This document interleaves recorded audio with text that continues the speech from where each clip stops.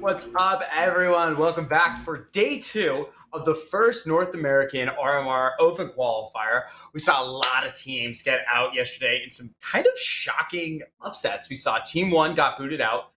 We saw Mythic go out early.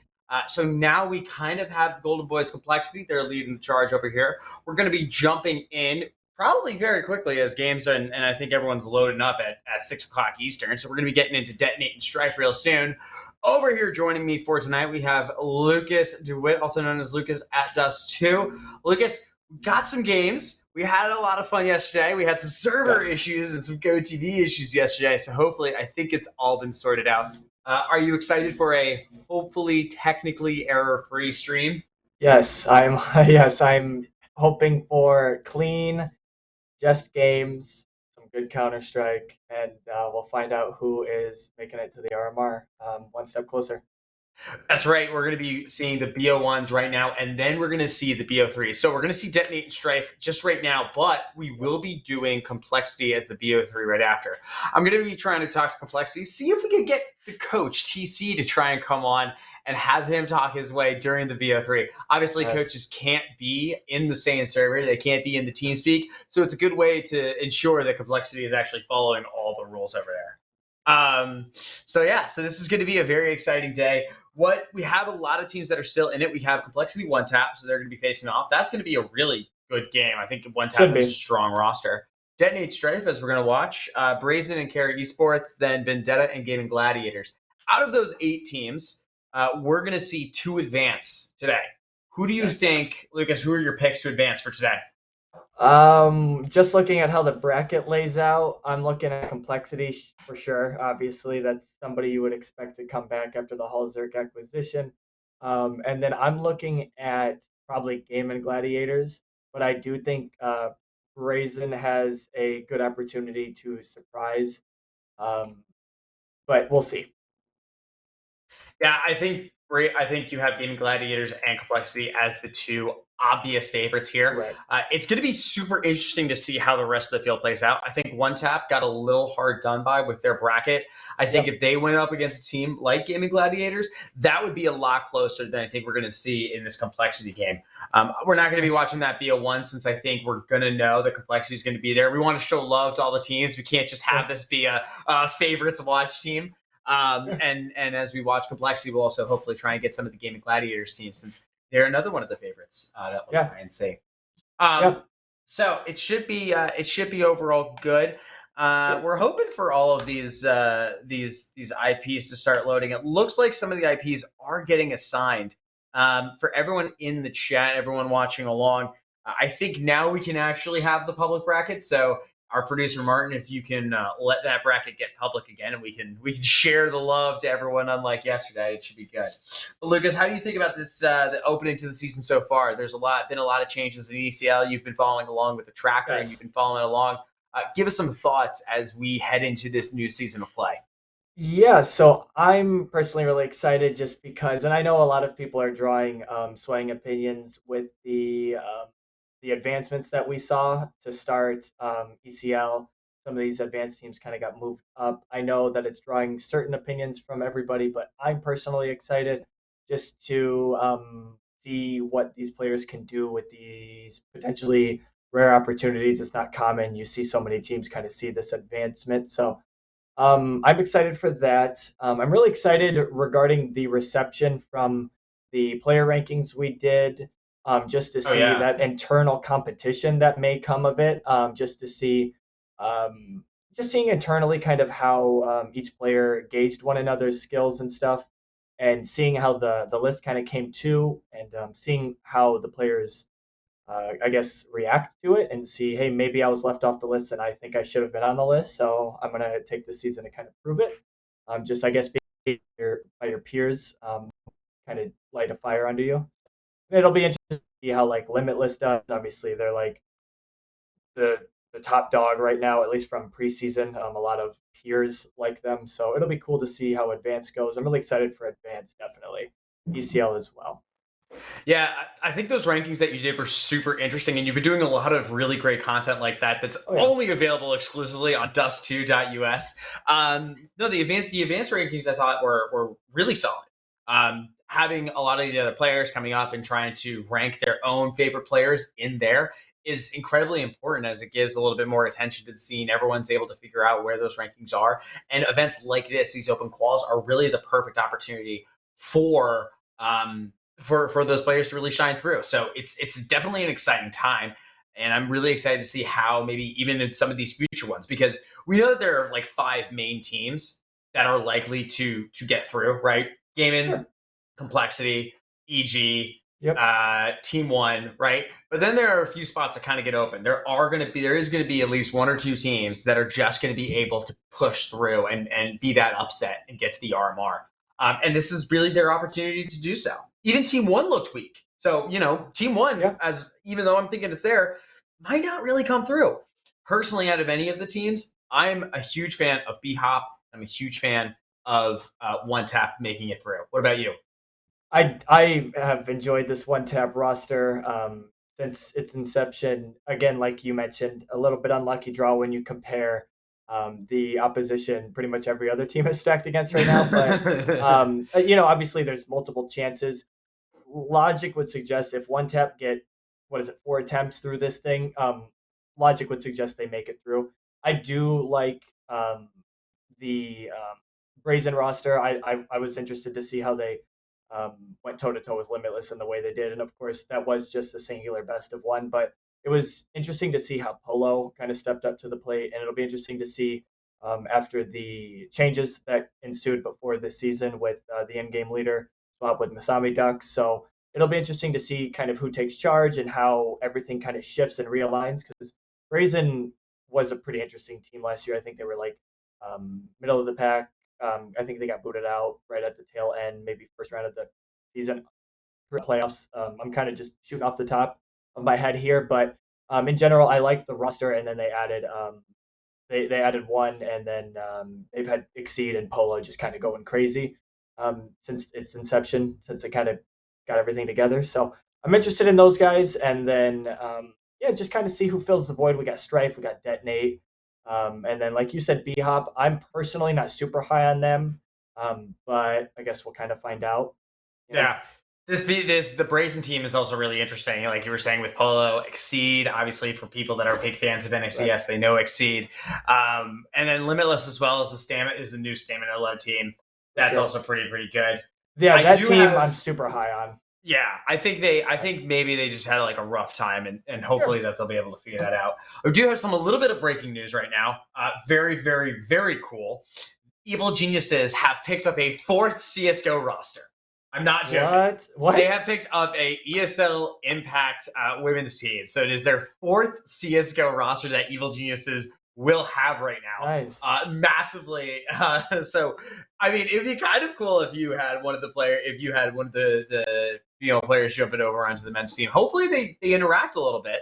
I think that would be kind of cool. But overall, yeah, we always love to support women's CS Hmm. over here at Dust too. Big fans of women's CS, and so Yeah. extremely cool that we're going to see this. Article is coming up soon onto Wow. dust2.us for the full coverage. But I thought, why else? Why not? It's a pretty incredible breaking thing. Also, Yeah, that's stellar. Good for them. the CS:GO official account just tweeted out, "Happy birthday Counter Strike! Happy birthday, we Counter Strike! For shipping the 10th birthday sticker capsule and adding Anubis, Tuscan, Breach, and 2 new Wingman maps are going to be coming up there. And for this week only, players who rank up their profile will receive a limited time in-game item. So Wow. hopefully they're not breaking. Hopefully it's not an update that will break Counter Strike.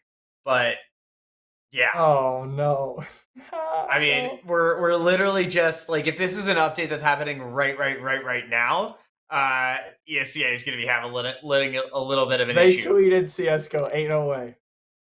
So, Oh no, this could be a disaster. oh, here's a cool number at the bottom. Martin, Yeah. if you can highlight it there. 10 years, it's a big number, yet CSGO is stronger than ever. Over the past 12 months, we've seen more players than ever before, averaging over 20 million monthly unique players. Wow. Record viewership for majors, 2.7 million concurrent viewers, and massive community support with over 70 million raised for professional organizations, teams, and players. 70 million has been raised. Yeah. That's crazy. We love that. We love to see that. Look at that. That is actually so amazing. So a lot of good things. All right. I also, and I know that I've been looking over at my screens a lot. I'm probably annoying the hell out of chat and Lucas. I'm making it seem like I'm not a huge fan of yours, but No, I you're was just totally fine. There's a confirming. lot going on. We got a lot going on. A lot. I literally sold a couch for my old apartment, so I got back. Yeah. My phone was dead. I'm doing a lot. We got TC. He's going to be coming on for the BO3. Cool. So that's going to be a ton of fun there. That will be. So yeah, so perfect.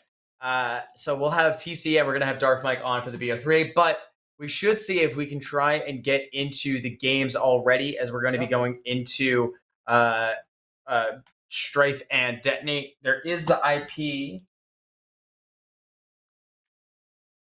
So it looks like we're hoping that there might be an update that's getting pushed. We're loading into the server right now. Martin's trying to do his best. Everyone always, as always, give it up for producer Martin. So big. We're always big fans of producer Martin there. But we shall see what happens. It could load in. We could not. Martin's trying to figure it out. In the meantime, we should try and go through some of the fun stuff that we released today over here on the Dust2 US website. So Zevian Skulls, it was announced yesterday just before we were doing the watch party. So our attentions were a little bit elsewhere when we were trying to do the article. But Zevian Skulls, very interesting. It looks like Payne has dropped $330,000 on this team. And I look at this, and I think we talked about it a little bit yesterday. But Lucas, you and I, we are traditional sports fiends. We know numbers. We understand. I feel like we have a different angle in understanding it. When I look at it, I just don't see how they are $330,000 worth more, plus all the remaining salary on Nithon and Nekez. How they're that much more. Right? Like, how can we quantify the $330,000 in this aspect? Like, is it going to be worth so much more that we're going to that's going to be a major contributing factor here? Well, first off, what I am always appreciative of, going back like traditional American sports fans, I can appreciate them actually just releasing the numbers. Like, that's got me excited. Well, Dust2 technically released. Right. Did they? Yeah. Well, yeah, it was reported by dusttube.br, but in general, the number is to light, which is nice. And we talked about when Shello moved over, we got wind of that number as well. So I really enjoy the shift that we're seeing. Maybe hopefully it's like more commonplace. Yeah. It's interesting to see that it's happening like in the BR scene. I don't know if that's like a cultural thing over there. I'm not terribly familiar, but yeah, as you mentioned, what I find issue with like when we do see these numbers is how do we get that money back? And like if we're not talking purely from like prize pool, which like I don't really gab over anyway. I don't fawn over like $1 million prize pool, 500,000 prize pool, because like I'm not totally blind to the notion that like the players are getting exactly that amount of money. Like they're not just getting all of that directly in their pockets and that's that. Like, hey, good job, you win 500 grand across 6 people, 5 plus the coach type thing. So how they're going to make this money back for Payne and also like align their pockets in a meaningful way, because obviously like if the contracts are bad and things kind of fall behind, the players typically are the ones who eat it first as opposed to the org. So how this will come to while they have two other players on the bench, I don't know. I still struggle with like figuring that out. And then we just talked about EG, like how are you supposed to turn a profit on 4 rosters? I don't know. But I guess that's why I'm on this side, I guess. I'm optimistic about Payne being able to. It's just like I don't understand the logic string. I don't know how you can tangibly find your way to it, just because like at least from my side of the fence, like Zevi and Skulls aren't guys that are gonna like sell a bunch of jerseys and stuff like that, you know. So I don't know. As we know in esports, the actual merchandising sales are very little. Super they don't low, make a ton. Right? They don't make any money off of it. Right. The other problems that we have from there is when we're talking about prize pool as well. Organizations take a very small cut of it. Most of it's going to the players themselves. Right. So right now, I'm looking to try and recoup the funds. What are you looking? But is it enough? Right. And I think the big thing that you have to look at is it's going to be sponsorship dollars. That's Yep. really how all these organizations are making their money. And is there enough sponsorship dollars that and are you going to get enough attention? Because does this move push you into that Furia level? Are you Yeah. now going to become one of the biggest teams in Brazil? Well, you've got to beat out 0-0 Nation, which has Cold Zero and Taco and took that And they goal. like catapulted up there. Right.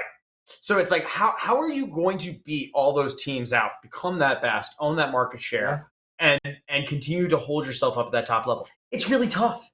I don't know if they will be able to do it, and I don't know if this was a smart, fiscally responsible move. Fiscally responsible, right? Like, let's say it pans out in the server, like they do see an increase in progress, let's say, but then you have to consider, they did relegate, and so they are taking a step behind, at least in that regard. What comes out of it, I'm not quite sure. Me personally, of course, you could fill me in if you know the finer details of that, but yeah, I don't know. It's just interesting, especially because again, Brazil is pretty crowded. There's a lot of teams that are not only above pain, but also in like kind of the same boat as pain that are trying to like get out of that boat and become like certifiably tier one. We talked about team one. We've seen instances of like 9Z coming up and having their little moments. Leviathan, Isurus. I Right. mean, there's so many teams that like are outside of like the big four of like MIBR. Um, I, I don't even want to get because I'm gonna miss one actually, so I don't even want to like start naming teams. But like, yeah, you know what I'm kind of getting at. There's like these tiers where you have like the definitive tier one, and there's a very crowded tier two and tier three land space in Right. Brazil.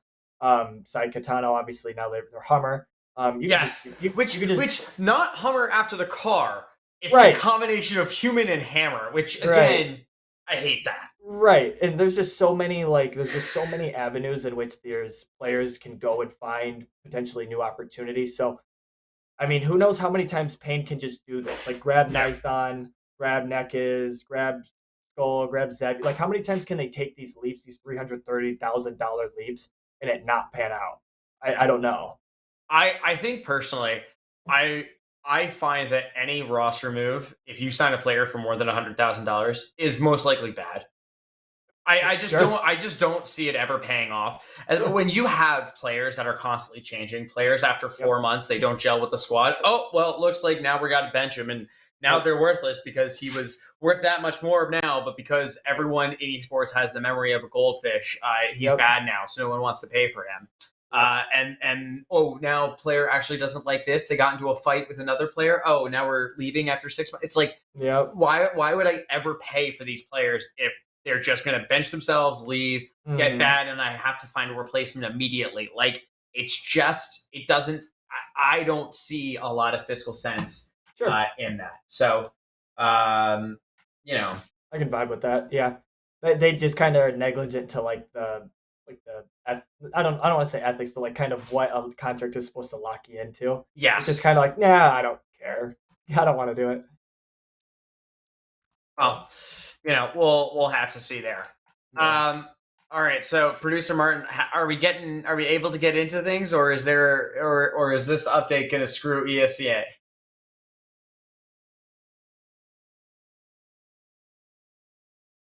All right, so we haven't done vetoes yet. We're still waiting on some things here. We'll have to. We'll be waiting for stuff. I also finally am loading up the Dust 2 Twitch chat here. So hello everyone. I can actually read what's going on in there and see you annoying people. So we're gonna see if we can get the vetoes underway at some point. Obviously, we're gonna be checking HLTV for all of that information. HLTV, all the good people who help support Dust 2 and all of it. All right, They Stripe do in fact do Detonate. that. All right, we still don't have any of that. Looks like most of the crowd on the HLTV page have said they want this. Oh, it looks like it's been pushed back to 6:30. Cool. So it looks everything. Yeah, I'm now on the HLTV things. It looks like everything is scheduled to start at 6:30 now. So we're gonna be seeing that. CS hates us. Today's game is going to be, as we've said before, it's going to be Detonate and Strife because I think that's going to be one of the more interesting ones. And then we are going to go hit up Complexity right after. And should Complexity go through, they should. We Sure. will be going to see and watch them and have the coach joining us on there. So yeah, look at that. It's going to be a good night. Hopefully, it's not as long as it was yesterday. Yesterday was a long day. Lucas, were Oh. you trying to watch? Were you watching the stream? Yeah, I was. I was intermittently like checking in between errands and stuff, and it was just it's like 30 minutes in, they're still not in a server. 30 minutes later, they're still not in a server. Like I'm eating dinner, you're still not in a server. It was just like I'm getting like everything done, and like they're just not even getting the first matches done. I just can't imagine how um, like initially, it probably starts out nerve wracking, but man, after like a while, just trying to be a player and just get in there and get it done. Like it starts out initially probably a little nerve wracking and then annoying. You're just like, man, I'm trying to. You're so mentally prepared and probably drains you just getting stuck there waiting.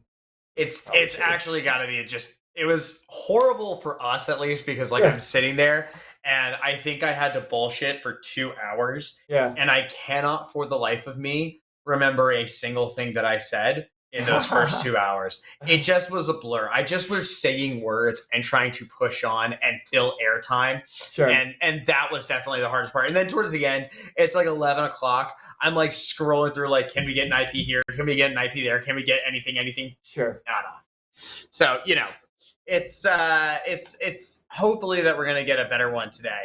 Sure. Well, yeah. So there we go. What are some other? We can talk about some span. One of the South America stuff. They Yeah. had to. They had their matches were so horrible over there. They had to postpone everything, and they were Really? only they couldn't even get to like I think the fourth round. They had to do a fourth round, fifth round. Then they also have to do the round of 16, and they're Wow. doing the BO3s tonight.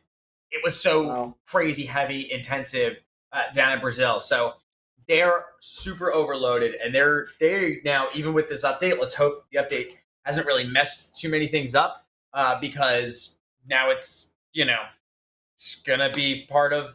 It's gonna make everything a little bit messier over there. Right. Grass ain't always greener. It's what happens. Yeah. I do want to dive into the CS:GO update just a hot second. Oh, we gotta. So let's see. I'm trying to see anything from the actual update. It looks like it says that Tuscan is added into every single game mode. Yeah. Is that correct? Does that mean that they're not? But it's everything. That means the competitive map pool, but it's not. Sure. It's not the competitive map pool, No, right? no, no. They Just would they would clarifying here. they would explicitly state that because you're talking the active duty mode. Okay. That's what Right. you're talking about, right? Yeah. So being in the competitive map pool is completely separate from the active duty, All right. All and right. that's what obviously professional CS operates on. Right. They would have to remove one, which obviously everybody can debate which one that will be, but um, if it were to happen, I don't even know. I'd have to ask Adam for that. Yeah. We'll Ask have to Pythro. see. We'll have to ask Mr. Pythor to see what's going on there. He was on the stream last night. We were trying to just shoot the shit as his team, Mythic Reporn, actually went further than the real Mythic. I think the other indication that this NI qualifier was a little scuffed was that Mythic Report was somehow ranked 17th, Sure, whereas Infinity Esports was ranked like 55th. sure. Not the most shining moment, I would say, No, for certainly not. ESA's ranking system here. But they showed up good. We watched they had one of their things was actually a watchable IP, so it was one of the only games that we could watch. Man, you guys were struggling We were yesterday. That struggling, dude. sucks. I was looking at South America. I was looking everywhere. I was asking chat if they could help me out. It was a rough time. Let me I mean, just like say halfway that. through the night, I'm like, I saw how the delays were going. I'm like, there's 0% chance Ryan hits me up. Like, there's no way. Like, it seemed like you were so backlogged with just everything going on. It was backlogged with that. I was back like I had 20 people all of a sudden come out of the woodwork and they're like, "Yo, can I come on the show tonight?" And I was Dude, like, you're "You popular, needed to ask me this like a week ago. Like, right? I'm trying to like with Team Liquid. I had done this like a month ago where I Yeah, was like, "Hey guys, I want to do some content." We're yeah, like, "Yeah, we'll figure out if we can do it in this first one." And now it's looking it's gonna be like the second and third ones, and we're gonna yeah. just figure out some things. But like, yeah, it's a whole. It's been a whole adventure. I Hmm. would say is how it's gone. Yeah.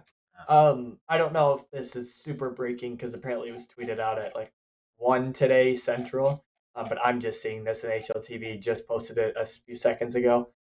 Forrest is a free agent for the first time in CS:GO. well, that makes So, sense. I mean, so they were all benched out yeah, of it's just nice to see Dignitas, him and finally get out there. We'll I see how it mean, goes. I don't want to say anything more Sure. about players or teams because apparently Yeah. I get yelled at for all of People my just look for a reason opinions. to dogpile you, Ryan. But I will just say that Forrest is 34 years old. Sure. He's had an excellent career in Counter Sure. Strike. I think it's a little past his time. Yeah, I don't. I think he'd be fine on a tier 2 roster, but I don't Yeah. think that he has the same zoomer. Like he No. was playing professionally like when friggin' Muncie wasn't even born yet. Right. So like, and Munsie's now one of the best. Like I get it. It's just a little tough here.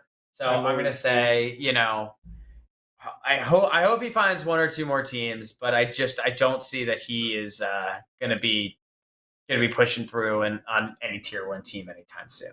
No, I, Um, I, I think you're probably pretty fair with that no assessment. insult to him and his career. He's obviously like he was one of No. the best players of the entire CS:GO era. Like the entire NIP team was at that one point.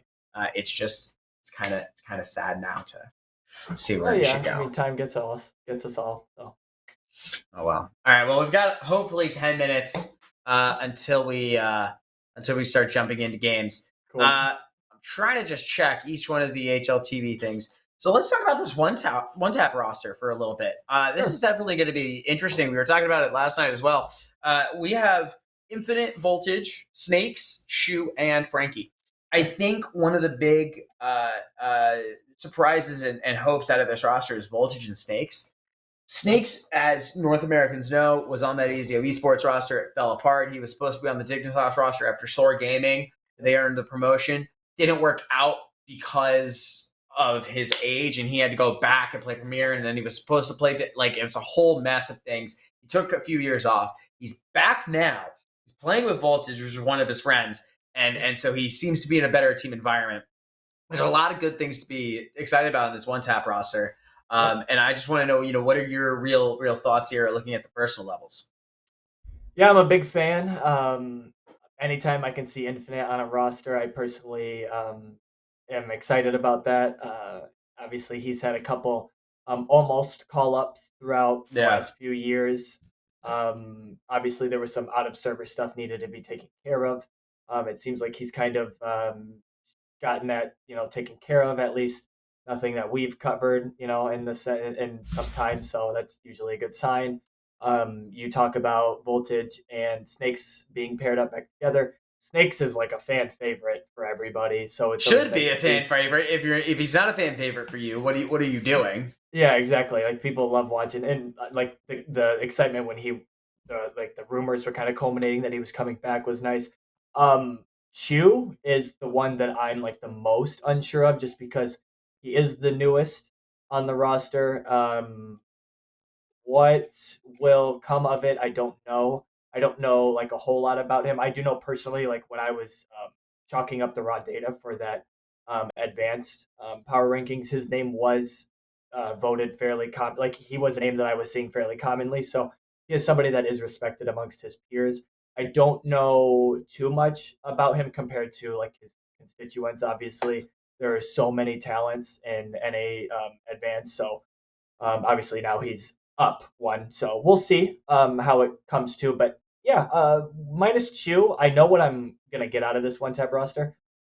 I think it will just come with time. I think they're four super talented players, and then we'll see what happens with the fifth, and we'll go from there. It does seem like they have some kind of organizational stability with um, the relationship one tap and Frankie have, because like he's been the consistent throughout each iteration. So yeah, I like Voltage coming back. So he seems like a nice kid, and I personally think he's pretty talented. So I think that Voltage is definitely one of the better players that North America's had. I think he also took that little bit of a break, and he's back as well. So it's good to see. I think those three together. yeah, They obviously have a ton of experience that are able to really propel this team forward. It's just a matter of you know, what are they going to be able to do here? I think if they're Yeah, able to get something like 13 rounds sure, against complexity, that's a great showing, and we definitely sure, can carry that over into the next games, the next rounds,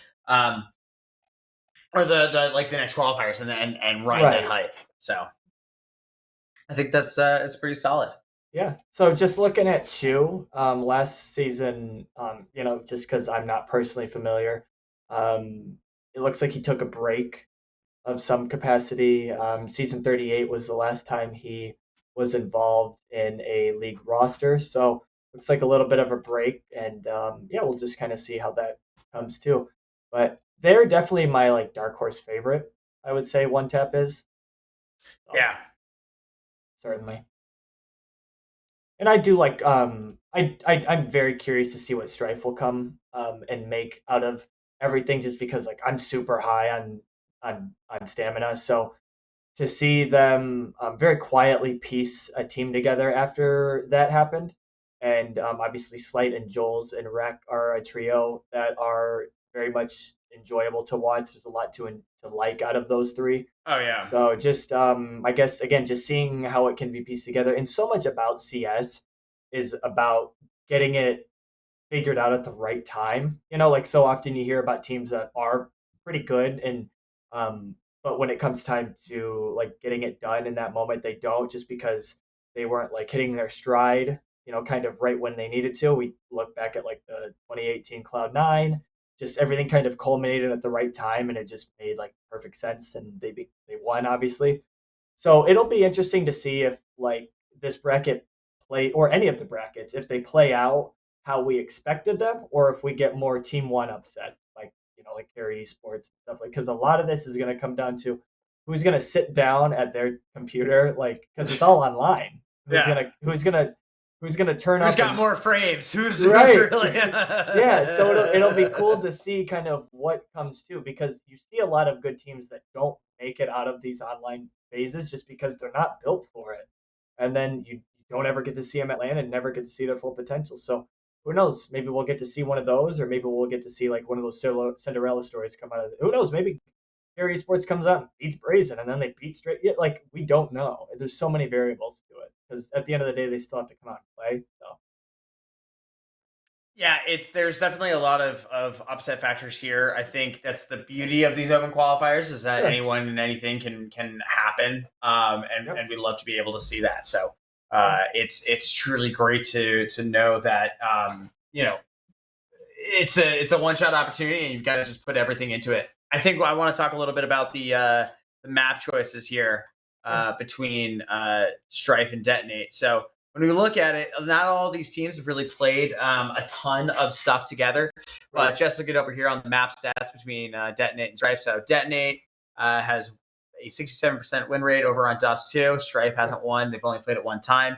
Mirage on the head to head looks like Strife's going to be better at the 80% compared to Detonate's 50 over six maps, and Strife is 80% on five maps. Inferno, Detonate has played it. Strife 60% over five maps. Strife has 100% on Nuke, and Detonate is zero over two maps. And then on Overpass, Strife has 0% over five maps, and Detonate has a 67% win rate over three maps. So sure, a little bit of inconsistencies here. sure. Yeah, I'm curious to see about the veto. Looks like Vertigo and Ancient are going to be maps that they seem to play there. I'm thinking that it might be whittled down to a Mirage there. Both seem to have some level of comfortability on there. I wouldn't be Uh, surprised if you see a good amount of Mirage through these qualifiers, especially we've for seen a these. lot of Nuke. We saw a lot of Nuke last night, Really which I thought, yeah, interesting. I thought was really really interesting.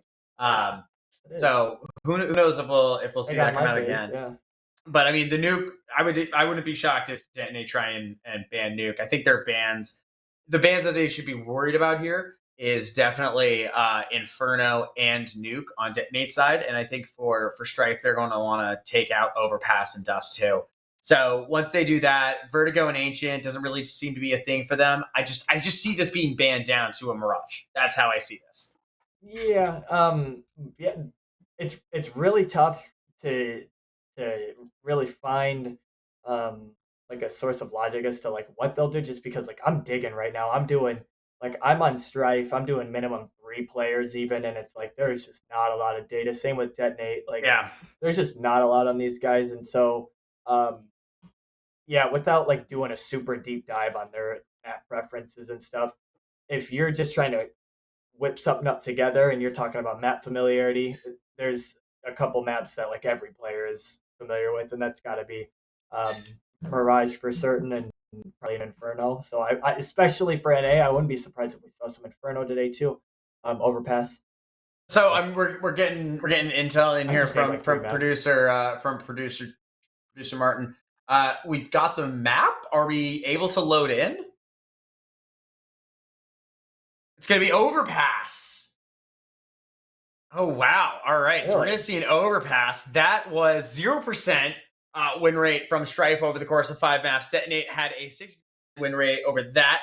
Yes. A little bit interesting here. Maybe Strife thinks that with unclear how far back the data goes on this, but there is the potential that maybe with the additions of Dirty Montana and everything else that's going on, this could be a map that they want to play. I'm when HLTV comes out with the bands, I'm curious to see what happened there.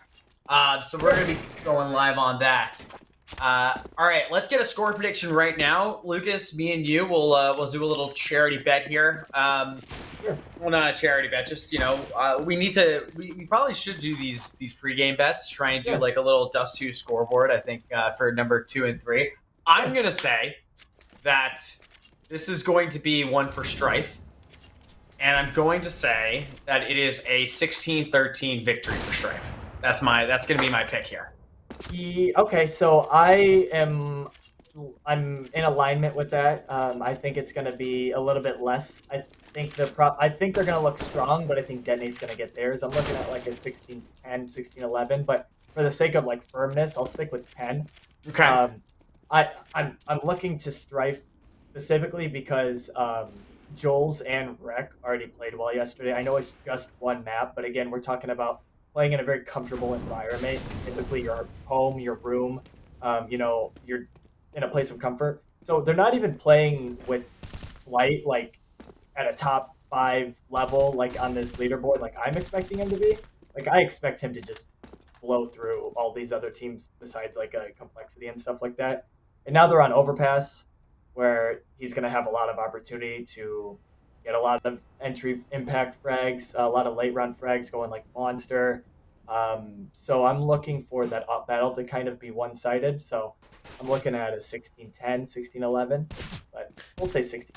All right, a 16-10, 16. Let's say I think Slight's going to be crazy. I think Slight like, needs to go off, and I think you're right. I think he's the guy you're going to look for here to be like the number 1 impact player today. I think this entire thing kind of rides on him, right? Yep. If we're gonna have like the best game ever out of him, it's going to be because he fucking pops off today. Yep. And that's where we're gonna see it. I'm curious to see if I can ever navigate HLTV stats and ever figure out what his stats are specifically on Overpass here. I'm the worst at trying to ever figure out it. Man, I feel like so many people are like commenting like in various social media platforms about like struggling with the HLTV stats stuff, but like I think it's so seamless and so I'm a moron, so smooth. I love it. I think it's amazing.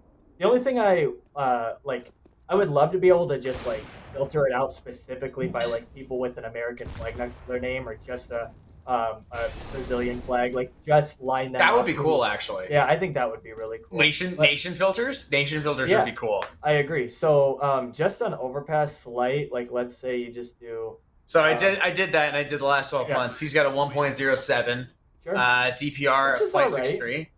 Yeah, he seems okay. His ADR is in the poor range, 72.2, and he has a 1.05 impact rate. But the one thing that's difficult to gauge when we're talking about advanced players, lower tier ECL players, the ones that aren't necessarily like getting deep into qualifiers and going to like LAN events or like during the COVID era, just like prominent online events, is what happens is when they finally get onto HLTV, they're playing a team that's like kind like a one tap to complexity situation where you hope they'll get 10, 11, 12, but you're not expecting them to win. So that star player has a bad game, and then you go to HLTV and you look at Slate, and he's got 44% maps won with 65% 1+ rating. But like that's because he's playing Kawana, Tyloo, like you know what I'm saying? Like you're not seeing the stats in here where he's playing his peers because he's in advanced for a large chunk of his career. You know what I'm saying? So it doesn't necessarily like properly size up what he's worth, I guess. So that's kind of the unfortunate thing about HLTV stats. But these are the games we play. So yeah, I don't know if he's probably a 1.07, whatever that constitutes him at being, but I'd imagine he'll probably perform. I'd expect him to be a top 1, 2, or 3 performer at this match. Yeah, hopefully. I mean, I think that's definitely got to be the case here because if he doesn't do it, then we're not going to be able to see it. See Strafe moving on. Sure.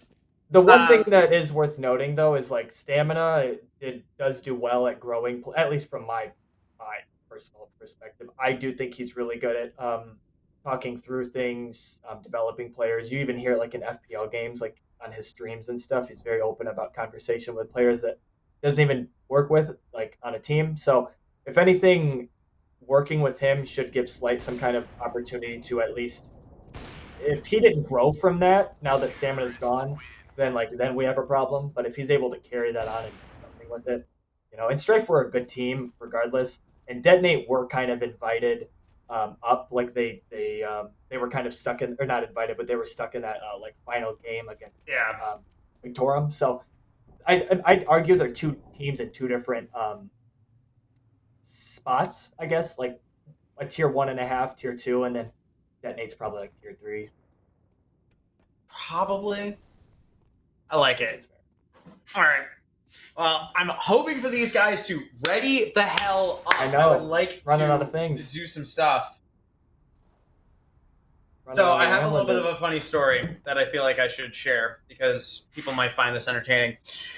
So my friend's birthday is coming up in 4 days, and I asked, and she's married to one of my other best friends from college. It was very funny. They kind of got together my last year. I know, it was impressive. Both of them were like two of my best friends separately, and then they got together, and so they're getting married next year. And I was asking him, I was like, hey man, what do I get Sarah for her birthday? It's coming up, what should I do? And he goes, as a joke, get her a bike helmet because a year ago her bike got stolen out of Philly. And so she used to ride a lot. She did. I completely forget that the bike is gone. Completely forget that part of the story. So I think it's a serious thing. So I go ahead and it's perfect. And I get the bike helmet. I get it all done. And I go ahead and I send it out, right? Okay. Gets there early. And I text my buddy and I'm like, hey, I got this really nice, like $125 bike helmet. Like, I'm really excited. Like, I hope $125 on a bike helmet? No. With me and my best friends, like we have like $100 like limit on like what we do. Like we like now like these people have been in my life for like a long time, so it's like we go up for it. Sure. But it's always mutual. We always get the back. So I do that, and I was like super pumped about it too. I like got the right color. I like read online reviews. I like did everything right, and I got it through REI, which has a great like program. I'm like part of their like outdoors program because I do stuff. But the problem is when you book through REI, you can't cancel the order once it's been placed. So you have a bike helmet. So no, because I didn't ship it to myself. Okay. I shipped it to them, and I couldn't take the order back once it was ordered. Right. So I messaged him, and I was like, it was like the day before we were supposed to get there, and I was like, hey man, super excited, got the helmet, this is the link, get it in. And he goes, dude, that was a joke. I was like, no. Why would you joke about that? You didn't follow up with a serious answer. And so he gets there, and he can't get the package quick enough to hide it.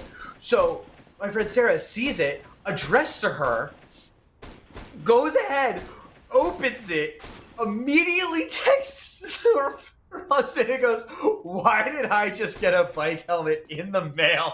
And he has to explain the whole story, even the part of where it was like he messed up because he told me it was a joke. Right. And his argument to her was, oh no, he should have known because obviously. And she was like, no, you fucking moron. You can't just tell people these things and then for them to take it seriously. So they had to go return it today, which they just did. But I will forever now never listen to him again on gift advice. And her birthday is coming up in like 4 days. I still have to actually get her something. And I'm just like, can't I'm not trusting him. I have no idea who I should talk to, and that's my current dilemma. Man, I don't even know. How does that conversation go? Like, hey, buy her a helmet, okay? And then that was like, That was literally the conversation. That was the whole conversation. I don't feel like I did anything wrong. I listened. right. I listened to people. It was tough. That Well, was a brutal one. that sounds like it's his fault. All right, so it looks like we have the vetoes coming up on HLTV, trying to get back into the game here. Get it hit a little refresh. So, detonate, remove Mirage. Complexity and one Interestingly, tap are going. so complexity and what's up? That game's already off. Yeah, everything's off. The only one that's not off is the one we're watching. Oh, that is That's that not is even tough. a joke. And that looks like that one's gonna be quickly done. That they've jumped out to a 6-1 lead. Yeah, So yeah, they're crushing. And So same we'll- with Vendetta Gaming. but it's wait, is Vendetta ahead of Gaming? No, other way. Oh. 5-2. Well, it's 5-3. 5-3 I'm seeing on ESC. Oh, is Anyways, it? Okay, I'm a little here are the behind then. pick bands real quick for the Detonate Strife game. So we see so we are seeing that Detonate removed Mirage, which a little bit of an interesting pick. I wouldn't have thought that they would do that. I guess maybe they were concerned about that. Then they removed Nuke, which that one makes sense since Strife had a 100% win rate. Strife removed Ancient, predictable. They removed Dust 2, also predictables. And then they also removed Vertigo. So you then have Detonate choosing between Inferno and Overpass, Yep. which kind of makes sense. Detonate at 67% on Overpass, Strife at 0%. Yep. I don't know why Strife would go ahead and do the decisions on the Vertigo Ancient. I think that they should have just forced it onto Just bluff them. them to see for Detonate. They should have. I think they should have gone and banned Overpass. I think that was a critical mistake they made. They could have forced by banning. Yeah, I don't know why. I don't know why you do that. Ancient Dust 2 and Vertigo. That's right. That was Strife. Yes, you ban Dust 2. I get the ban on Dust 2, and I get the Vertigo and Ancient, but you're just looking at your own selves. You're not looking at your opponent. You know that your opponent. I mean, I guess the gamble here, right, is that they're like also not going to be good on Vertigo and Ancient. We don't know what's going on in scrims. We don't know what practice is. But I mean, what's your take on this? I think that was a bad ban by Strife. I think that they should have floated Vertigo and Ancient, and they should have at least banned Overpass, which they know they're not good on. Yeah. Who knows? Maybe Strife internally at a backpack session just sat down and they pivoted another way. Like, who knows? I'm not sure where they are mentally as far as how they want to go about the approach on Overpass. But I mean, personally, I'm not really surprised to see that we have Inferno, Overpass, Overpass. These are comfort picks for North American Counter Strike players. Um, those two and Mirage were the three. I know there's only 7 maps, but I would have been really shocked to see a single Ancient game, and I would be really shocked to see if anybody wants to take a leap and be the bold people to leave Vertigo out there, just because I've highlighted this before time and time again on Twitter and articles, especially like when I've documented like when we documented the Cloud9 slump to end the season, and then Complexity, obviously they had like a tenured slump. The one thing that you saw like consistently with those two teams, they were picking Vertigo and just getting like just abused. Same with Furia, like they were picking Vertigo and just getting beat. Like it's really easy to think you're comfortable on Vertigo, but then it ends up being a punish pick just because the meta is just so refined and things like that, and a lot of it just can kind of come down to who's hot.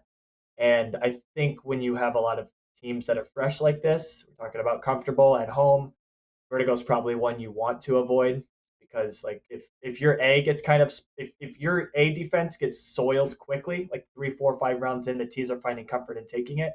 a really hard battle to take back and to conquer. So not really surprised to see Inferno overpass. That's just me. Yeah, I mean it'll hopefully be a good game. I'm assuming that producer Martin here is going ahead and Yeah. he's checking in, making sure that it's all there. We're still waiting for Masemi Duck to join the server. He's Obviously, playing. yeah, Masemi Oh, Duck okay. is on the Detonate team. Okay. Looks like we're missing someone, so we're waiting for people to ready up. Currently, that's the only Yeah. issue there. All Producer right. Martin is crushing it. Oh, Sorry. I didn't realize he was on. Man, I totally missed that. Can't believe you would. Brazen is currently up 4-1. Complexity is up 6-1. Vendetta Gaming Gladiators, for some reason, it's alive, but the score is not coming through.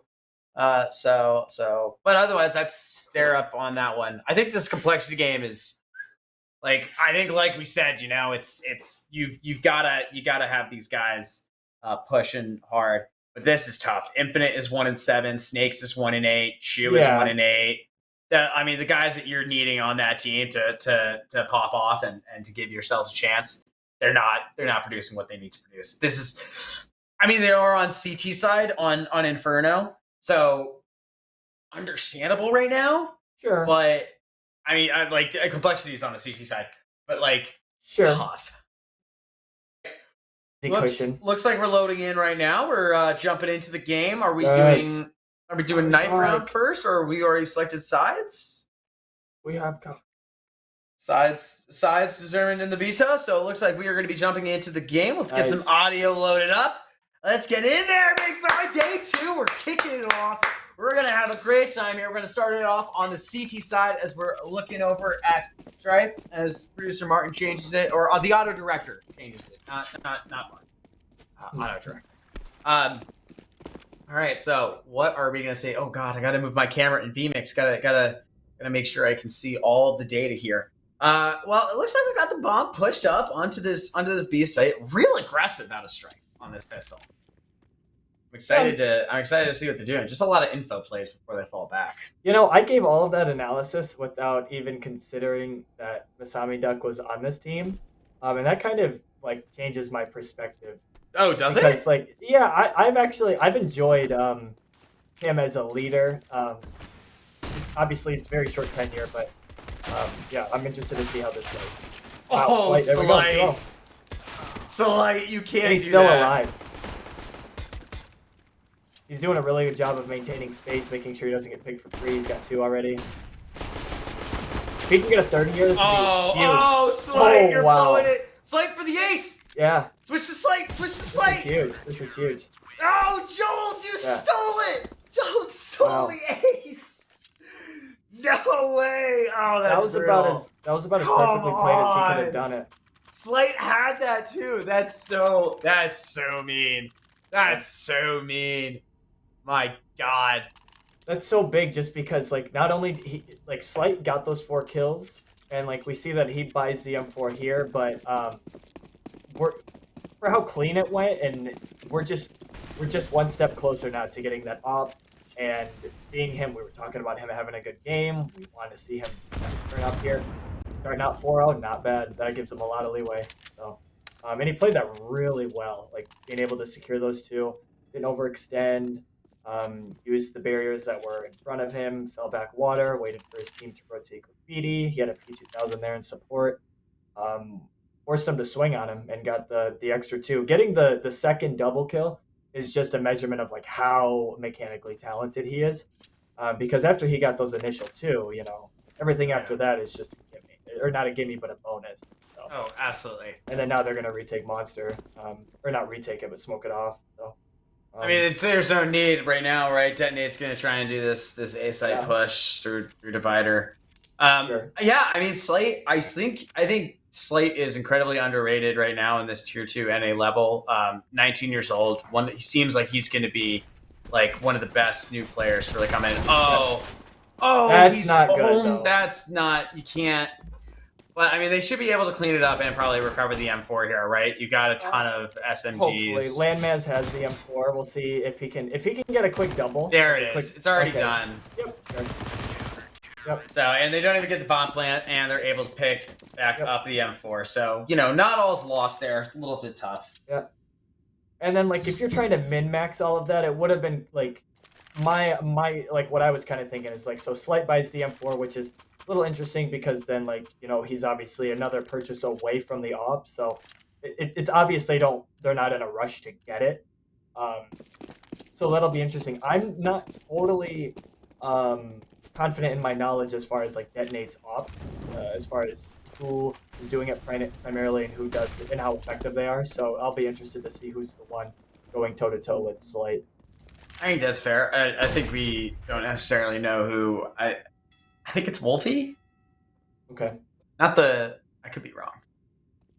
Unfortunately, I've been bogged down. I haven't been able to watch as much advanced and ECL as I've. There's I've been a lot wanted of to. shifts the last 2 weeks as well. So Yes, so many of them. I think we still have. I think there are some deadline day shifts as well that we need to probably cover. But we've been bogged down and busy, and it's been a tough season. And once I turn this into a job, I was like, hey, it's been 8 hours. I worked from 9 to 6, and then NAECL is like on that night, and it's like, oh god, I want to have a life. I need to watch something else other than what I'm doing. Oh, Joel's tries to get a little bit too aggressive over there, and gets a little bit much.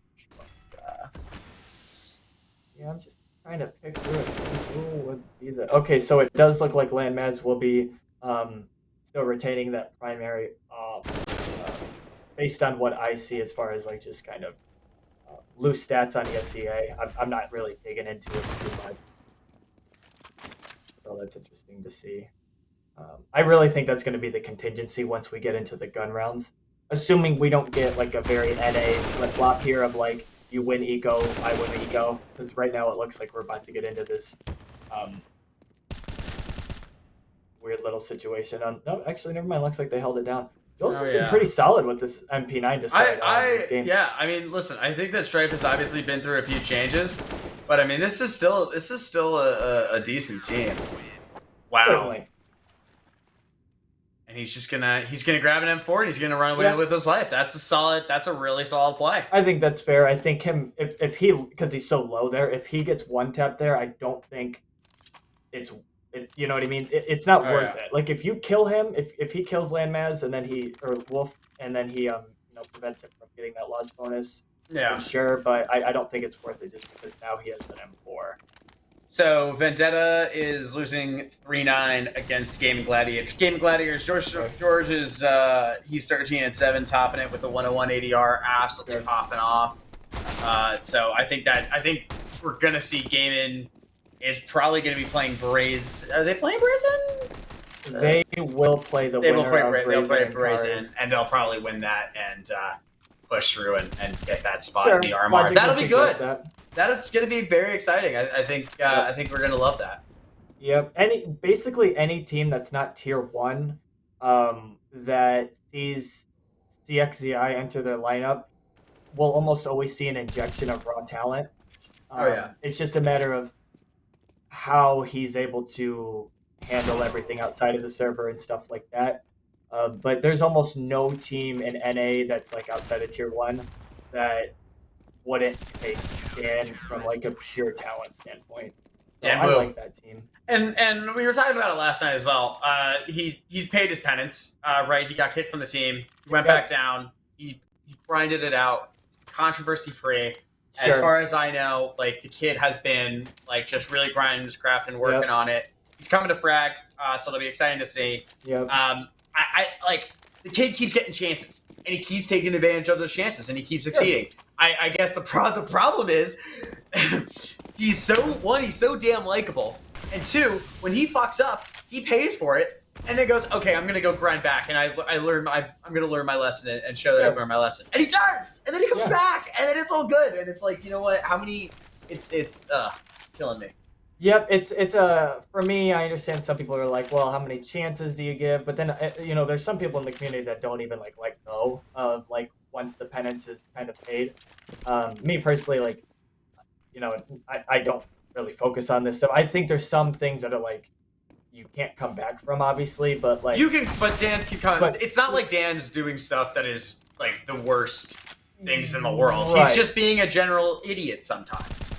Yeah, And he's being a who kid. amongst us is not a general idiot sometimes? He's just being a kid, and I'd like to hope that he'll, but I have no horse in this race. If he doesn't, then whatever. But he's a really good talent, so it would be cool to see him figure it out. Oh yeah, we'd love to see him figure it I out. remember honestly, I remember being at IEM Chicago 2018. This was the one before I covered. I covered 19, so 18.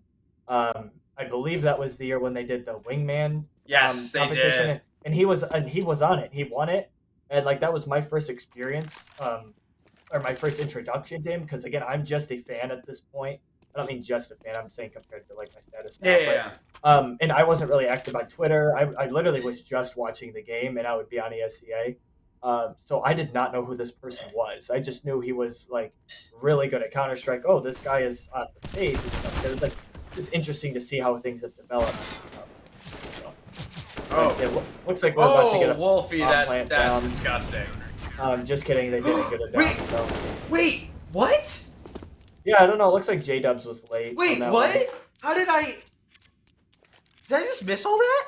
How the fuck did that just happen? I personally didn't. I didn't know if we were supposed to be like if you wanted to commentate it, but No, but I just completely missed that they were out of time and oh my god, sure. that is it, twice now that they've run out of time. They had oh my god. they just had some pretty sound mid to late round utility usage, and again their positioning has been really strong. Like after they're getting these initial kills, they're doing really good about just tucking in and waiting for that supporting help to come in. They're filling the gaps really well. Is kind of what I'm saying. And we see Slide on the op now. He's 7-4. He's obviously starting out 4-0 with a 3-4 follow up. Not anything super crazy, but we're about to get him on the big green, and it looks like we're about to get some opportunity here. He's number 4. I don't know what his spawn is, but looks like his middle is just normal. Oh, he's actually back further.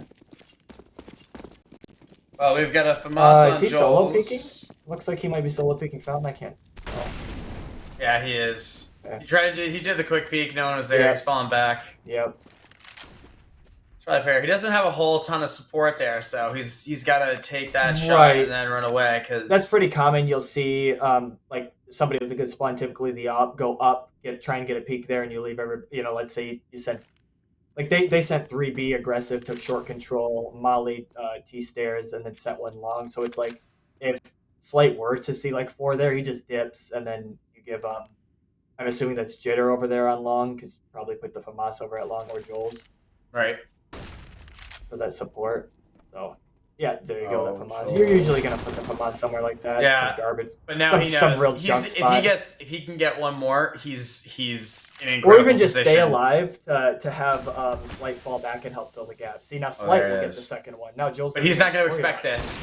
Exactly. Oh, just walked right into it. That's a great setup, and I think Slight was the one who dropped the smoke too, which was even because it gives the implication that Joel's is escaped. So. Right. But then if he can get a double, he's in a really good position to get 3. Wolf. Yeah.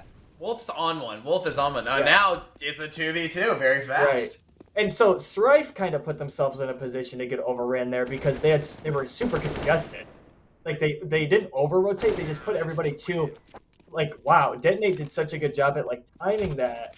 What a recovery by them as well. Yeah, exactly. And like what we said, like so Slight retakes that control long, but then Joel's like didn't go anywhere else. He like was just hip to hip with him. Like Slight didn't really need him. So after that shot goes off, you saw Wolf kind of creep into bathroom off of that. So and then whoever it was that fell back to Optimus was like totally in no man's land. So it's like they get the 2-man advantage and then they absolutely they threw it away. That's what they did right there. Yeah. So that's how it compounds. Overpass can really compound like that. So hopefully that doesn't happen often because that'll easily throw them into a financial funk.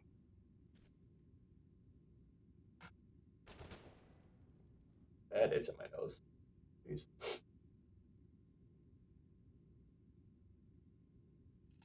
All right. Well, I'm going to take a quick little Quick little eco here. Okay, Uh, so chat says Eris left last minute, which we yeah, did know, he but did, which also was like he was fucking. calling. Yeah, he was. He was trying to do the agile. He was like on loan, and then he was like, "I never mind. I don't want to be on this team anymore." Which like weird move. Sorry, Sure. but like, come on, Eris. Yep. Like you can't like don't commit and then pull out like that fast. Are you telling me NACS players are being non-committal? Is that what you're trying to tell me, Ryan? God. Listen, I would like to assume that there is definitely something else that is caught like for the reason, and Sure. and there had to be. I want to be as logical as possible and say like that's the reason, but sure. I don't know. Fair assumption, and you know what? I applaud you for your optimism. I like to look for the best in my people. Absolutely. The optimism is what keeps us floating, man. Quick update here. Complexity won their CT side 11-4 on Inferno. Okay. So looking like that's going to be a quick one there. Sure. And then we're going to have Raisin is 7-5. And Gaming Gladiators is 11-4, and they're now headed onto their CT side on Inferno. So they won T side 11-4. So that's gonna be quickly wrapped up there. So we're just they got some hitters over there at Carry Esports, man. They're really pressing these guys. Beating Team 1, that was no slouch.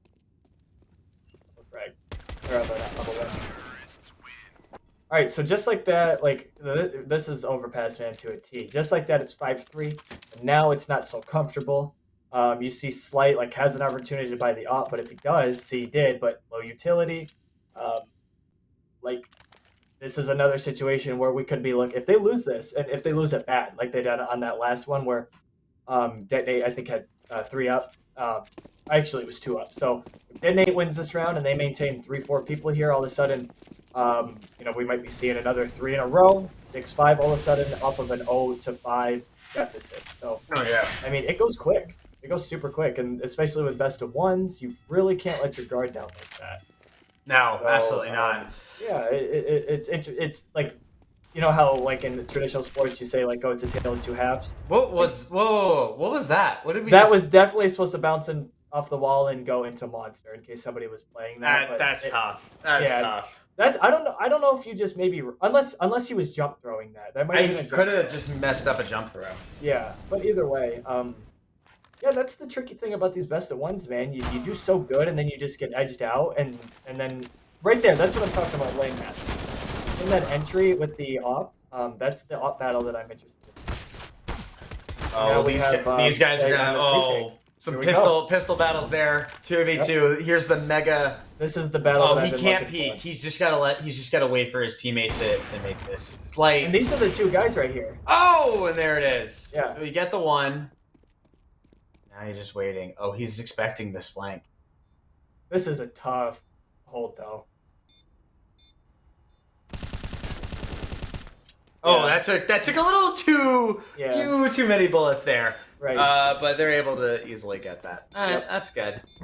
And they got that penetration off of textbook, late round, monster. Keep your op scope. Go in there. See if you can get a frag. Oh shit! Because that thin tunnel, it just allows you for so much see that? impact. Yeah, the cake thing. Love that. That's great. Yeah. They phenomenal. I feel like they do that every year, right? I can't remember. Or they did it the last time the chickens had the hats on their head. Listen, man, I forget a lot of things. Yeah, I mean, things happen so quickly in this space. It's like it's hard to keep up. That's why we refer to the internet. Love that. All right, well, another buy round for both teams. Yep. Strife are really going to need this buy round if they want to start to regain control. Yep. Well, they did win last gun round, which was nice to see. So they're 1-for-1 on gun rounds right now. If you consider like if we're just counting a gun round as everybody has a rifle, no MP9s on the field, no Mag 10s. This is the de facto second one, or third one. So right now it's 1-1. Great! Oh my God, he didn't.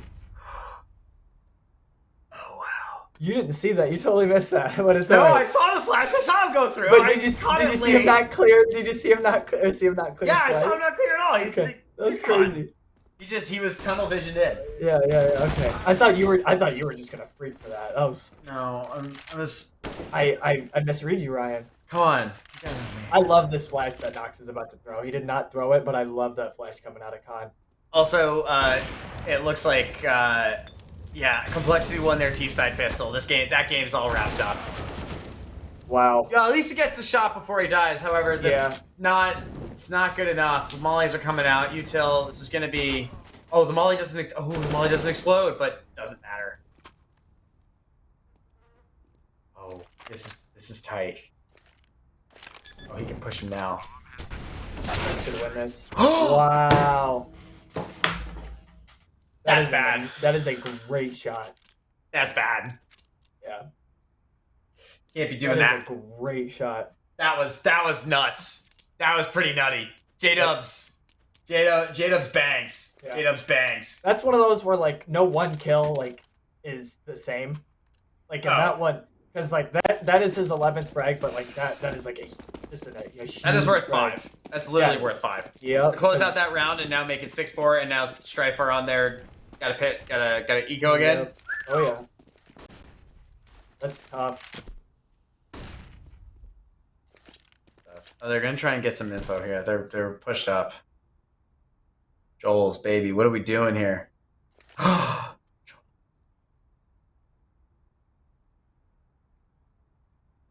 They've got to be watching for this. Can Joel's get this? Joel's could make a huge play, but they're gonna check this. Yeah, they got him. That's tough. I'm very interested to test this theory throughout these qualifiers to see if how Detonate perform just throughout, because one thing that I noticed when Masami Duck was leading, and it's something that he was kind of vocal about on his Twitter, like intangibles and preparedness is something that he kind of exemplifies and was kind of adamant about making sure his team had. So it'll be interesting to see, because since the lineup is so fresh, we know for sure they won't have a lot of depth. But if they have a secure ground floor and they have structure in terms of what they're doing for, let's say, like 2 or 3 maps, like if they know, okay, we're going to get a kill, we're going to have an aggressive Sands presence, get a kill there, slow it down, wait for them to over-aggress, and then execute this site. Like if they have it kind of laid out from a framework perspective, that is potentially something that could get them through at least the qualifiers. And that's something that Masami Duck, in my opinion, was very good about maintaining when he was with Crazy. So that'll be interesting to see, because I talked about how, you know, Slight and Rek and Joel's are very talented, but again, what Stripe is losing from this last offseason was a coach and an in-game leader, structure, you know? So how far will the skill take them versus the structure? And I guess we'll have to find out, because the skill initially won them the pistol and got them the 4-0, 5-0. But now it's like the lack of structure and the over-rotating and the over-peeking and stuff was biting Stripe. So yeah, will it be the intangibles that take Detonate through, or will it be the skill that gets Stripe through? I think that might be an interesting small storyline to cover underneath the game. Looks like we've got some bettors in chat. Hope they lose all their money. Hey, we have betting sponsors. Well, not anymore. Not anymore, technically. Oh, that's true. Well, we used to advocate responsible betting. Now you can do whatever you want. We also do head-to-head, so we don't do round wins. Yeah, that's fair. Well, it looks like a monster push is getting some trouble. However, Nox is getting some flames in, and suddenly it's a 1v2. Still winnable. It is, and again, Landmass is, in my opinion, if I were coaching this team, this is the guy I would want right now. Again, but Slight's up, and we're gonna keep seeing this. Landmass versus Slight. We see, you know, Slight's at 14-9. Well, it looks like Complexity has won. They won 16-4. Yes, they won 16-4. That was fast. They beat the brakes off of them. Jesus Christ. So we were like, yeah, let's hope they get 10. We want it to be competitive. Complexity's like, no, we're speedrunning. We were hoping it, but you know. We're just trying to hype it up, man. We're just promoting. Yeah, Slate is in here, man. Full confidence. We're hoping that. I mean, this is going to be. Oh, Joel's. Is he gonna go for the two, or is he gonna keep his life? Game of Gladiators already beat Vendetta, by the way. I don't know if you did that. Oh no, I did not. What was that Six, score? 16-5. Rick Woo! them. Yeah, I think it's pretty clear that we know who's going through here. We're watching a competitive game. We didn't want to bore our viewers with a Sure. quick game over there. But we'll be watching this next game Yeah. in the RMR. The So no Brazen worries match for is that. competitive. It's 8-8 right now. I know that's not like when we're talking about all of these teams here. Brazen right now probably carries. Maybe I'm being speaking from my own perspective, but I think out of all like the notable teams in here, they probably carry the least amount of momentum or interest, I guess. And obviously, Car Esports isn't terribly well known, so yeah, that one going 8-8 isn't like too surprising, I guess. But Well, it should be a good game as the half switch. props to like that org because they're so fresh for just finding five. Again, super young. We don't know what'll happen in 6 months, but at least they're relevant right now. That's pretty cool. Beating Team One is a huge accomplishment. Oh yeah, we love to see it. Certainly, we love upsets. We like upsets here. I'm always a big fan of Team Chaos. Yeah, as long as it's under like the right pretense and the right context, it's not server issues, player lagging, person stuck in a life situation so they can't play type of thing. Something weird going on, or like a player oversleeping. Far too common. Yep. All right. So 8-5. It looks like Strife has stabilized, especially considering the CT half that they're on. Honestly, if all else goes against them, 8-7 is still commendable. They can still walk away happy with that, but obviously you'd expect them to want 10-5. Slight being the man I was looking forward to as far as impact to give them some control. Yeah, I would like to see another B hit, honestly, just because Slight is over here. I would really like to see this 1v1 again come true. I always appreciate when you have two uh, really good offers going at Oh, it, and Slight got that initial kill, so hopefully this turns into something. But oh, well, that Molly just shut keeps him down, down. There's no way. This is shut him this is done down. and done. Yeah, that's Yep. a tough stop. That That's a was really stop. good mechanical prowess, I guess, for lack of a better term, from Rick, but also like just the knowledge of, okay, I'm getting flashed here, gonna drop this perfect. It was all just like well done from a textbook sense, like exactly kind of how you want to run it. Like you would expect every player at that level to do it that smoothly, honestly. And I think he was like 2-6 to start, so I think he's gone like 6-6 after. So nice little comeback for him individually. And it feels like Detonator kind of hitting a wall after I just went on that little tangent about Misami, because that's just a curse, right? It feels like they've kind of hit a wall tactically after having some kind of stability in the beginning. Slight's got three. He's about to just start cooking all over him. This would be his second triple kill of the half, actually. But this is still a winnable round for Detonate. It's going to come down to timing here on this divider. So this guy's divider, if Wolf gets this kill here, he's in play for two. I don't think it's likely just because he has no expectation of that individual being on that off angle. Oh, Jitter's gonna blow it. Never mind. Oh, Wow.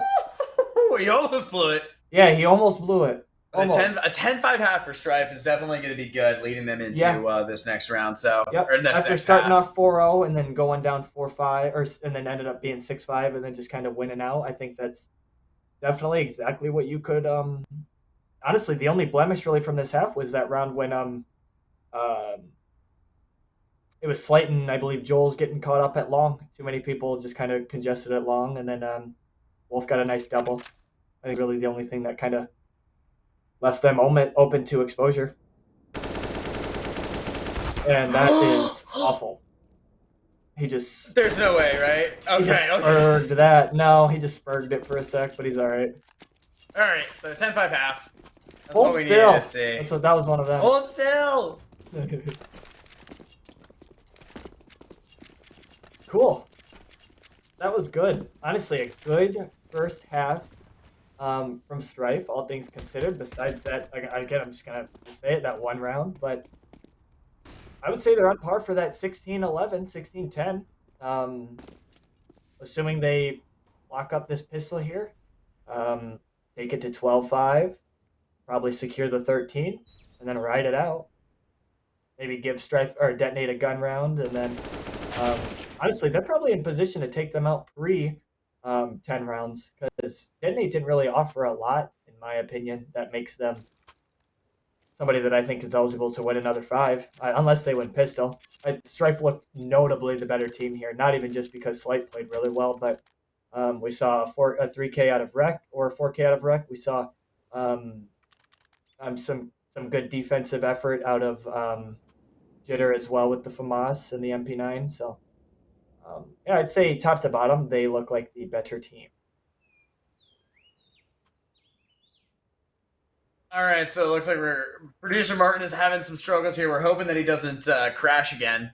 That's Heck yeah. currently on our on the bottom of our wish list there. Oh no! Oh boy! Are we having some fun over there? Are we watching a professional slideshow?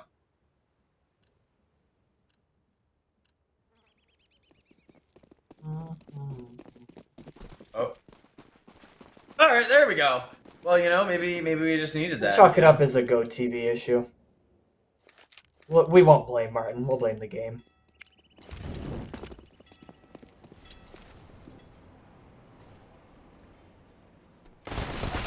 Oh, we get some dualies to start. Man, did not pan out. That's too bad.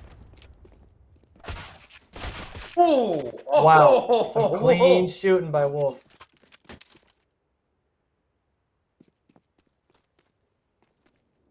Bombs down too. They've pretty much secured this.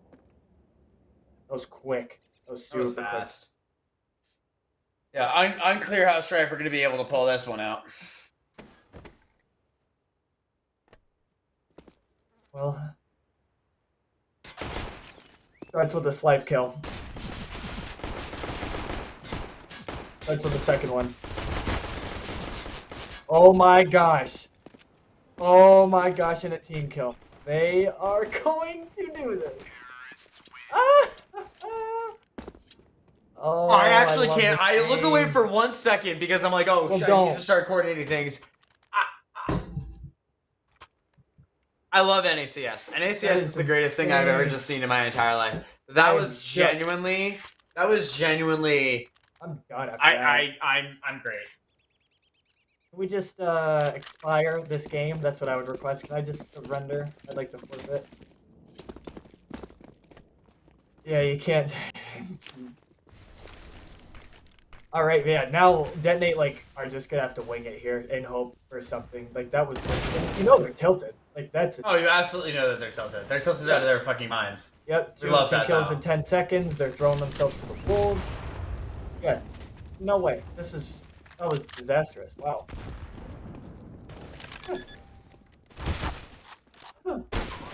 Oh my god. Oh god, it's over. I just don't see how they're really gonna be pushing hard on any of this. Oh my gosh.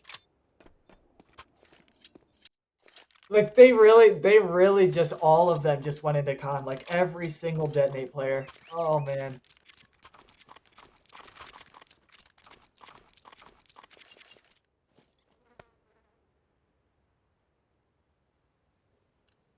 Oh, that's something. If that happened in my MM game, I'm like, what are you doing? And now we're on the road to Rio and it's happening.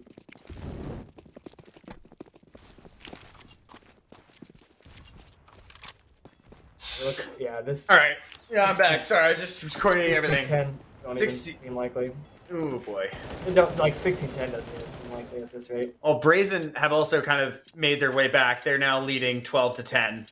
after losing the second half pistol, and they're on CT side, so that's looking a little bit. That should alleviate some of the pressures of it being a tied match, them being second half CT. That should help a lot.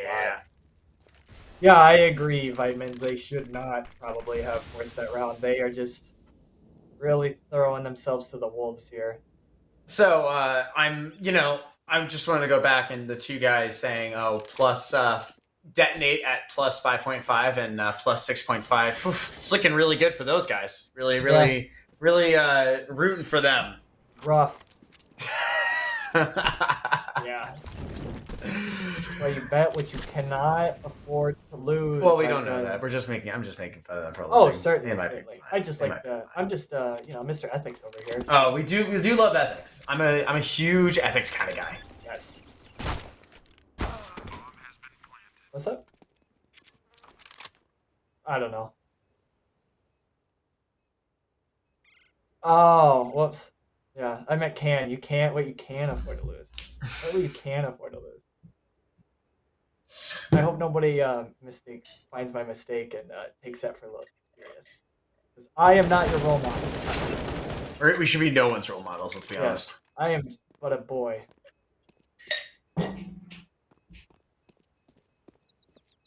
Yeah, man, that is so depressing that Nate did that. Like, I'm pretty bummed. Like, that is pretty brutal. That this is the end. Like that, they lost this. They've lost this game because of that. Yeah, I mean, Frank was still looking pretty like 60, 40, 70, 30 favorites. But wow, then you just do that. You just go ahead and throw it away. That way, it's just like I don't know. It's one of those tough to come back from. But we still got a lot of opportunities for it. It's just not likely. Oh, Floppy. Thanks, Floppy. I appreciate that. Can you mute Ryan? No, sorry. I'm here forever. I'm unmutable. You're stuck with him. It's just oh no. Oh no. Oh man. What is J-Dub's coming to clean it up though, which impressive. Term, hopefully, yes, this could be a nice, what are they? Lamaz and J-Dubs have really been the two forces keeping this together. Otherwise, it's been kind of a mess. Wolf as well, I guess. But...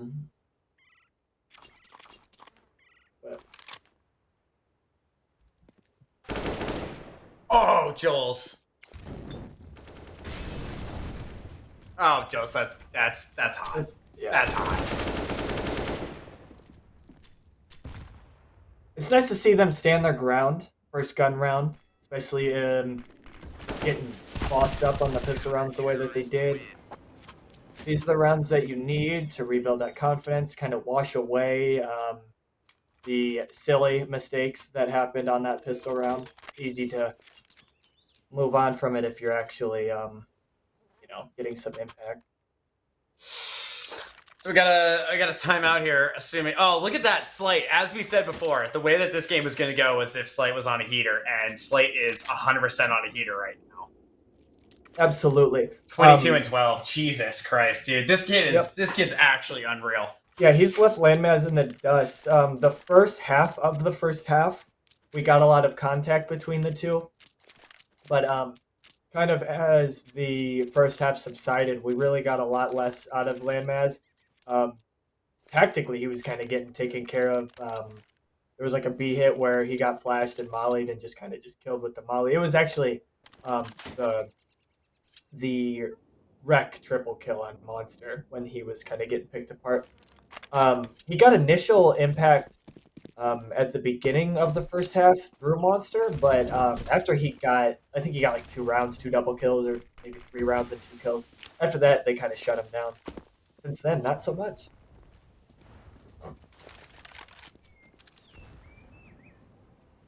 Oh, I know this is not necessarily NACS related, but sure. Apparently Order Esports out of Australia, they've run out of money. And the CEO has deactivated his social media accounts. Order Esports, which I think. Oh, really? Didn't Order Esports just like they signed players just yesterday? right? Like, I'm not Well, not crazy, anymore.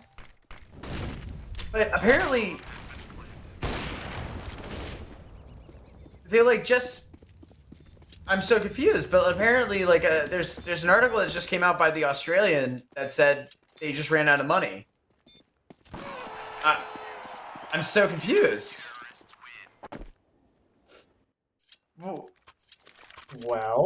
I'm very confused as to what has just happened here. They just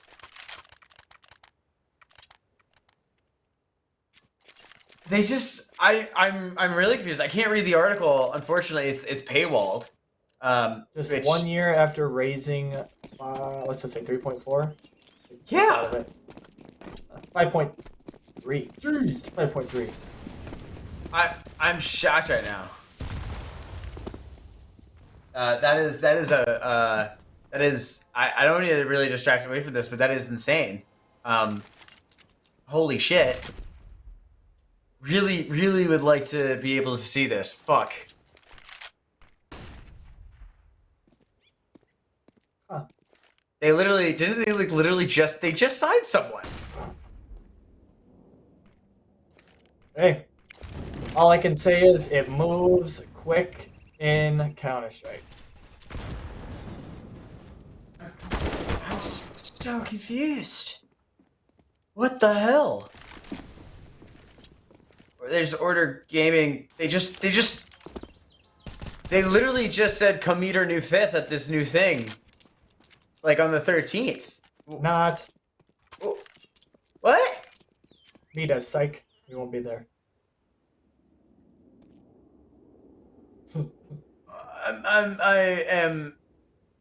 I'm losing it right now. Oh yeah. That's so weird. I bet you they are too.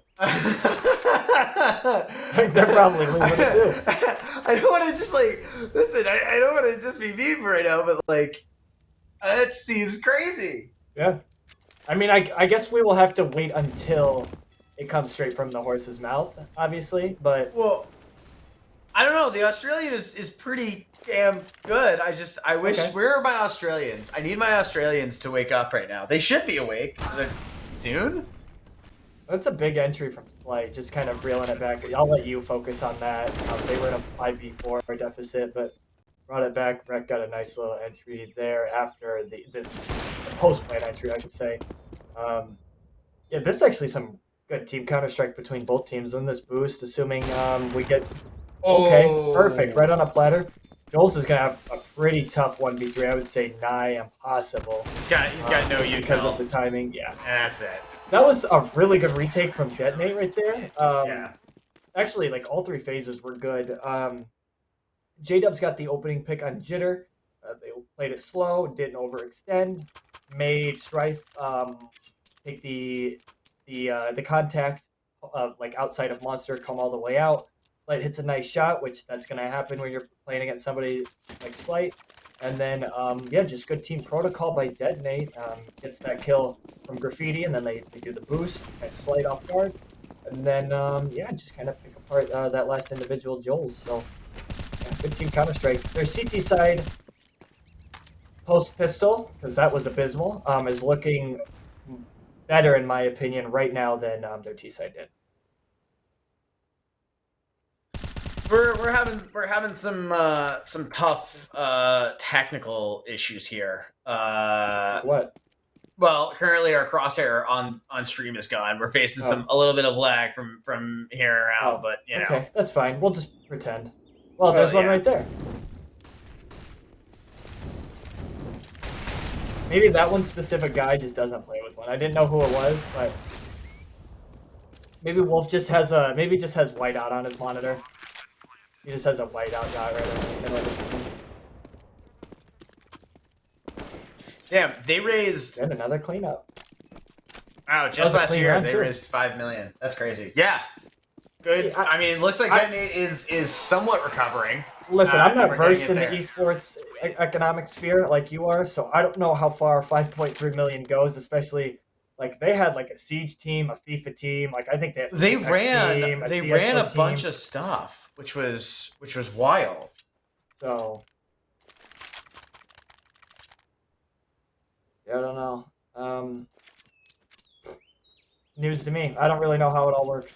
So Yeah, and wow.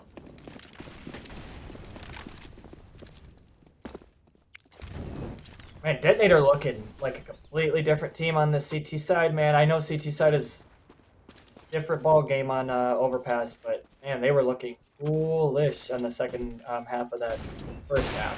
And I can confirm that Mark Edwards, who was tagged in the announcement on May 3rd of 2021 by Order Gaming, he has deleted his Twitter.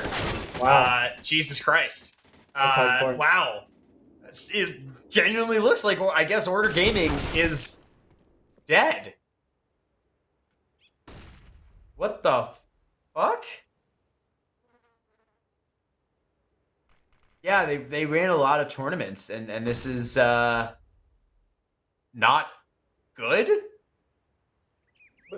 Yeah, that's a fair assessment. I think that's all I've got here. That is a very fair assessment. That's a good kill with 50 seconds left. It's going to shake up this rotate, certainly. Then they are going to have to decide, like, philosophically, where are they going to bring it to? A 2-1 over at A or a 2-1 over at B? And it looks like they're keeping...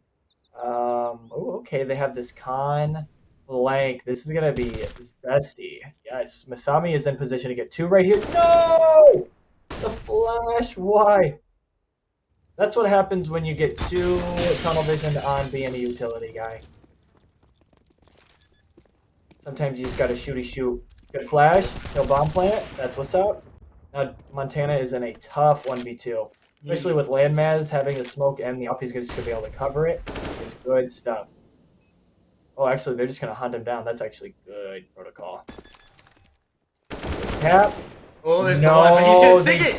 They did it! No! Oh, man. Oh my god, and he gets away with it. Yeah, you just Montana like... can't get the ace. Again, it's like just the worst protocol they can pick there. Like, if they're going to send both of them to go wide swing, sure. If you're going to put the up on it, sure. But you put the M4 on the guy, and it's like, what are you doing, man? I don't know. That's just me. Okay, so... Zipbat V1. I know I'm not pronouncing that right. This man says if Detonate wins, he's gifting this Twitch account 15 subs. So we're gonna hold that accountable as much as we can because we have no authoritative power. But he better do it. If not, he's gonna get banned. Or we're gonna mention him on stream for the entire RMR. I will write an article as a liar. This guy hates supporting the scene. 13-10. All right, here we go, baby. I am technically, if Strife wins 3 straight, I am right. So I just need 3 straight right now. And then I am right.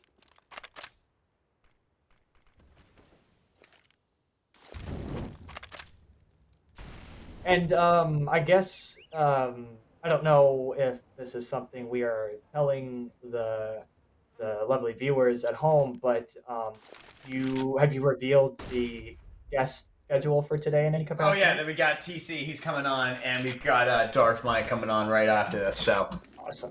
It's gonna be great for the BO3. We like to see. We love to see it. Yes, it will be awesome to get some insight from TC, and I don't know when that will happen and if I'll be here and stuff, but it'll be nice to look back and if I do miss him or if I catch him live, it'll be nice to see what he has to say about Paul Zerk already. Just because I am pumped for that. For anybody who doesn't know about TC, what a shot by Slight, by the way. Not only did he get his teammate, he got his opposition. TC is a very smart engineer. Just walks in. Yes, as well. So any kind of insight he can offer is awesome, in my opinion. Slight's on 3. 2v1. They know where he is. This is not doable. Like, there's no way he wins this. Yeah. Okay. All right. Well, hey, it was close. I actually got a little bit worried there. Props to him for like getting both of them lower, but I mean, the drop sells the sound. He's got no utility. If he walks to monster, they can time it. It's really easy to time. That's just a really tough one. And then all of that work that Detonate did, and they're right back on one more loss, and they're broke. So if they lose here, We're talking 1610, and this guy is right. That's all I'm saying.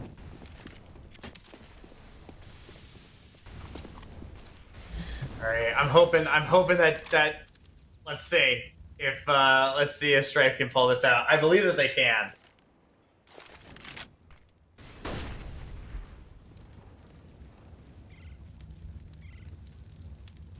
A cat. Daniel was so funny.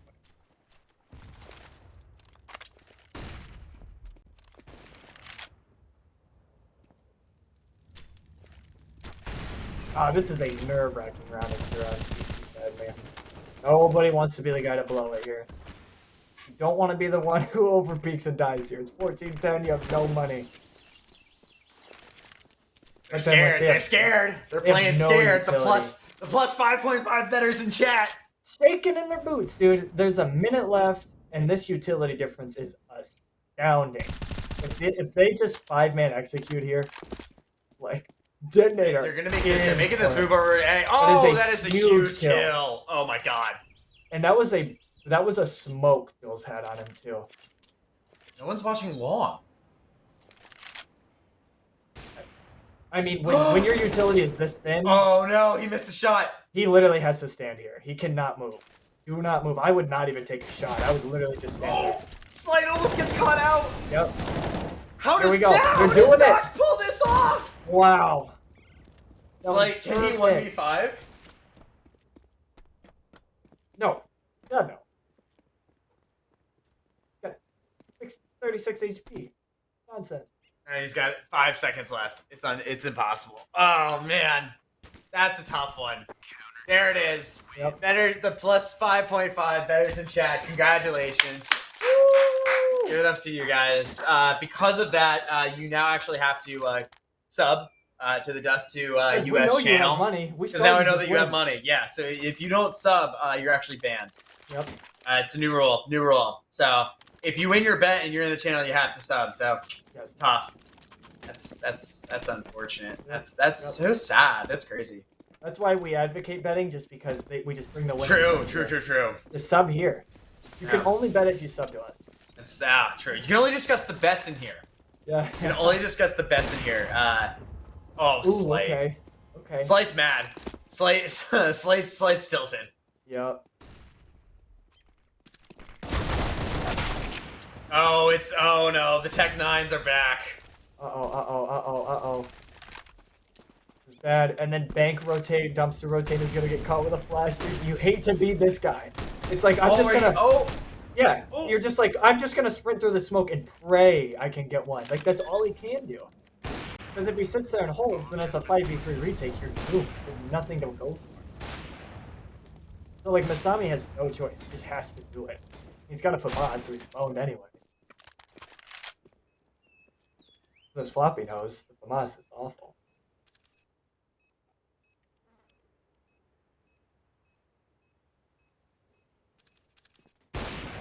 That sucks, dude. There it is. I can't believe that it did. Oh, shout out to Falcons. Falcons qualified. They beat OG. Woohoo! That's crazy, bro. Shout out to Falcons showing up right away, and shout out to OG yet again. Doing less than we expected. I'm impressed that Masuta and MBK come in there and that they qualify. Dexter had a great game, but Flames was Flames did okay, but it's Neofrag that really. I'm impressed with like how easy people are just so like, not saying you do it, because like you didn't say anything undermining there, but like it's just funny how like people don't even like want to like insult NBK anymore. They're just like, yeah, whatever, we don't like, nobody like even gives them the time of day anymore, which I'm just stunned by it. Like, listen, I think the problem is he's bounced around too many times. He's never really had a consistent team that he's been a part of where I think he's been such an impactful player that you were forced to recognize that. And I think that's the biggest issue that he's had so far. I mean, he's historically been a good player. He's historically been great at creating rosters. But I just think at a personal level, he isn't there yet. So sure, that's been the issues here. And Falcons is probably a good standard or tier to probably restart at. Oh, Brazen has beaten carry. So Brazen and Gaiman will be playing on, and we are looking at. So this is what we're looking up. Gotcha. Um, well, it's too bad. I don't want to kick a dead horse or beat a dead horse, whatever. But like, it is unfortunate what has become, like seeing Vendetta just get trounced 16-5, is a little unfortunate. Like just seeing kind of the BNB remnants just kind of end up where they are, I guess. Yeah. All right. Well, I think this is going to be it. We're going to see Strife win this, unless an other. Oh, oh! Does he win the 1v1? Oh my god, he's just gonna stick it. He's gonna stick it! Oh, GG. Damn. That was pretty close. Alright, well, congrats to Strife. We will be seeing a Complexity versus Strife BO3. With that, we're going to be trying to get Darth Mike and TC coming in. Yes, sir. We've got TC into the channel right now. He's just finished up discussing their veto plays with his team. And we're going to bring Darth Mike on very soon. So we're going to start to do that. Lucas, let's give your final thoughts out of this final BO1 rounds. We've got our BO3s heading into this. What are we thinking? Are we still thinking that it's an easy game in Gladiators, BO3 win in advance and a complexity advance? What I am thinking that Game and Gladiators should.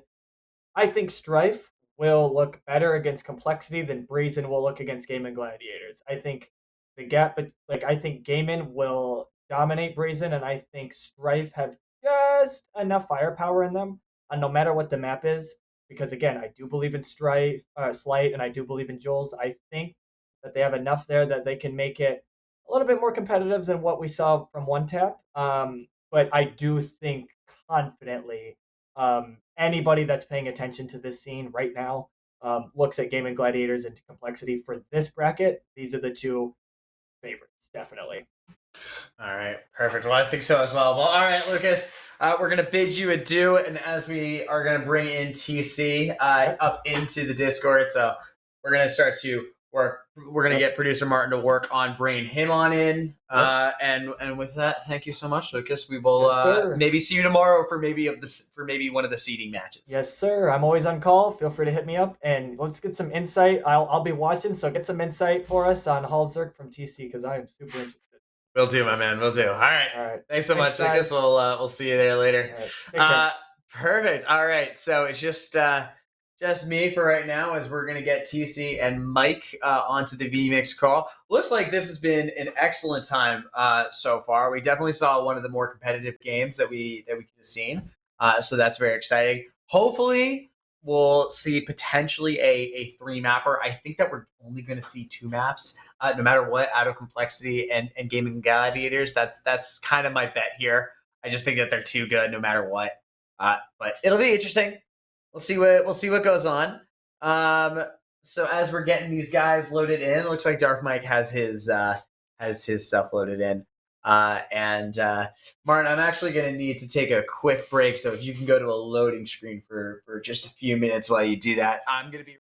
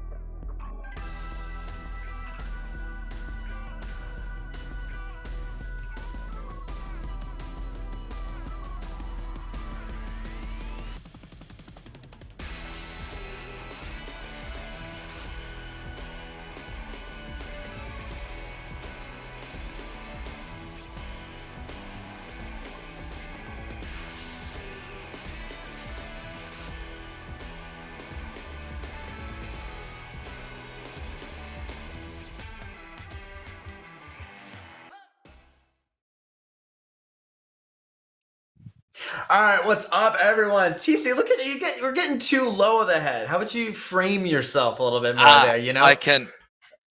Hey, man, I'm, I'm gonna try. I'm gonna try. I'm gonna try. Let me see if I can adjust my chair.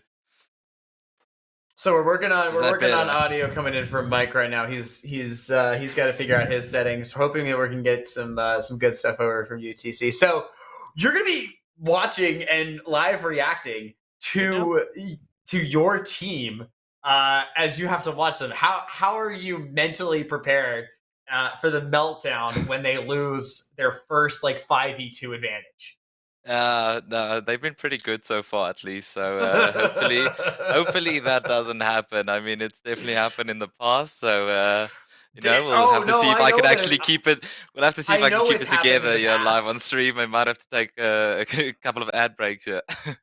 Uh, they're up against Strife, right? Yeah, Yes. that'll be Yeah, I believe interesting. so. That'll be interesting. Talk to us about Halzek, man. I just want to know about Halzek because genuinely, I think because Dignitas sort of died before the roster shuffle happened for most places. There's that period of time where they just all the players weren't doing anything. I think me and a lot of other people kind of forgot he was an option. And so I'm genuinely curious about the process of like how you guys settled on Halzek as an option, how you thought about bringing him into the team, and what he's doing so far. Talk to us about how. Um, so I mean, to start with, they like how we settled on a Holzer. I mean, there's Yeah. not really a lot of options in NA if you're looking for a new AWPer, right? So we pretty much were forced to look internationally, and then also it was just good timing. I feel like because the whole Dignitas roster just disbanded, or Dignitas released the whole roster, so it just kind of worked out with the timing as well. But I mean, he was also one of the best free agents. I feel like that was probably available. So actually, it directly after we got knocked out of Cologne, that next day we actually trialed a bunch of people to just kind of have a feeling, because obviously, I mean, if we're in NA, it's a lot harder to get a feel for who you're playing with, and what they can do, especially if you forcing them to have to play on like 150 ping or whatever. So we just tried to do what we could with the time that we still had left in Cologne. I mean, it was no secret at that point that we were looking to make changes heading into the next season. So yeah, pretty much the day before we flew out, we trialed a couple of people, and yeah, it just worked out that yeah, we were able to pick up Olzek. So so far, to give you guys an idea of how things have been going, I mean, we've had very limited amount of practice with him, and Mhm. I don't know if you guys are aware, but I'm still in South Africa at the moment. I had some family things to sort out this side, so I wasn't able to travel to the US for this qualifier. So I've also only been able to. I've missed about two or three of the practices, or at least parts of those practices. But I mean, so far so good. I've been really impressed with him so far. I mean, I was already impressed when we were doing the trials. He's learning really quickly. There's not like like some people just learn quicker than others. We've had lots of situations in the past where we're explaining strats and going over things, and then like it takes a you constantly have to go over these things again and again and again. It's like people just don't take responsibility to actually write things down, and to put effort into learning the team structure and the strats, and what's expected of them. So yeah, I must say he's been learning really quickly. We haven't had any issues on that front. Personality wise, fitting in really well with the team as well. He's got a really good vibe about him. How does the mullet So help? sorry. How does the mullet help with fitting in with He's Americans? in Texas, right? Exactly. Well, no, he's not in Texas actually. He's He's in in Mexico. Mexico. He's Ah. playing this qualifier from Mexico. I mean, is we're still busy sorting out his visa and all of that. So he's playing this qualifier from Mexico. But hopefully all of that will be sorted by the next time we need to travel to the US. Yeah. Otherwise, like I've only got good things to say about him. His util knowledge is really good. Yeah, he's really good at understanding where he fits in the strats, and like understanding his role, where he needs to be. It's not like you don't need to hold his hand to and explain to him like step by step everything that he needs to do. He's got a good understanding of how to play his role and where he needs to be and what's expected of him. Like most of the time, you don't even really have to tell him those things. So yeah, so far, like I said, limited practice, but yeah, going really well. Another aspect of that, Ryan, I'm just going to completely sideline you You know because what, I Mike? have I questions I talked want so answered much last too. night, so I appreciate you Yeah, taking the that's lead what I'm right here now. for. Honestly, my These are voice just is things I gone. genuinely want to know. So, I remember when OC left the roster and Junior came in. One of the things that like JT talked about in interviews was obviously something he didn't necessarily anticipate was the loss of OC's comp, right? Because OC was a really good secondary, third, tertiary voice in the team in terms of letting them know what was going on and what he was seeing and reading that was my understanding of it. And it's something that I think Liquid's talked about as being something they really like about OC since he's joined the team. Um, wasn't necessarily working in the same way in the last roster. So my question is with Halzerk, right? Obviously, I mean, he's Norwegian, but I assume Dig was calming in Swedish since 4 out of 5 of them were Swedish and he's Norwegian. So new language. How's the comms working with him? So yeah, I believe this is his first team that he's on, which is a fully English-speaking team. So it's obviously a bit of an adjustment for him.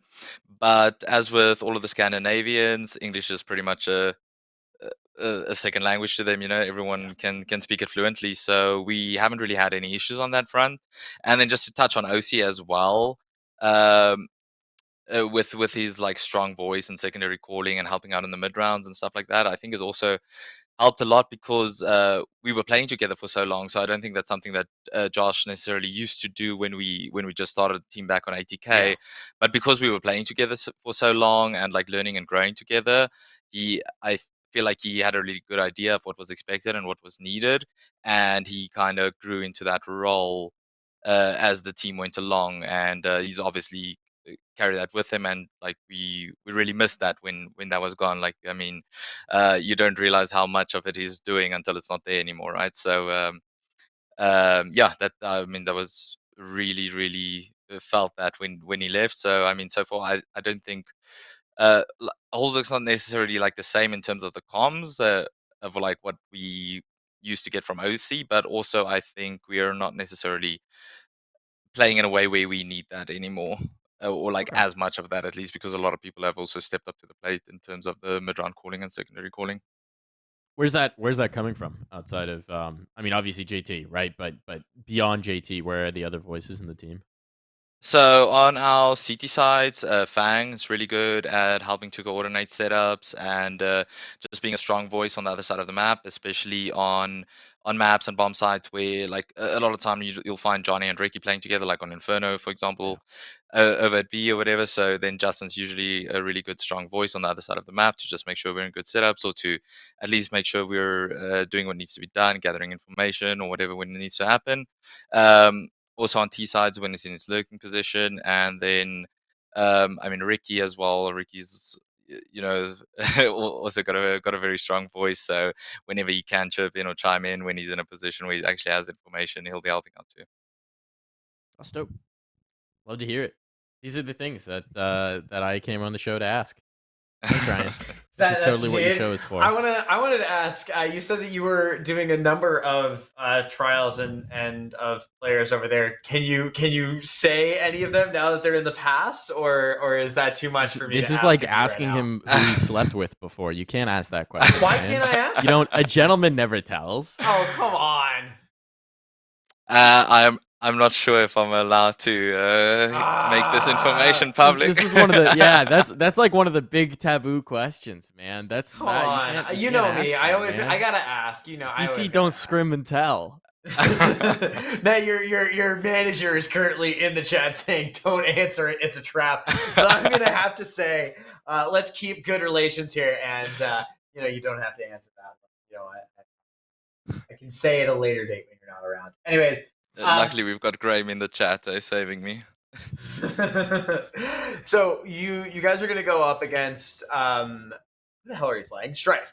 Strife. Thoughts? Either you were going in as we were talking before. You were trying to get the you were obviously discussing vetoes and how you're gonna play. Do you want to reveal anything as you have it's like a minute before this game's supposed to go? Can you talk I about the have vetoes? Can you talk about I what the team is honestly haven't. expecting to do? You have no I mean, idea. yeah, I have no idea what's happening, if the video's been done yet or not really. Do you guys know? Like, I have no idea. I have I'm no not. idea. I have no idea Listen, if they're sitting here in the chat waiting for us to I'm kind to of give an that HL. information Listen, out.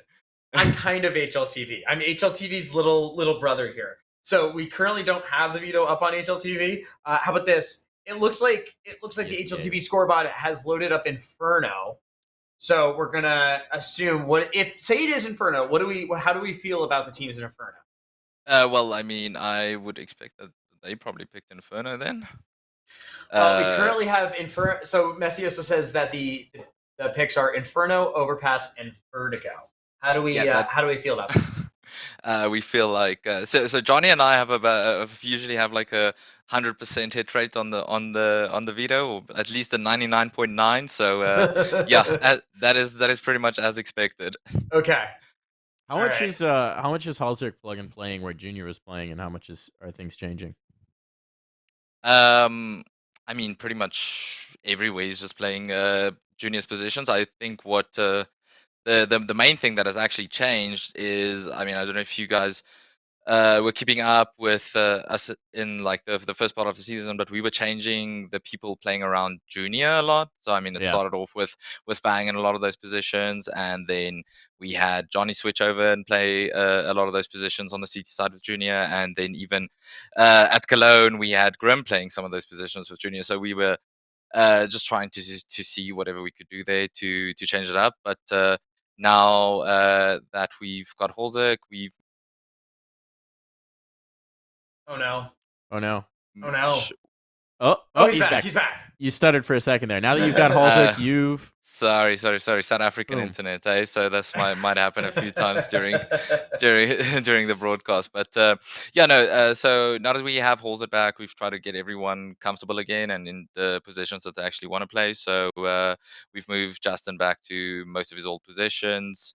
I think almost all of his old positions, to be honest, and everyone is pretty much in all of the positions that they want to play again. So yeah, it's mostly the other people that have changed, because I mean, like, kind of with the AWPers, you have to pretty much Yeah. plug and play them, right? It's Yeah. like you, it's There's a gonna way be to very, most very maps. odd. Yeah. Exactly, it's gonna be very odd, very rare, where you are just going to have it completely different. I mean, like, one of the maps that he did actually bring up that was completely different for him, at least, but I mean, not for us, is on Dignitas on a map like Ancient. He was pretty much just starting B every round, whereas for us, it's a little bit different. I mean, we have him starting middle a lot of the time. Like, I think our teams, like Orpus, have always had a lot more freedom to actually roam around the map and to, you know, to move around a little bit and kind of play with a bit of feel on the CT side to just go where they want to go. So he has that freedom on Ancient now. It's not like he's just starting up on B side Ancient and posting on the ramp every round. So are you kind of hoping and expecting that maybe Halzerk is going to find a groove, figure out exactly what positions might work well for him within this team, or are you wanting him to really stick to more of the team plan and try to adapt to what the team overall is doing? I mean, when I look at a team and I look at what you guys did with Junior, and you tried to really work with him and really figure out how different it was from OC. Are you going to give them a little bit more freedom to figure that out, or is it going to be like an organic growth? What are we looking at? Um, so I mean, we always, or at least from my side, try to give people as much freedom to like grow into the team and grow into their positions, and uh, you know, bring their own ideas and their own plays and what they want to do, and see how we can accommodate that and how we can work with that.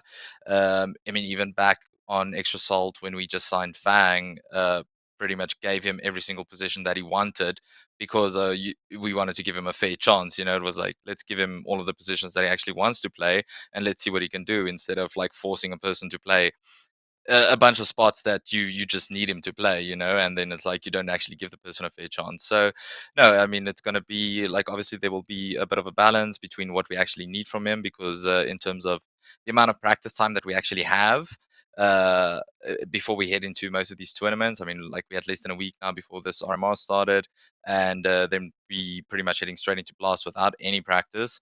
I think we landing in Europe like a day before the actual seeding matches for Blast start. So yeah, we'll see what we can do there after those seeding matches. But yeah, no, we definitely giving him freedom to do his own thing, while we also, like, obviously expecting certain things from him on our defaults and so on. Right. That makes a lot of sense. Well, in our chat currently, just judging by the predicted channel points, There's 19.1k points on complexity, and there are 610 on strife. As the overwhelming favorite up here in the matchup, how are we feeling for complexity's chances to choke this? I'm just saying I threw all of my imaginary Dust2.us channel points in on the complexity bandwagon, so there's a lot at stake here, TC. Look, I'm gonna be very upset if we do check this. Just qualifying now allows us to stay in Europe a little bit longer, Yeah. so that we don't have to fly back for the second qualifier, or the third qualifier. So, I mean, it's pretty much our qualifier to lose, or our match to lose, whatever you want to call it, at the end of the day. Yeah. But I mean, yeah, at the end of the day, anything can happen. Upsets happen. So yeah, we'll just have to see what happens. But hopefully, those points of yours will be safe. If you do qualify through, are you guys just gonna stay between Blast and between Pro League? You gonna run that whole run in Europe?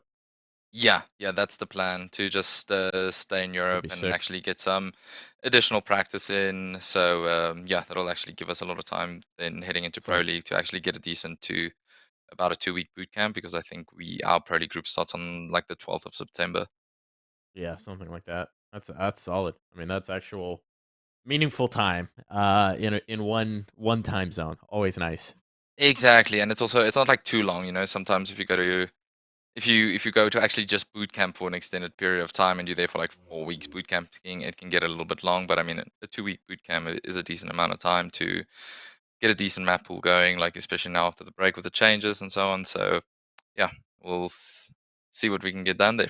Well, hopefully let's first win this and qualify first. Well, when I was messaging you earlier, I was like, "Yeah, TC, you're totally gonna come on for the BO3, and it's gonna be a great time." And you messaged me, and you just go, I don't actually know if this team's really gonna win this. Do you? What is it? Are you emotionally scarred from all of the times that your team has You can't get been ahead so of yourself, close? man. That's how you get I jinxed.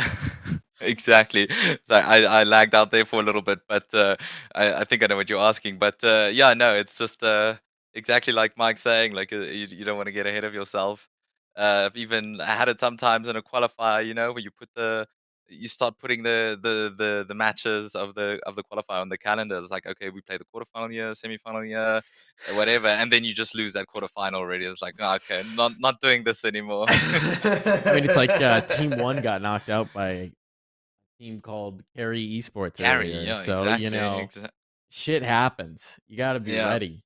Yeah, but also I wonder, like, heading into this first open qualifier, how many of the teams were actually, practicing, and for how long they were practicing, because on a lot of the days we were actually struggling to find a good amount of scrims. Yeah. So I don't actually know how much effort people put in coming into this qualifier. I'm sure it was a Well, bit of it's a been surprise for everyone. tough.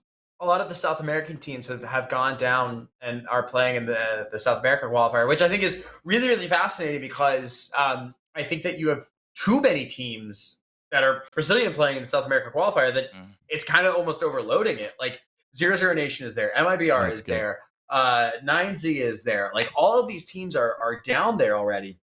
And there's gonna be some favorites that would easily qualify out of the North American one that simply aren't going to qualify out of that. And we know that for MIBR they had two players that actually couldn't get visas into Mexico, so they couldn't be playing in the NA qualifier there. Unclear on the status of the other like visas of other teams, but I think there's been this push for that, and that probably has affected the scrimming for you guys. My understanding was that a lot of the Brazilian teams were strongly considering staying in Brazil at least through the major. That is the words Mike. That's We secrets. have a Mike. Yeah, you got an article Let coming Dust out 2 soon. talk about that, okay? Yeah, okay. All right, Thank here's you. your preview. Shit's going down with the Brazilian teams that have been competing in NA. Wait for the article from exclusively from Dust2.us and then retweet it when you see it. Thank you. I appreciate that. All right, so it looks like we got the match that's coming up. So we're gonna be loading into it right now. So we're gonna be jumping into that really quick. I think the match has already started. We've been Can't believe potentially missing things. Unclear How on my could you end. do this to us, Martin? Cypher Jenny. Yes. My team, yeah. Oh no, the pistol round. We Actually already didn't win missed a it. pistol? Oh god. All right, we're screwed. What Throw it the all out. hell? You guys only have a 2 cam for this? that what's going on here? We don't have to I look at Ryan.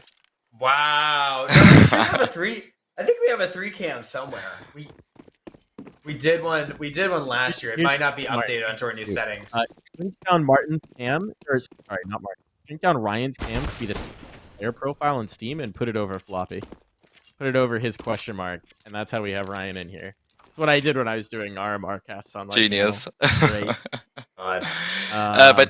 But yeah, just to touch back on the Brazilian teams, I mean, yeah, it's actually, I was really surprised that most of them went for the South American qualifier, especially, like, I feel like a lot of the teams that should have, or a lot of the Brazilian teams should have probably done that for the first major of the year when, but then they were all in NA, and like now it feels like all of them just went back for the South American one. The only one that's left here is Team One. So yeah, it's very surprising, but I mean, at least it helps the NA teams out a lot to potentially free up an extra spot or 2 for the teams here, and to hopefully get them that opportunity to go to the RMR to see what they can do there.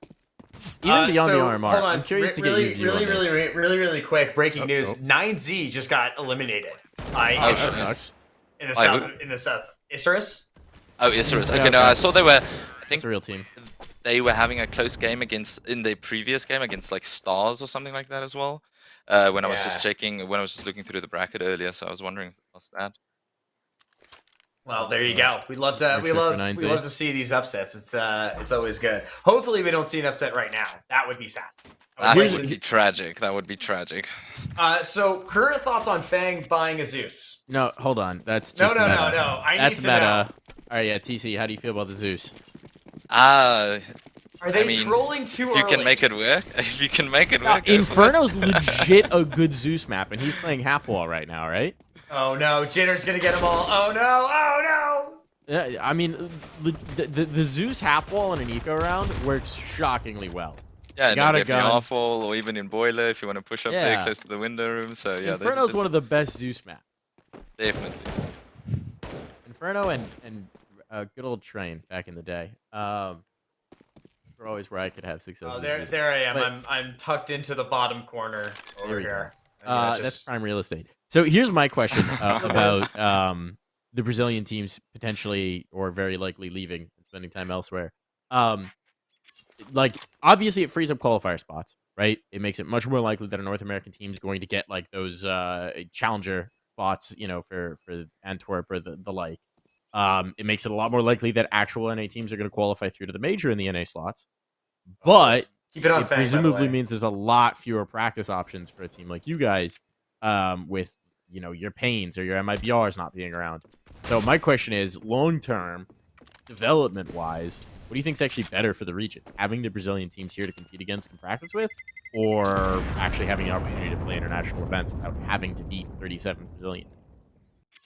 I think, I mean, it's a bit of a difficult one because you want to have the Brazilian teams here to practice again and to keep growing the scene and so on. But also, if they're not here, it forces you to play against some of the weaker teams that wouldn't necessarily get the opportunity to scrim against the better teams when they are actually in the region, assuming they do all still spend time practicing here. Because I mean, a lot of the teams kind of opt to just not practice when they're in NA, or to like maybe practice for a week, just playing a couple of scrims for that week before they head off back to Europe. So I mean, if they're actually gonna spend the time in NA practicing against the weaker teams and giving them better practice at the end of the day, it could help a lot to also develop the region, and like I said, give those teams and those players the opportunity to actually play and improve. And then also with the extra opportunity to go to Europe and maybe do like a bit of an extended boot camp or something like that when these teams do get the opportunity, like hopefully that can also help to improve these players and to give them some extra experience and just grow the scene at the end of the day. And someone in chat goes, hence the beauty of the Louvre agreement. I mean, yeah, the beauty of that agreement was that they have the mandated practice times that teams have to have in North America. I guess some of the problems are that some teams I know have not necessarily been fully abiding by that, and have there have been some issues with that. We'll see how it all pans out. Obviously, it's still in the formation of all of that kind of fun stuff. So who knows? All right, well, there's Hall Zerks. Getting on the board. We want to see it. Did you see Moses had a nice tweet? All right, Grim. All right. Grim is did such not- a pit monster, dude. Mike He's in the always just pit. been What can you he's- do? such He's a gamer, bro. monster in the pit. It's just his spot, man. What was He lives Moses' there. tweet? I must have missed it. There was a good tweet I thought from Moses where basically he said that the way he thinks you improve NA is you move one of the Pro League seasons a year to North America. Oh yes. And you bring all the Pro League teams to NA for their groups so that, they're playing FPL and they're practicing and scrimming. They're just on the continent for one of the seasons. And I thought that obviously a lot of teams are not going to like that. But I think in terms of improving the region, it's something that you could do that is, could be great. And players, honestly, I don't think most players, provided they don't have visa issues, would be that upset about spending 2 weeks or whatever in North America. Yeah, I think that definitely is a significantly more beneficial thing to have because you get the scrims, you get the FPLs, you get the players that are going to be there. I also think from a logistics standpoint, being able to then have players constantly updating with the US visas, like trying to make sure that they can come, that they can work, that you can do it. If you know that like at least every year you have one mandated event that's going to be huge, you're going to spend more time on trying to secure that visa. And then that can allow for more of them to come through. So Here's the tweet. it's a good This is a tweet. quote tweet of Kassad's Academy League thing, which I think would be amazing. I just don't think it's... An It's not Academy feasible. League seems like more of a pipe dream in terms of Yeah. getting that many organizations to invest in any NA roster, even an Academy one. Listen, EG Yeah. EG bought 2 Academy rosters, which unclear. Like, I don't know fully why they bought Party Astronauts since they don't seem to be doing much with them. Like they bought them, and what they've done is gone ahead and said, okay, well, Alright, Floppy. you guys are Alright. gonna like play some other events Alright. and like do some cool things. All right. Floppy with a 4K, nice little. Yep. 4K. Yeah. Well, love it. But yeah, even with like PA, like they're not moving players up, they're not moving players down. They're doing it with the Carpe Diem team, which I think is great. I mean, seeing Stanislaw and Rush going back down and playing Premier and really working on, like I gotta give Rush and Stan a ton of credit for that because I think it shows the mentality of those players really not having the ego of saying I'm too good for this, right? And I think that's what we need a lot more of in NA is where it's like you need to understand maybe where you are right now. Yeah. And maybe it's not the right time. I think everyone's also gotten a little bit of an ego check in terms of there aren't that many teams that salary. So it's like if you're not on the main Liquid roster, if you're not on Complexity, if you're not on EG, go to Europe where there's nothing else. Like it's tough out here, boys. It is tough. 2017 North America Pro League, where it was all online and everyone just had a good old fun time, is fucking gone. When we had like Way 20 fucking teams just in here and they would play Slice, everything. Luminosities, the fucking Yeah. CLG still probably had a team back then. God, CLG, Oh, Envy. yeah. Yeah, Chad, Yeah, no, I'm not trying exactly. to imply that Rush ever had an ego. I think he's actually one of the least egocentric players that we have in North America. I'm just saying, like, as someone who is a top tier Rush pro at the who's catering literally table, won a just major. shoving people aside, just throwing elbows, just shoulder bumping, he shoulder is checking. It's just like Nico, who just shoves him out of the way, goes for the burgers first. He posted I follow his Insta. He posted these It was course you like do. it looks fake. Dude, you It follow looks like, Coldzera's mom's Insta. Of course you follow Rush's Insta. dude, he looks insane. He looks fucking huge. I'm like Obviously had extra time to spend at the gym now as well. Yo. Oh. No, I'm What just the saying, I'm hell? sure he's gotten even bigger than what he was before. There's such a dick for that. Oh my god. How about you Look, but focus- how also about you what I wanted focus to on say your with team EG. tied with Stripe. Focus on your team tied with Stripe. They might have some extra time to go to the gym. God damn. No, look, I mean, like the way some of our events went last season, we did have a lot of extra time to go to the gym as well. But what I wanted to say with EG is doesn't feel like they're trying to use Party Astronauts more as a secondary team and then trying to use the Carpe Diem team more as like a development roster where you can actually develop players and put them into the main team.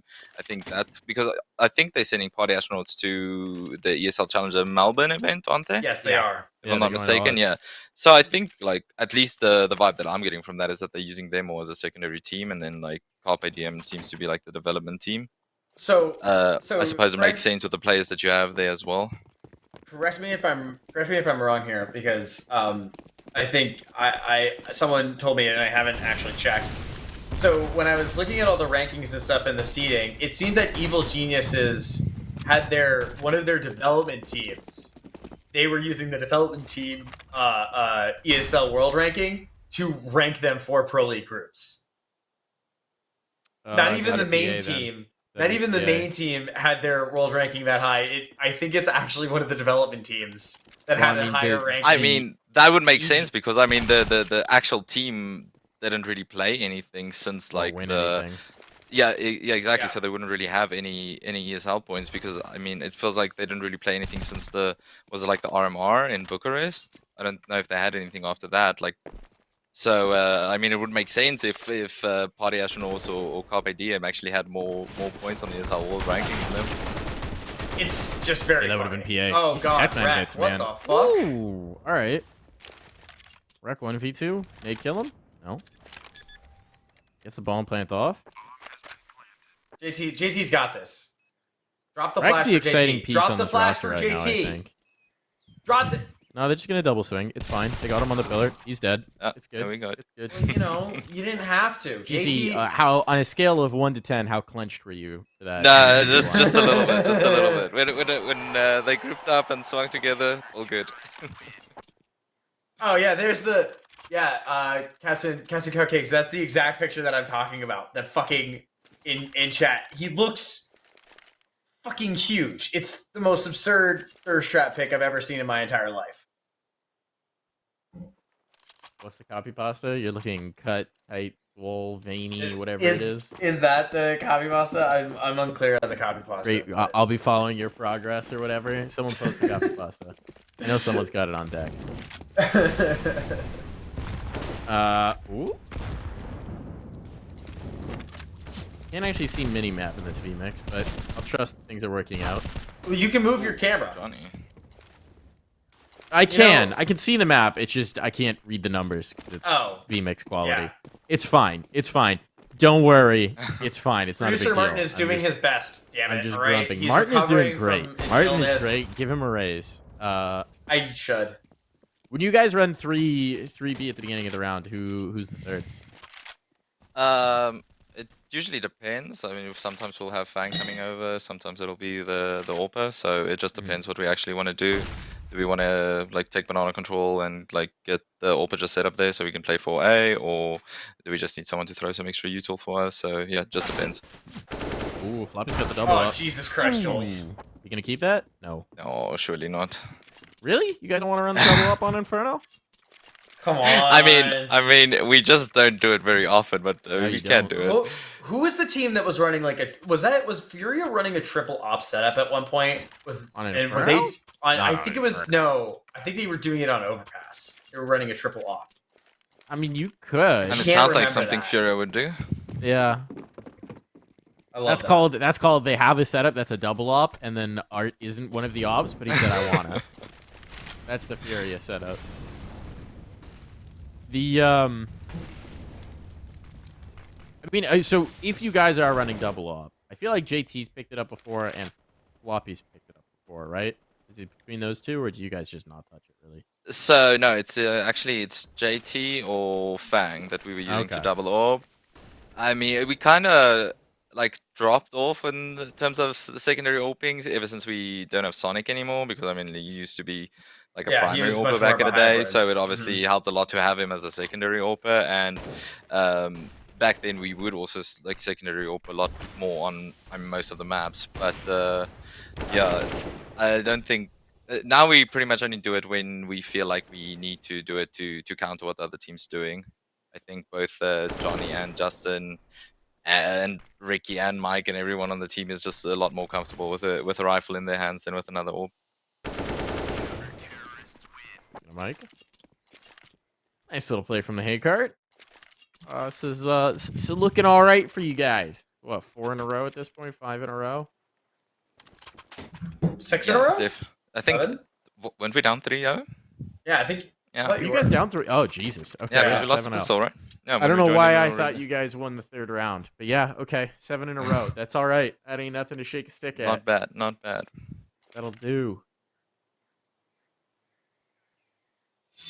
This Strife team also made changes recently, They right? Because I did. mean, like, they were So looking pretty decent when I think they brought in that European player, that's and they had Tohio as a coach as well. Yeah, and But I then think and they've pretty much lost all of their European parts by the looks of it. yeah. so the org was coming down on like contracts and I think from what I understand they were just getting priced out on certain things. So they just couldn't afford the house, the housing, the transportation, that. So Fets had to go, and then Toe had to go. So that was unfortunately that. But They also got rid of So they stamina. pretty much went back to full NA Full NA. to make things Yeah. cheaper, because I suppose then you don't have to pay for housing or yeah, transport or no, anything like that. that's like literally exactly it. I think the money ran out a little bit. Just a little. Yeah. Bit, which So, sucks. You know, it It really happens. does suck. You know. Teams are expensive, It's man. tough to be an NA org nowadays. Yeah, and I Yeah, mean, I dude. know exactly how expensive the teams can get. I mean, obviously last year when we were running extra salt and so on, like it's a big expense. Yeah. It's not cheap to run a team. It's always funny when you like actually do the math and start adding it up, and Mm. it's like, okay, so even if we're paying shit salaries, you know, It's paying still like salaries. you know minimum wage to players, like you do the math on what it's going to cost you over a year. It's teams are expensive, man. Yeah, especially if you're providing like the housing and food and all those Yeah. things as well, then All right, yeah, it gets my expensive very hottest quickly. my hottest take, very Your hottest seriously, take? my hottest take Okay. about like running a team is that I'm always shocked when housing is also included into these things. It's considered like a standard. I just It just so you get here's the paid- reason. Here's the reason. It's because you don't have any sort of job security. If you're gonna ask someone to move cities for a contract where they might get benched in 3 months So- and then have to move somewhere else, they don't make enough money to just figure out that kind of rent. It's not like the NFL, you know, So where I'm those with guys you. even at minimum are making 100, several $100,000. This round not looking. So good. I'm totally with you on that. I'm totally with you on that. If they're asking you to relocate, they should Yeah. be providing housing. I will 100% stand by that. But if they're not asking you to move anywhere, and I know of demands by teams saying, well, we want housing stipends, Really? and we're If not. you- Yes. To live remote? Yes. That makes no sense to me. Exactly. That's my problem. Is that like there's like some they want like these stipends for housing, and then they're like, oh, we want food stipends, and I look at that and I go, no. DC, what's the scoop? So I think like I agree with what you were saying, Mike, about like obviously if they just bench you or whatever, it's not like you're making lots of money that you can just go and buy a new house. But I think also I feel like it's just kind of just this thing that's carried over from back in the day when it was easier for a lot of these organizations to kind of cheap out a little bit on like the salary part. It's like, hey, we're not going to pay you that big of a salary, but we're going to provide you with housing and food and this and that. And it was obviously a lot cheaper to just get a big house and provide with groceries and all that than to pay everyone extra salary, So I feel like it's something that just has kind of been carrying over since like back in the day when there wasn't that much money in the scene, and it was just easier to do that, and now it's just kind of become this thing that's expected still. Yeah. So that's where I feel like I can't always get behind it. Sometimes I feel like if you're earning a regular salary, then you have enough money for housing. Is that something that people want in NA?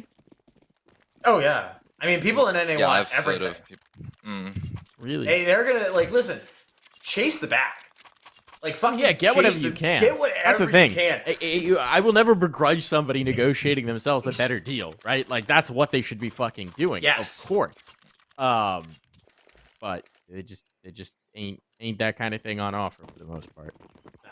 Yeah, You know, exactly. I It's mean, just that's weird what- when they declined a deal or something because they're not getting all of those things at the end of the day. So I Yeah. like you're saying, like That's negotiate as hard as you can and try to get everything that you can. But Let's if not you're be dumb turning here. if you're turning deals Yeah. down because you're not getting that, then you're kind of shooting yourself in the foot, especially if you've got nothing else going for you. I've heard players turning down like 5K a month, and I'm just Really? like, In yes, NA? yes, in NA, How long? yes.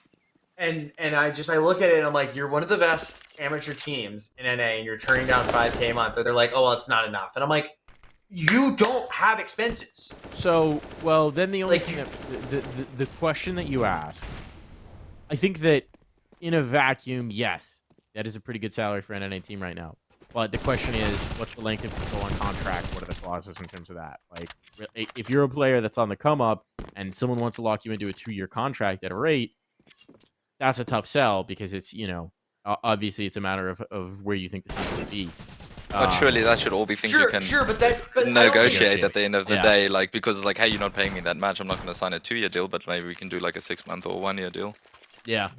I can understand that, but then you can also say, okay, well then if you're gonna the longer deal that you want, the lower my buyout's got to be, right? Like I don't want to get locked in so long that if my stock immediately rises and another team wants me, I'm not going to hamper myself from getting a raise, right? I also think the trick in those is to make sure that you do have a set buyout clause as opposed to having like the Brazilian classic of like, we determine your buyout.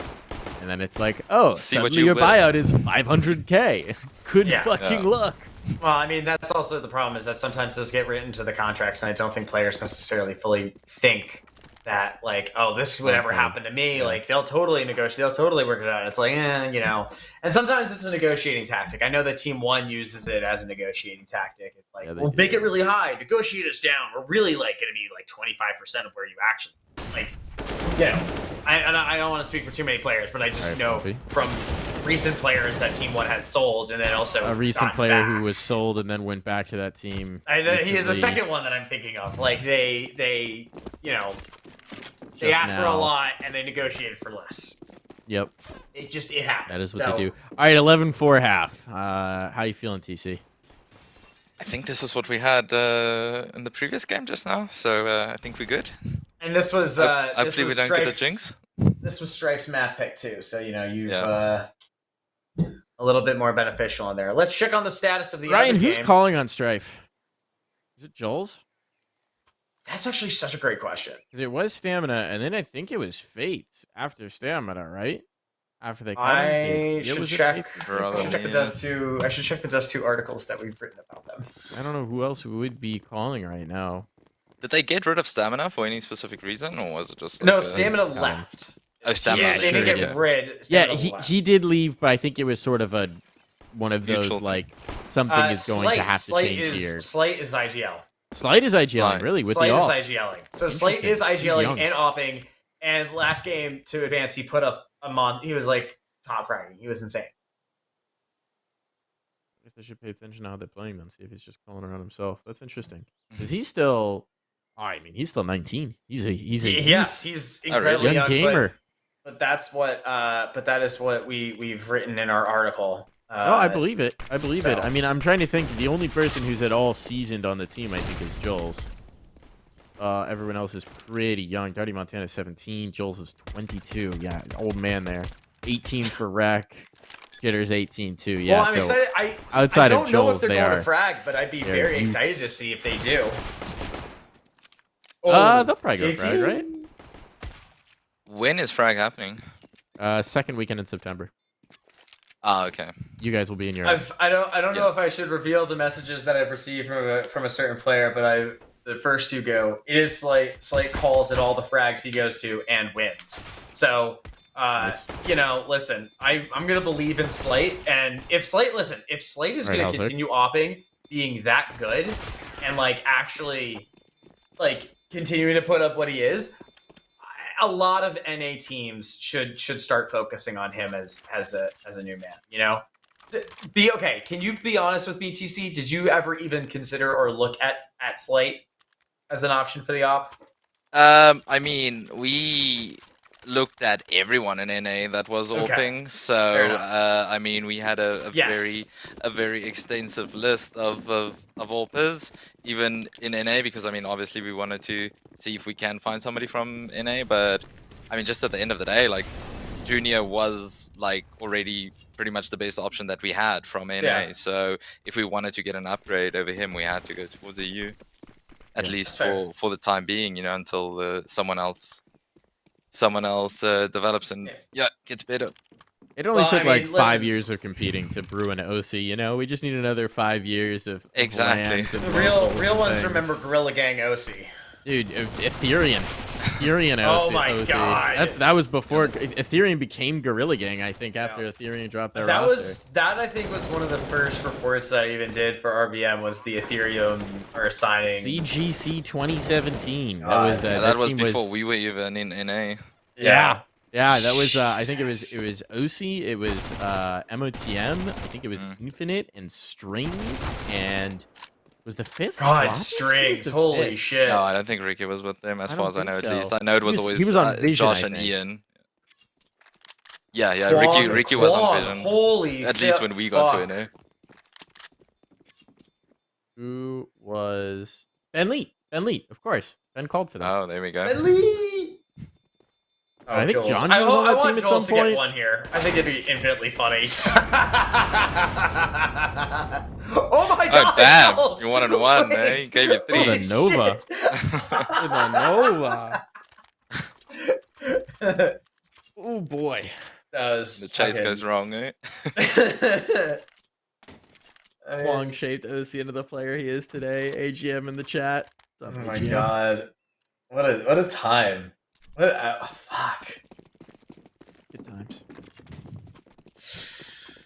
Oh man, what a lot. So, is there anything here that you're hoping to learn from the Open Qualifiers here, TN, or is this just hug it out, win as much as you can, and move on to actual European competition? Well, I mean, I'm just glad that all of the games so far have gone smoothly, at least, and we haven't run into any hiccups just yet. So that's at least a good sign, like getting to Europe. I mean, it's tough to really learn from most of these games, especially the ones we played yesterday, or at least the majority of the ones that we played yesterday. So yeah, I think this is just a matter of we just wanted to get through. The main goal here was just to get through this qualifier and give ourselves extra time in EU. So yeah, if we can get that done, that would be mission accomplished. Well, there we go. Well, on the other end of things, Gaming Gladiators is currently up 8-5 against Brazen in a match that seems to be a little bit closer than the current one that we're watching. So, there's the potential that we'll see a quick 2-0 here, and we can move over and maybe catch the dying end of that. Didn't Gaming Gladiators almost get upset by some random team yesterday? Let me check brackets here. I feel like there was a 16-13 or something like that as well. 16-13 against Red Wolves. Yeah. Who's on Red Wolves? And checking Red Wolves. Hey. Fatality, Sam, Locke. I don't know anyone. Shout out. I don't know any people. Yeah, it's Fatality, the Quake legend. Well, then it's not really an upset. The 90s, the early 2000s, coming out of a time machine. Well, there you go. What do you think about Gaming Gladiators now going to be? I mean, assumedly making it to the RMR. It's a pretty big move for them. It's going to be a big showing for them as they kind of. I mean, out like that. I am going to count Brazen out like that. Damn. I am actually. I know. I know. I think Gaming Gladiators have looked pretty solid, like towards the end of last season already. I mean, they not necessarily like in terms of just the way they play. They just play really aggressive and they hit their shots. So even there was a stage where when Pain was still in NA. Yeah, I feel like Gaming Gladiators would always beat Pain somehow, but Pain would wreck everyone else. But then somehow Gaming Gladiators would just always beat them. So, but even now when we just got back and we started scrimming again, like they were looking solid in the scrims against us as well. So I don't know if they've been, like I also said, I don't know how much earlier they got back to start practicing and how much time they've actually been putting in or whatever. But I mean, they were looking decent in the scrims that we played against them, and I think we pretty much played them on almost all of the maps. So I was expecting them to be the other team coming through in this qualifier. Well, the team overall has really changed from its very beginning. Jazzpimp, I think, is the only still founding member left. They've brought up George was on that team. Was he on one of the found? I thought he joined later. When they first moved to Gaiman from Choco Check, yeah. Oh, he was on Choco. Yeah, he was on that team. He was off for like 2 seconds on a Triumph roster that was supposed to happen, and then he went to that team. And then RIP Triumph and everything.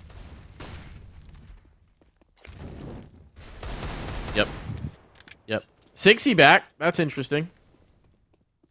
Yeah. Well, it's.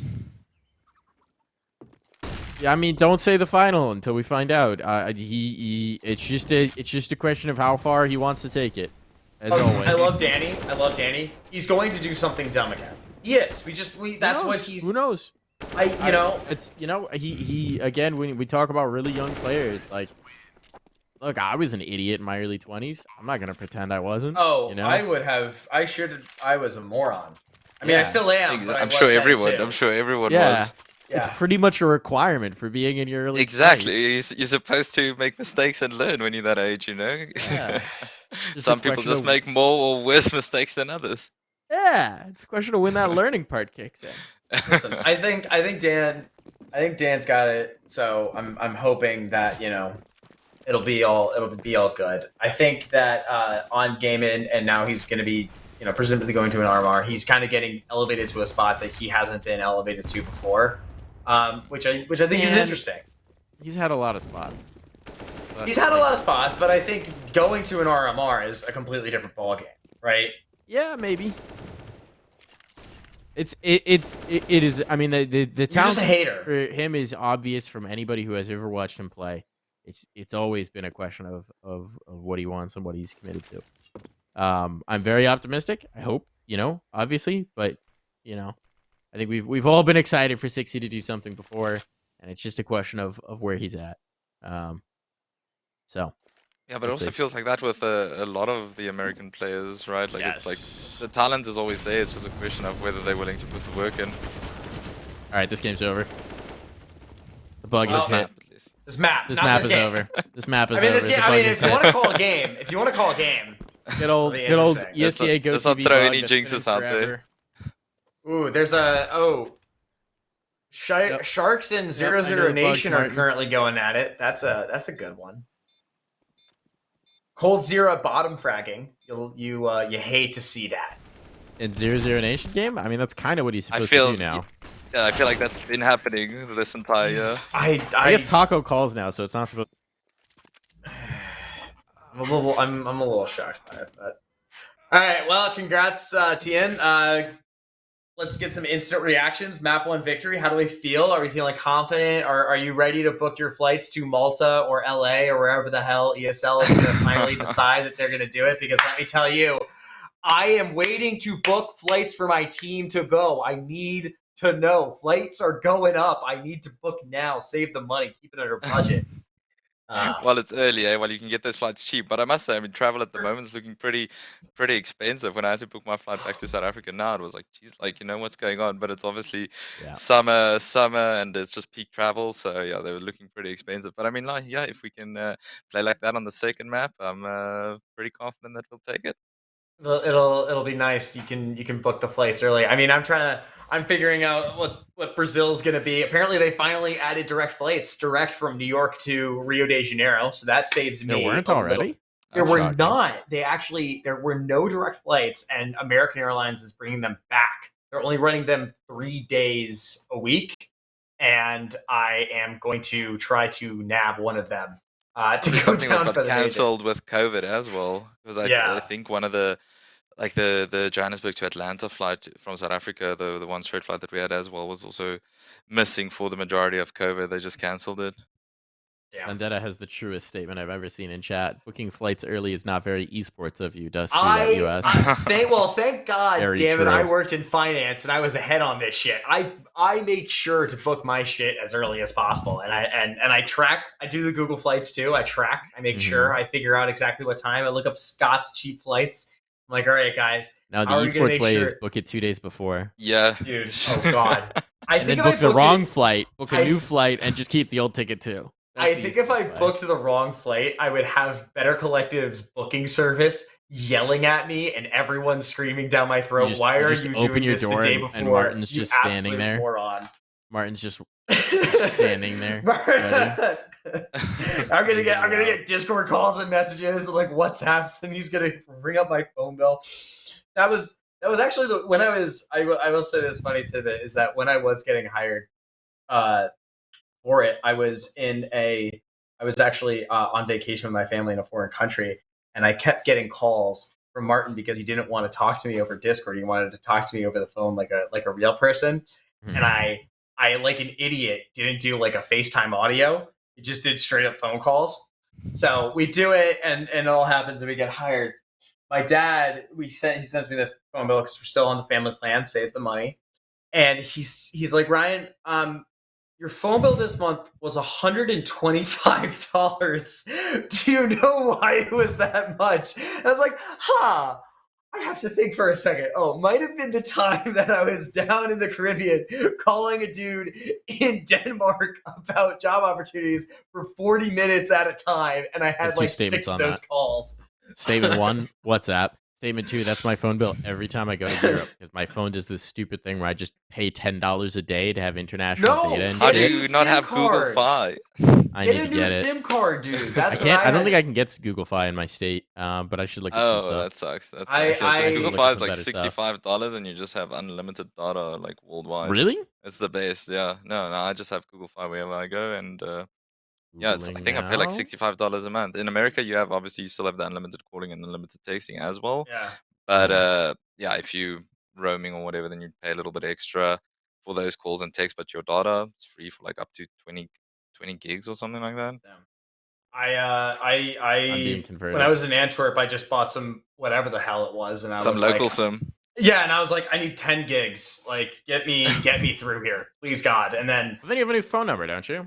Pain in the ass.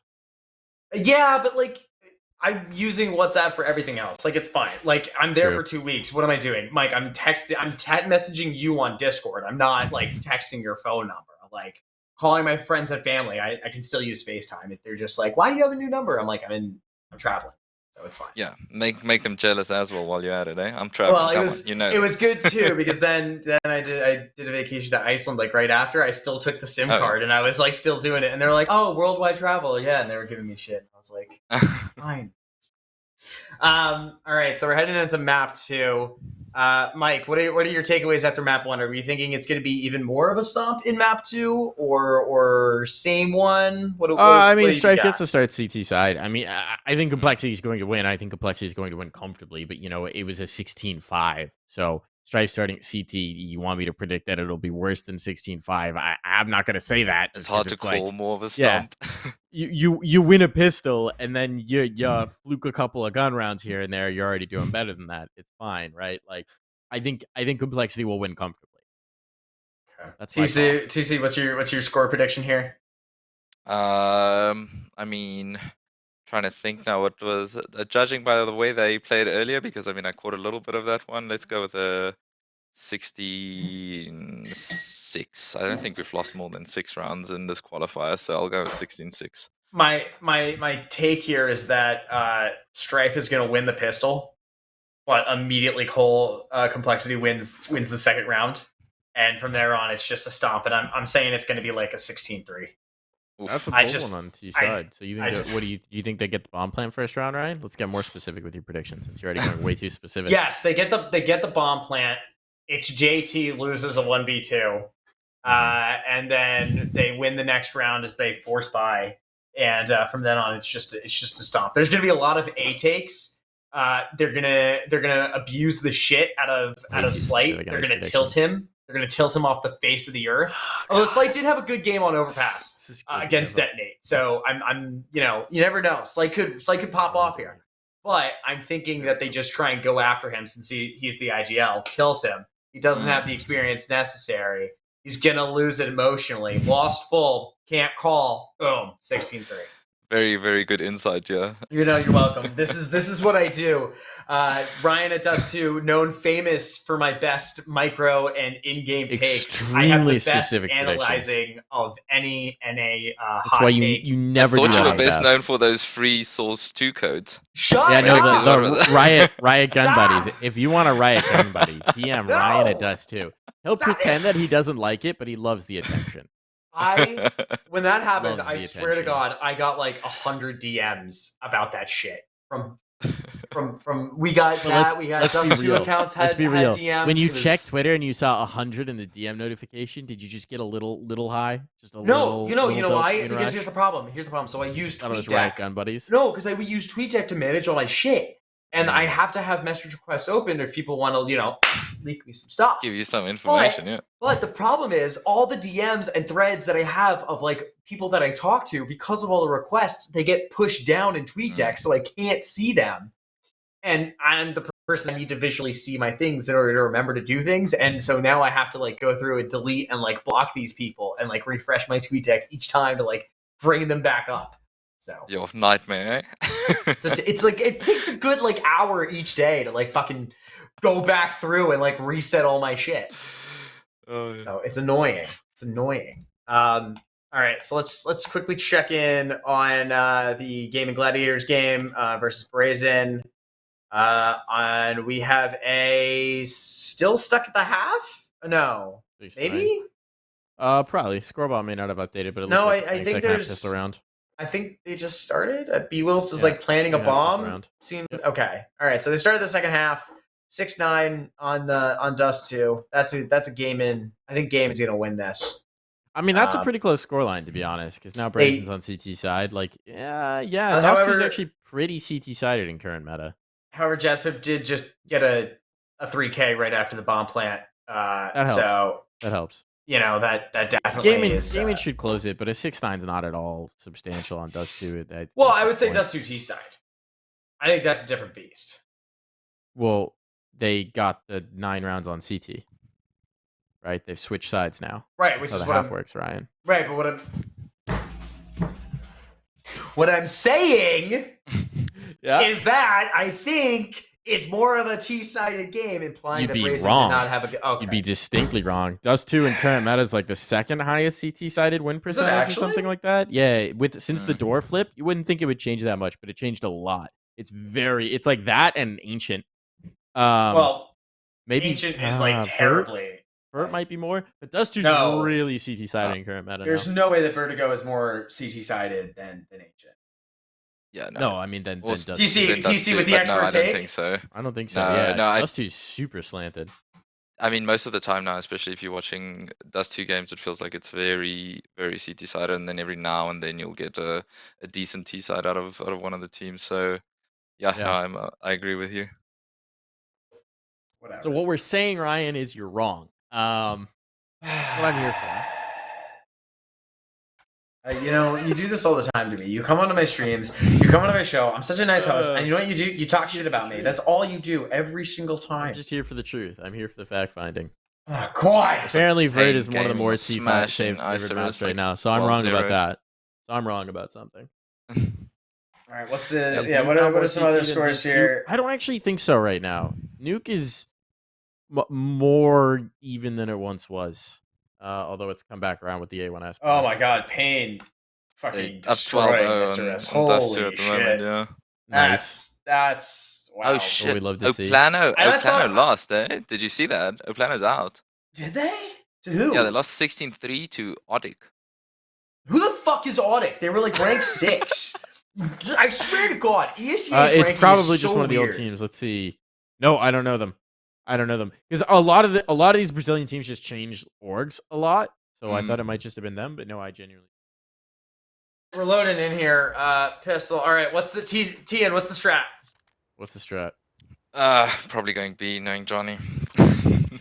Is there like a Rush B? break us No, down? we're not rushing B. We're not rushing B. I No, reckon not a rush B. We're gonna go rude. wait outside Monster probably. And I hope it's a rush, and we'll just just to be a annoy little you. bit of a delayed pop. Let's see. Oh, we've got no. Holzerk we got Holzerk with 2 flashes. No, Oh, no. we're going A. All right. He's throwing some Johnny's curveballs changing it up. Nice. in. And look, they've got the 2 connector reads, so this is a good one. This is Oh, a good one. Jules is there Jules too. hears You all pop this. Is Jules. he gonna Ooh, get you got one? the site. Oh, they Oh. got the site. Or they just kill everyone here. They just kill everyone here. All right, 4v2. They got the water. They know Ryan, the your water. prediction's already wrong. Damn. I still think it's gonna be a 16-3. Does that work for you guys? If you get that one right, I'll give it to you. Thank you. Ooh. Damn. Okay. All right. This is fucking hard. Who's Jesus got the best Christ. pistol on the team? At the moment, I would have Yeah. to say probably. I think Mike. Yeah, Yeah, I think it's Mike. Yeah, definitely. he's kind of filthy with it. Mm. Literally, who the fuck is Audit? I actually don't know. I can't get over this. Yeah, no, I'm kind of with you. I don't know that team at all. But I also don't know who they're playing at all. So, you know, It's SA, are they Okay, man. called I Odig on tweeted it HLTV out, I as well? can't- Yeah, they are. ODDIK. And then Yeah. they're playing Los Grandes, Yeah, who I also Interesting. don't know anything about. but also they smashed Oplano like. I mean, 63. fucking hell, Like, dude. Jeez. Who else is on that Oplano team? I know it's KNG. Who's he playing with? Well, I'm Uh, shocked that, yeah. Neckies, Yell, Kaike, and then no idea what it's. Oh, Piriezen? Kaki's on Oplano? Miss him. I love Yeah. him. Damn. Yeah, you would have thought. I would have thought that Reversive and Myron coming back would have like actually really helped this team, but like it seems tough. And you know what? I think I was wrong about the Zevi Nithon pick. Zevi is 20-5 right now in this absolute domination game. I made some we were making Lucas and I were making comments. They bought those guys for $330,000. And I basically was like, how much, like, how can you quantify that in this? Like, are they really going to be That much better with that much of an $330,000? upgrade, Right, yeah. like, and They I spent that paint splash, that kind of cash? yes, Pain Splash, $330,000 on these two US players. dollars? US dollars. God damn. I know. No, I know. It's a huge amount, and like I'm looking at it, and I'm just going, Nithon wasn't bad.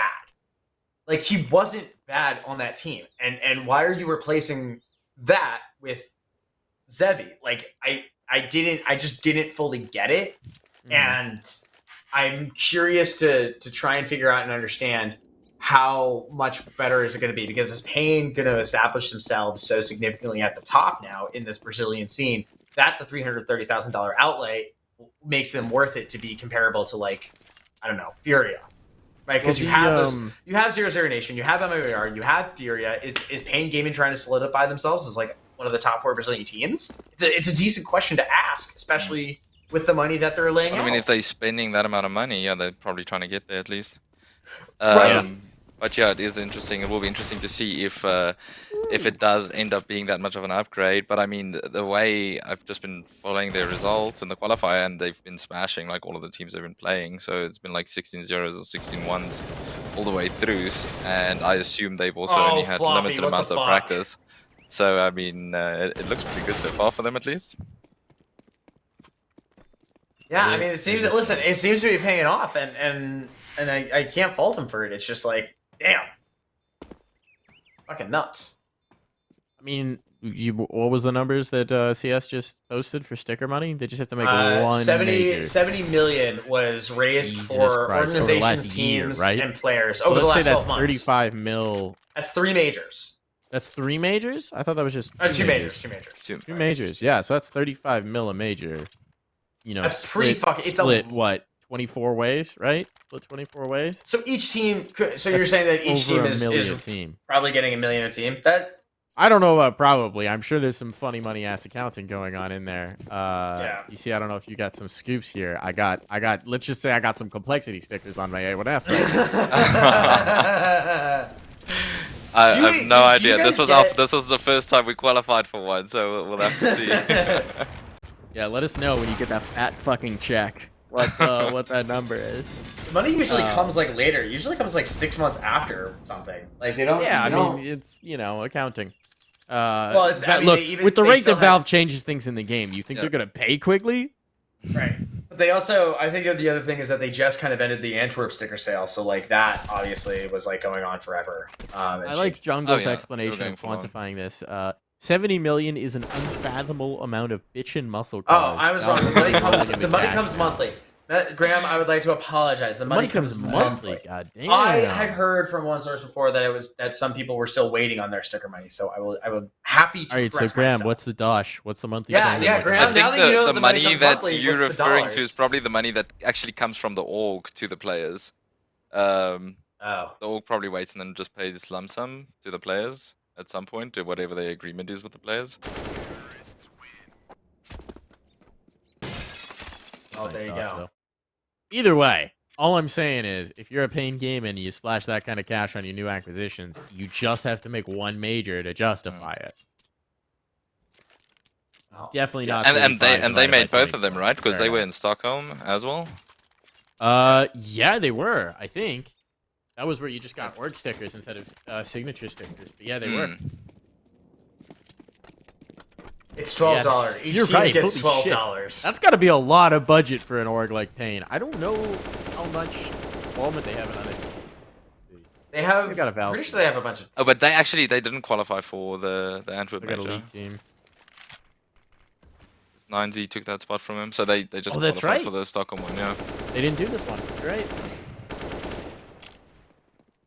They have 8 Liquipedia pages, 9 Liquipedia pages. CS, Dota 2, Arena of Valor, League of Legends, Rainbow Six, Overwatch, Valve, Free Fire, and Clash Royale. Apparently, They've actually got a fair amount Free of Fire that. is like a huge cash cow for a lot of orgs in Brazil. Mobile gaming, man. Mobile gaming's huge, especially in like I don't Southeast understand Asia. how. I don't know what it's like in South America, but it's massive in Southeast Asia. Free Fire is massive? massive in Brazil. So yeah, so it's a lot. It's, I mean, the lower your barrier to entry, the better it is, man. Yeah, when Oh, we went is this- to India for DreamHack Mumbai in like 2018 as well, like it looked like mobile gaming was a lot bigger there as well than anywhere else that we went.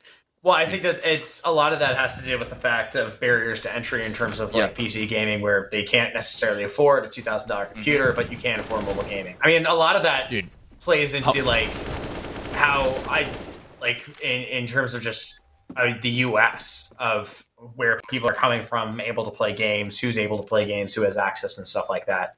And we don't have to get into all of that, but it's very prevalent based on socioeconomic factors. The PUBG Mobile is so popular in India they fucking banned it because they were worried that it was like destroying the youth. I'm not kidding. And so that's actually Bluehole, what they were playing when we were at DreamHack Mumbai. Yeah, was crazy. PUBG. Bluehole developed a specific version of the game just for India to jump through whatever hoops the government had had erected. So there is a specific version of the game just for India because it's so goddamn profitable. Jesus. Yeah. It's weird how in just some areas the game that you make can just become so profitable in other places. Just you never know how it is. Well, I mean, that's a Korean company, right? So it's not that. It's closer geographically than the U.S. is. Right. But Bluehole's a Korean developer.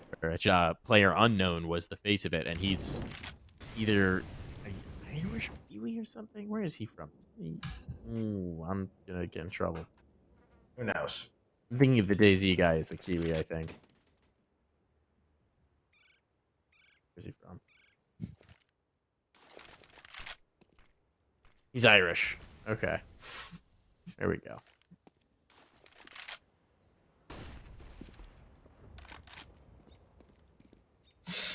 What do we got? All right. Well, 5-0. Is it going to be a 6-0? How are we feeling about this? Looking good for your prediction. You know, I'm really. I think I need I think when it's about like 12. I think once complexity go 12 up, I'll allow a strife round. You'll allow one? Ooh, it might be this round. Arbiter of Counter-Strike? Yeah, it might be a little earlier than you were hoping for. I could do that. I could. You know, I could enjoy this. Crim, Floppy, Every someone can pull every up a 5 complexity rounds, give one to give one to Strife. That works for me. Sounds reasonable. Yeah, you know, as a treat. As a treat, right. They can have a round. Floppy 3 HP 1v5. How does he pull it off? If he does, I will actually lose my mind on stream. Imagine. If he does, I will Floppy stick turn round off the something. stream. I will cancel everything.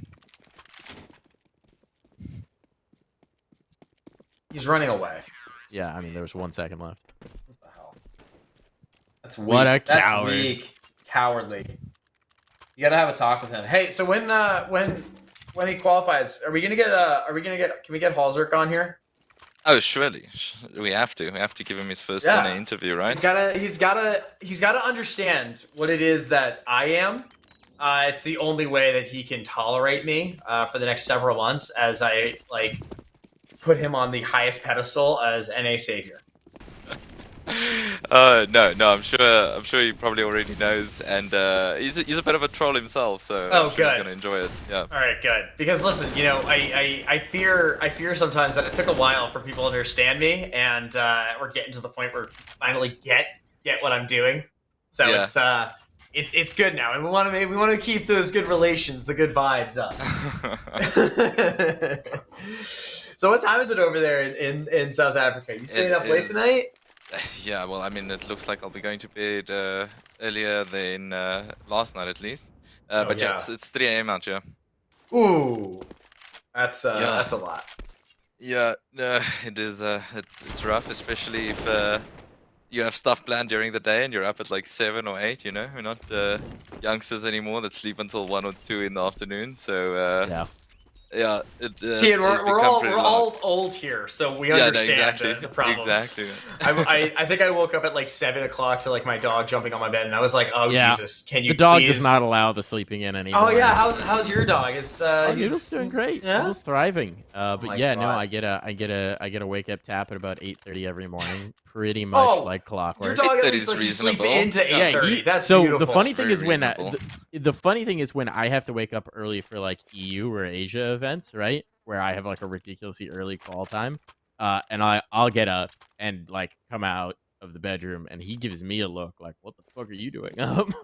I'm not going for a walk right now. Just crashes back out. Yeah, he's a little goofball about that. Does not like to wake up that early, which is something I'm grateful for. Yeah, I was when we were doing the ESL ones, and I had to wake up at like 5 a.m. to start handling some qualifier or some of those matches. It was genuinely brutal, and I would take the dog out, and he was like, "I hate you. I'm not gonna do anything. I'm gonna stand here and I'm gonna look at you, and then you're gonna take me back inside because I want to go back to bed." I was like, Yeah. "Okay, I guess that happens." No, especially when it's winter, then it's the worst. The dog's just like, why? Why are you doing this to me? Why are you bringing me out here, bro? Dude, my dog goes ballistic in the snow. As soon as he sees Ooh, snow, yeah. especially if he's off leash, he's just like, "I'm gonna run. I'm gonna run as fast as I can." Do any of the complexity players have dogs? Mm, Or would you not? How about this? Here's a better question: would you trust any of your players with ownership and raising of a dog? on their own, or are their On their parents own. On their allowed to own. look after the dog as well? On their own? On their own. They have to raise it as a puppy. Give us most trustworthy to least trustworthy. Okay, so the first one I'll probably give one to. Let's go with Johnny. Okay. I think. He's already taken care of, Yeah. teammates in the server. Exactly. Then I'll probably go your Ricky, Mike. Whoa, Ricky, really? Ricky that high up is surprising to me. I am. Wow. Hey, you guys Okay. gotta remember, Ricky's like the second oldest on the team now. Yeah, Wait, I how know, old- but I've also Yeah. known Okay, Ricky how for a old is that? while. Like 23? 22, I think. Oh my god. The Little fact baby. that second oldest is 22 is awful. It's scary. Yeah. Yeah, we're actually a Oh, bit older now oh. with Holzer because I think he's 22 Bang. too. And then Bang's got a Bang molly. 1v2. He's got. See. Can maybe do this. Right, Jules is. Oh, the That's fire got just it. moved. That works. Oh my god, that's brutal. Just burn him. That works. Little Molly tick. We love The thing I that. always forget is like, it's like Floppy and Grim I've known for like 5 years at this point, and then I remember how young they still are. Like, holy shit, I knew you when you were a baby. I don't think I realized at the time how damn young they were.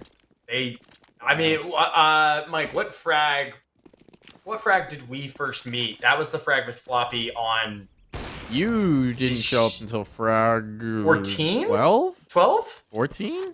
No, I think it was back. It was the I Well, think it was back yeah, in it was 12. localhost, right? Yeah, at the local host on Yeah, it was frag 3rd 12. Street. Yeah. That was 2018, I think. And I remember Floppy being there, and he just looked so fucking geeky and like 17 years old, and it was fucking hilarious.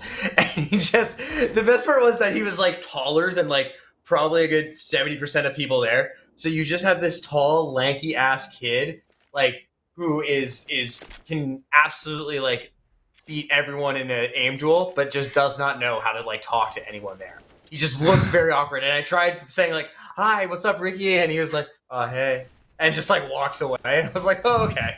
The funny thing is, I Got it. remember I did an interview with Baby Ricky when there was some roster drama on Vision Gaming, and it was like, was that the F1 race car peak turned into yeah, team? that was the team that became that was F1 Race Car Peak before.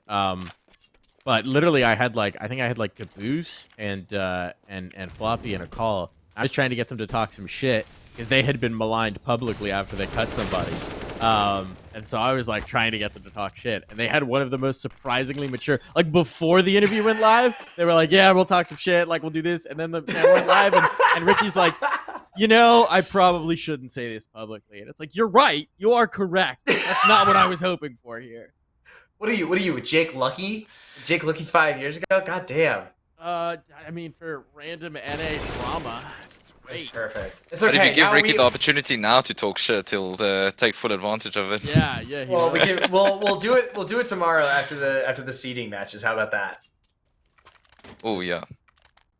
Because I mean, the seeding. It's just very funny how like the seeding can't happen tonight. It's a BO1, but it can't happen tonight. We have to give it its own day, which like. It deserves to feel special, you know?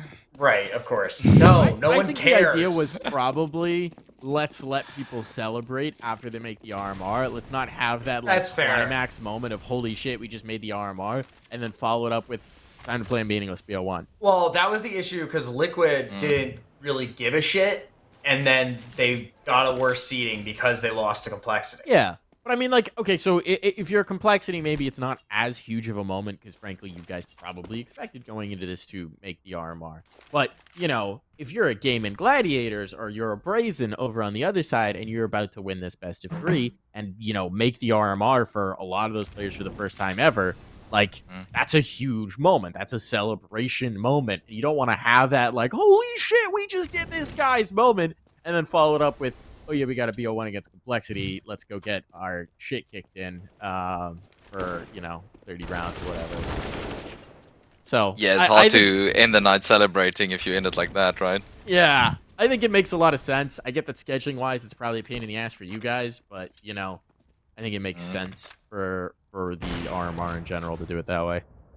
Yeah, and maybe then for the teams to care about the match a little bit more, but now I feel like it's creating pretty much the same situation where the teams are just like, oh well, now we have to show up another day to just play a meaningless best of one instead of just doing it after, you know, at the end of the day when you already qualified, and at least everyone's already warmed up a decent amount, so you at the very least get to see some good shots. True. Well, we love to see so 9-1. Well, I mean, it's close. Once Complexity gets 10, then Strife win their second round. Okay. They're allowed to win as another round. They're allowed to win their second. They can have it as a treat. And then what is it? I think that we'll push forward here. Then kind of I think Strife might win the pistol in the next half, get their 13th, and then you know Complexity close it out. So I feel like we're getting close. If I do get 16-3, I will laugh my ass off. It'll be so funny. All right, who's calling a pause? This looks like a tech pause though, right? Yeah. I think Lady Montana probably dropped. Update on some Order Gaming news. Gomez, who was previously the 100 Thieves guy and is now the chief gaming officer, he basically said Order as a business is for sale. It's not dead. And basically people should go contact them in order to buy out Order. I guess there's just a lack of funding, or the business is currently in administration. It's like open bids. It literally looks like it's open bids. And so I mean, I'll put $100 towards buying Order. Yeah, I'll bet. You know, can we crowdsource? Can we make an NA crowdsource to buy the the stipulation is that Order actually has to come to North America. That's no. We'll leave them there. I just want to own them. So then I could just send Mac and Conky cheeky messages about like owning the only team. The problem is I don't think we could pay salaries. So that might definitely not. Definitely not. So I think that might be a slight issue there on. But also, the how are money they running out of money after just raising $5 million or whatever it I was? think they That is just a good burned. I think they just fucking burned it through it. I think they literally just. It was like spend it, more will come in. Well, We do you just see? got I mean, 5 bar. Like maybe we FaZe get more next Isn't year. Clan. that the VC mentality though? But I mean, what like all the It's not my companies money, I posted just their spend it. earnings. Enthusiast Gaming reporting that they lost like 20 to 30. I think FaZe had a net operating loss of something like 10. Like these guys are just burning through cash. To be fair, FaZe Clan's operating losses were due to the IPO, so like understandable, but also. But FaZe also, Clan. like, it's a slightly different realm of expectation for a FaZe Clan in terms of what you can get away with in your budgets than True. Order. Oh, look at that! Strife Complexity gave Strife their one round a little bit early. That's so nice of them. Unless Haljark wins this. No, he doesn't.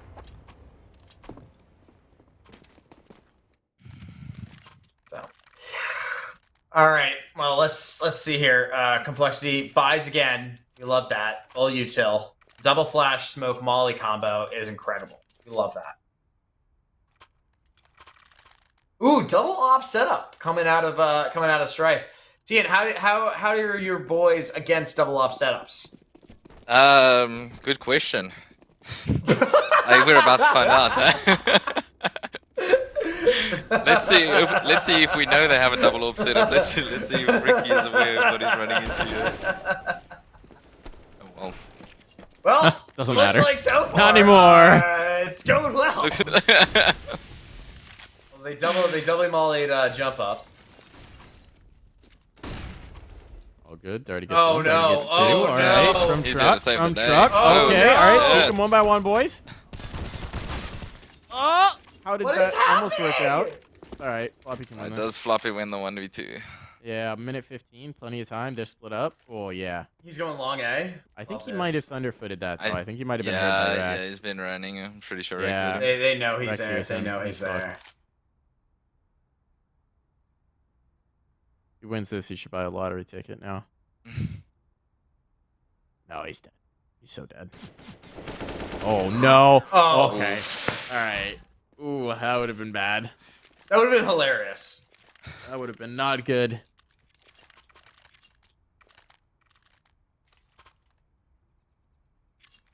Oh, man.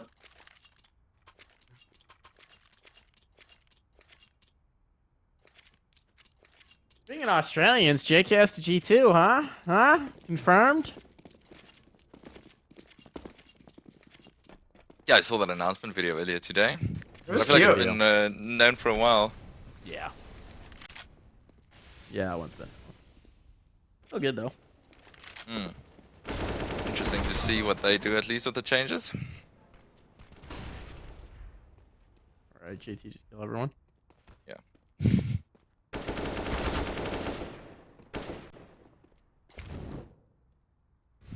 Is Ricky in Dallas or is he in the Pacific Northwest? No, he got to Dallas on Saturday, I think. Okay, so Ping isn't just absolutely destroying him. Yeah, no, I think he flew into Dallas on Saturday, and then we almost had a situation where Mike had to fly there yesterday before the qualifier started because his internet at his house was off. Oh, But no. luckily it came back on, yeah.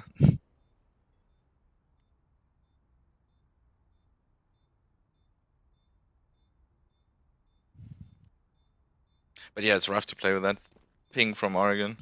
Yeah, He's it always was sitting on like 70 to 80. always the MDL Classic was Ricky just on ridiculous ping. Yeah. Carrying Vision Gaming. Mm-hmm. Vision, Singularity, all the old classics. Yeah. Nice. At least in Singularity they had a team house in Chicago or something, right? That's right. I I'm not forgot mistaken. about that. Yeah. Yeah. I remember they it was did. because he was sleeping in the closet. It was a big closet though. Yeah. Yeah. Oh, God. That team was always fun when they came to LAN because like their owner Atle would always just show up with a suitcase of merch to give to all the guys because he was in Denmark, right? Or, Oh I yes, think he was Danish, yeah. Yeah, And so he was would just Danish. roll in with all of the merch and shit. It's like the one time a year where he'd see them. Yeah, no, he's a pretty cool guy. At least 1 or 2 times that I met him. Yeah, always a good time. Also was very chilled when we got who was it, Ricky and OC from Singularity for 80k. Yep. Little nade stack kill. Love that. Ooh. Okay, Oh, Jules. Joel's. Okay, Is Jules. JT Full JT's ready? watching JT's this, not right? ready. Nope, he's not. Oh, He's not. Knife, is that a knife? Is he gonna knife him? Knife! Yeah. Oh, Yeah. Bomb's down now. Bomb's down now. So what? He must have just gone through connector. Yeah. I love that. That's Back in great. spawn. Two are coming back to retrieve bomb. If he kills one of them, he's done great. Joel's is gonna get at least one. Why is Halser? Why Yep. is? Yep. Yeah. Not two though, That so was it's still bad. recoverable. So you can still get the bomb. They're splitting up on A. The problem is got- they didn't see the other two guys, right? Jules went Yeah. back instead of going forward, so he doesn't have any info. but Now they they got just the nade reset. kill, so they should know that they're both in short. Mm-hmm. True. They should, but you're not They there to should. tell them that. So you know, that's what I like to say about complexity. playing They back should killer. do this. They should know that. But do they is always a little bit tougher. Ooh, Darty Montana Oh though. come on! Two-piece with the deagle. That was a nice play. That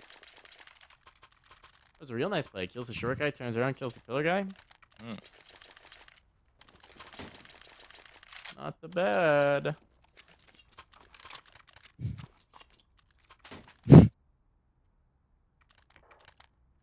Okay, I'm in chat. Are you saying Ricky is now out of the closet? Yeah, I just saw that as well. Oh. Captain Cupcakes, yes. To my knowledge, ESL pays for like the big events. ESL's gonna pay for your travel and putting you up and all that stuff and tickets and whatnot. That's correct, right? Is that the same way with Loof partner teams, or is it just qual teams? What is he asking? Does ESL pay for all these teams for to the fly out and RMR, stay yeah, in they Malta? pay ESL for flies that. you out for Okay. events and puts you up, Yeah. right? Yeah. Yeah. Yeah. I think That's they the like standard. have That's to. pretty much any TO is going to be doing Industry that standard. at this point if they have any real teams coming. Obviously, you know, it's different if you're at, you know, Copenhagen Games or whatnot. That's a different style of event. That's Hey, an Jitter? open and same. I mean, for Fragment W, if you win certain events, they help pay for your thing. Oh God, no! Stop losing so many rounds. There it Does the is. nade kill him? No. No, Well, this barely could be does bad. There's damage. two here. This is hard. That's hard to clear. Yeah, they're fucked. Wow. Okay. 10-5. 10-5. You getting nervous?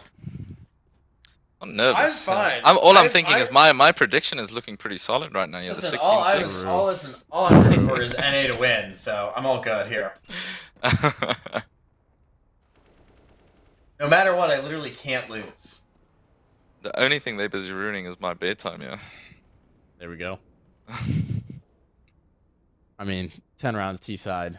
They're doing all right with you. Yeah. They're trying to get you to bed.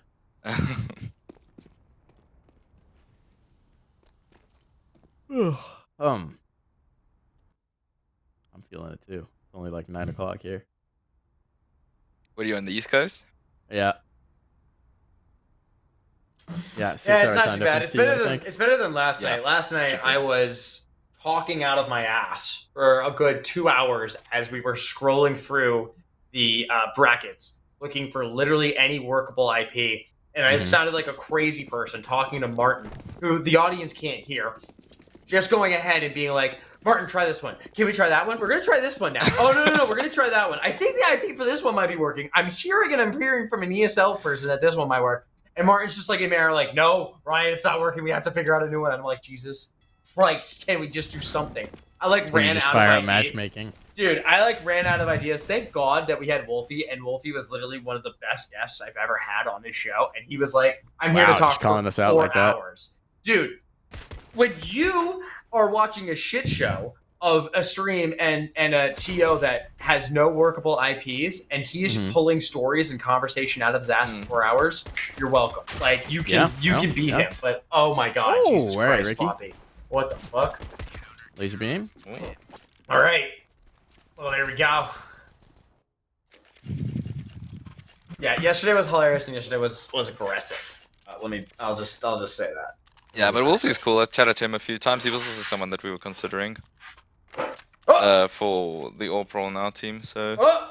yeah, I chatted to him a few times. It's very easy Leaks. to talk to, very easy to get along with, and like you're Leaks. saying. confirming reports. It was very funny. I tried to get him to slip up about complexity. I was like, "Yeah, what do you think about the complexity team? Let's talk about it." I heard that. I heard that. He's like, "Yeah, you know, I really, you know, it's a good team, good squad. I like the guys." Yeah, man. Well, yeah, he seems like a good guy, and I don't know. I think the move could have worked if it happened. I'm just overall I'm curious to see how obviously Halzer works out with you guys. Land will tell, but I think you guys are He's also got kind a of put bison into right it. now. Oh, he's memeing. You Talk about fuckers. that. No. He buys us in practice too. Are you serious? He's a Oh my bison God. believer. Yeah, no. I The think- first time I saw him buy it, I thought he was trolling too. And then I was like, okay, no, never mind. Teach him the truth, the MP9 truth. God, He's not buying an ump. that's true. So many people who Yeah. buy an ump. It's like, no, what year is it? All right, there's the first bison kill. You love it. I love it. And the only one, yeah. Problem with the bison is just as soon as they have armor, it's like, God, what am I even It's doing? useless. Yeah.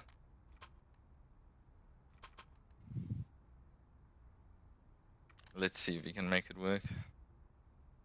You really sticking with it? Yeah, they're full Yeah, I blast hope he coming. does. Yeah. God damn, let's go. All right. Trying to get that op money. Looks like Fang's holding it for him. Got that cash. Ola. Or where do you even play a bison on this map? Just gonna play fountain with it. All right. I am intrigued. They're pushing into playground.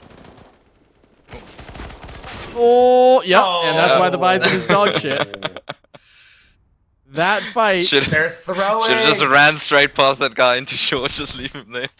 Yep. Throwing. Now, I'm not saying an MP9 gets that kill, but I am saying it does more damage. Mike, did you say it was going to be 16-5? I think you had a score around there. I don't think I gave you an exact score, but I said it was Oh. basically going to be the same thing. But Oh, I let's don't check do in score on predictions because that's always a checking bad in on idea. the Gaming Gladiators game map 2. Hasn't started yet. That makes sense. Their map 1 just wrapped up. They're way behind. Not really just wrapped up. Just about. Well, we can Wasn't that pop long into ago. that one after.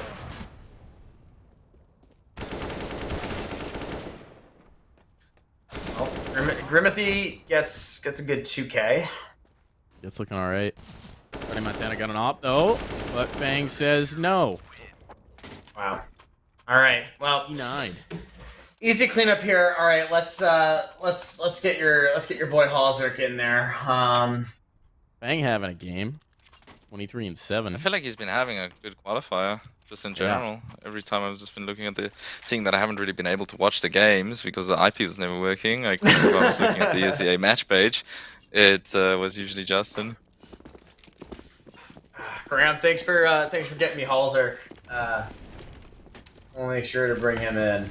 Oh yeah, I'm sure Graham will organize. Is the match done yet? Are we that far? Well, I behind? mean, listen. Okay. Fair. I get what you're saying. I know what I'm doing here. No. I'm just wondering if how far Mine's behind or how leaking. much of a delay there is.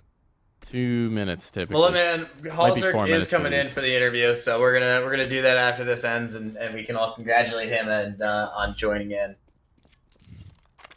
We can have a look at his mullet. Yeah. It'll be good. I'll ask him to like fluff it, you know, Need from some hair behind. care Yeah. It's like tips. really. I need him actually. We need him to wear the sunglasses too. Can he wear the sunglasses and the mullet? Like, just really go all out. A leather Do you have the jacket pit as vipers well on would deck? be perfect. Like, surely No, that should no, be the not a only leather way jacket. he's allowed to Denim do an interview. vest. Denim vest with the Denim cutoff vest? sleeves. Denim vest with the cutoff sleeves. That you got to make him a complexity denim vest. Yeah, jersey. that's a good idea for some complexity merch. You had Jeez. you had the floppy shirt. Now we need the Halzerk denim jacket. Oh man, that's the classic stuff. Yeah. Should I? Oh, should is I, he like- he's in the Godsent studio? He's in the Godsent house? Yeah, That he's in the makes sense. Godsend Yeah. house. It's a nice Godsent- place, I think. It's nice. It'll be good. I think I could probably expense some of those items for Rio and bring them for Halzerk just to wear as we do videos for YouTube. you go. So YouTube, you know, I think that works. I think that qualifies. That seems like a business expense. It feels like a business expense. Listen, I had to expense a ton of lighting. Like, you point. know what I have my lighting right now? Because in my new apartment, there actually is no overhead lighting at all. I have to take a lamp that's currently sitting on top of my PC tower on my desk. No shade. I have another lamp, like, that's for a normal living room. No lamp as well, to try and get some semblance of decent lighting in here. It's, Did you not just buy the lighting we talked about? No, I did, but it's not coming until tomorrow. So I've had to jerry rig the most awful lighting conditions ever. It's okay. It's okay. At Yeah, least you we're all made a gonna plan, make it. and you get to You know- expenses. Best of all. I expense that. You know what? We get it out. It's good. Everything's a write-off. Everything's a tax write-off. You know, Everything I is a just tax write-off. Yeah, that's Everything my is a tax philosophy. write-off. Oh, I bought this game. I had to see if it was an esport. Tax write-off. Unfortunately, What do you mean Stardew Valley's not a competitive game? So I couldn't do it. I realized I wasn't able to fully do that once I was working for a company. I was like, oh, I need a new $2,000 computer. I think I can write that off. And I just go, no, I think I have to get that approved by the company. I don't think the company wants to approve giving me a $2,000 gaming computer. I don't know how I'm going to convince that of that, but it's not working. Not happening. All You know right. what else isn't happening? Is Strife ain't getting another round here, baby. It's done. Do we have some celebration, Martin? Do we have some celebration effects in here? Can we do some phone on it? Complexity, make it! Congratulations, dude! You did it once again! Let's go, America! Greatest achievement of your career, TC? Greatest achievement of your career so far? Oh, 100%, 100%. I never expected to be to qualify in this fashion, but you know, we made it. All right, so Halzerk, he's getting his shit together. He's going to be coming in real soon, so we're going to be getting a good interview there. So yeah, that'll be perfect. Awesome. Everyone gets to see the mullet at least. Well, this will be Before we head off to perfect. Yu-Yu. So you are the first North American team to qualify for the RMR. So for the rankings of the RMR seeds, you will be number 1 because it is the first one, and so then for you'll also have all of that. Isn't that very But that's exciting? kind of bit us in the ass. Well, we still have to play Gaming Gladiators actually tomorrow.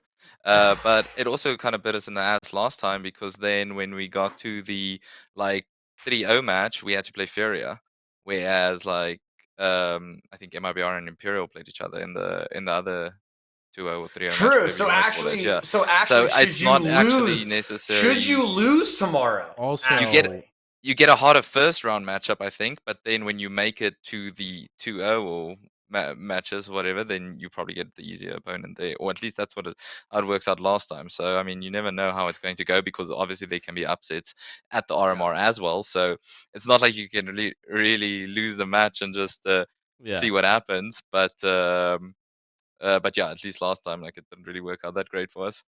Also, Ryan, Liquid's already in the RMR. Yeah. Major last time. Oh, that's right. And Furia count as an NA team as well. So you're right. They're based in Florida. They're an NA team. Yeah, exactly. So technically, Which I think there are questions about that now because of the whole like facility in. They are building a facility, but they're also building a facility in I think Sao Paulo. Yeah, but screw it. We blame K Serrato. He's one of us. Let's see. All right. Well, Halzerk is in the Discord channel right now. We're getting hello. So we can so we can hear you, buddy. But we need you to log on to the vMix and put in the password, and then we can put you up on screen. So you'll be with us, and we can ask you all the fun questions about it. We can. Oh God, I don't even want to pronounce your. I don't know how to pronounce that. Please A. try. Please. You have to try at least. You guys have to try at least. Do I have to try? First name? Well, surely. No, he's first name. Hold on. We'll do it once he actually gets in here. So it's a good collaborative thing. Oh Jesus Christ. Wow, that's something. All right, welcome, Halzerk. Congratulations on making it to the RMR. He's in. Yes. Success. Welcome to NA. Thank you so much. Thank you. Qualified for your first NA RMR. Love it, Mullet Man. Love it. First try. All right. So, Haikon Yerli? Yeah, good enough. It's pronounced Håkon Fjali. Håkon It's very Ferry. hard. All right. Oh, That wasn't the worst. That wasn't the worst thing I've ever said in my life. Well, congratulations on making it to the North American RMR. Congratulations on your first attempt of making it this far. You did it in NA. What's it like playing with this new American team and this new adventure? Oh yeah, it's interesting. It's very interesting. I think it's gonna be very good going forward. I feel like we have a good chemistry in the team so far. It's a bit confusing times to times to like the communication for me. Sometimes it goes too fast. You know, the NA comes, they talk a lot. So, but yeah, it's just me keep playing with them, and it's gonna get better and better for each day. So the first question I have to ask you right now after watching that match, what's with the PP Bison? What's PP the Bison, why bro. why are you doing the PP Bison here? All right, It's there are so so many underrated. other it's choices. really not. It's really They, not. they, It's they really thought you were underrated. trolling. Nah. I used it. I used it even at the RMR, the RMR in Bulgaria on LAN. It's very underrated, especially against like when they have no Kevlar. It's so good, and you Well, get like yeah, $600 but for the kill. everything's so good against the no Kevlar. The problem was the round after that when you take the connector fight. It's like, yeah, you could do no damage to this guy. You are I just didn't get an dead. assist though. I didn't get an assist, so Okay, all I'm, right. I'm still practicing the spray pattern. I'm not quite sure, but and it's coming into meta. It's a Just work trust in me, it's coming progress, into eh? meta. Yeah.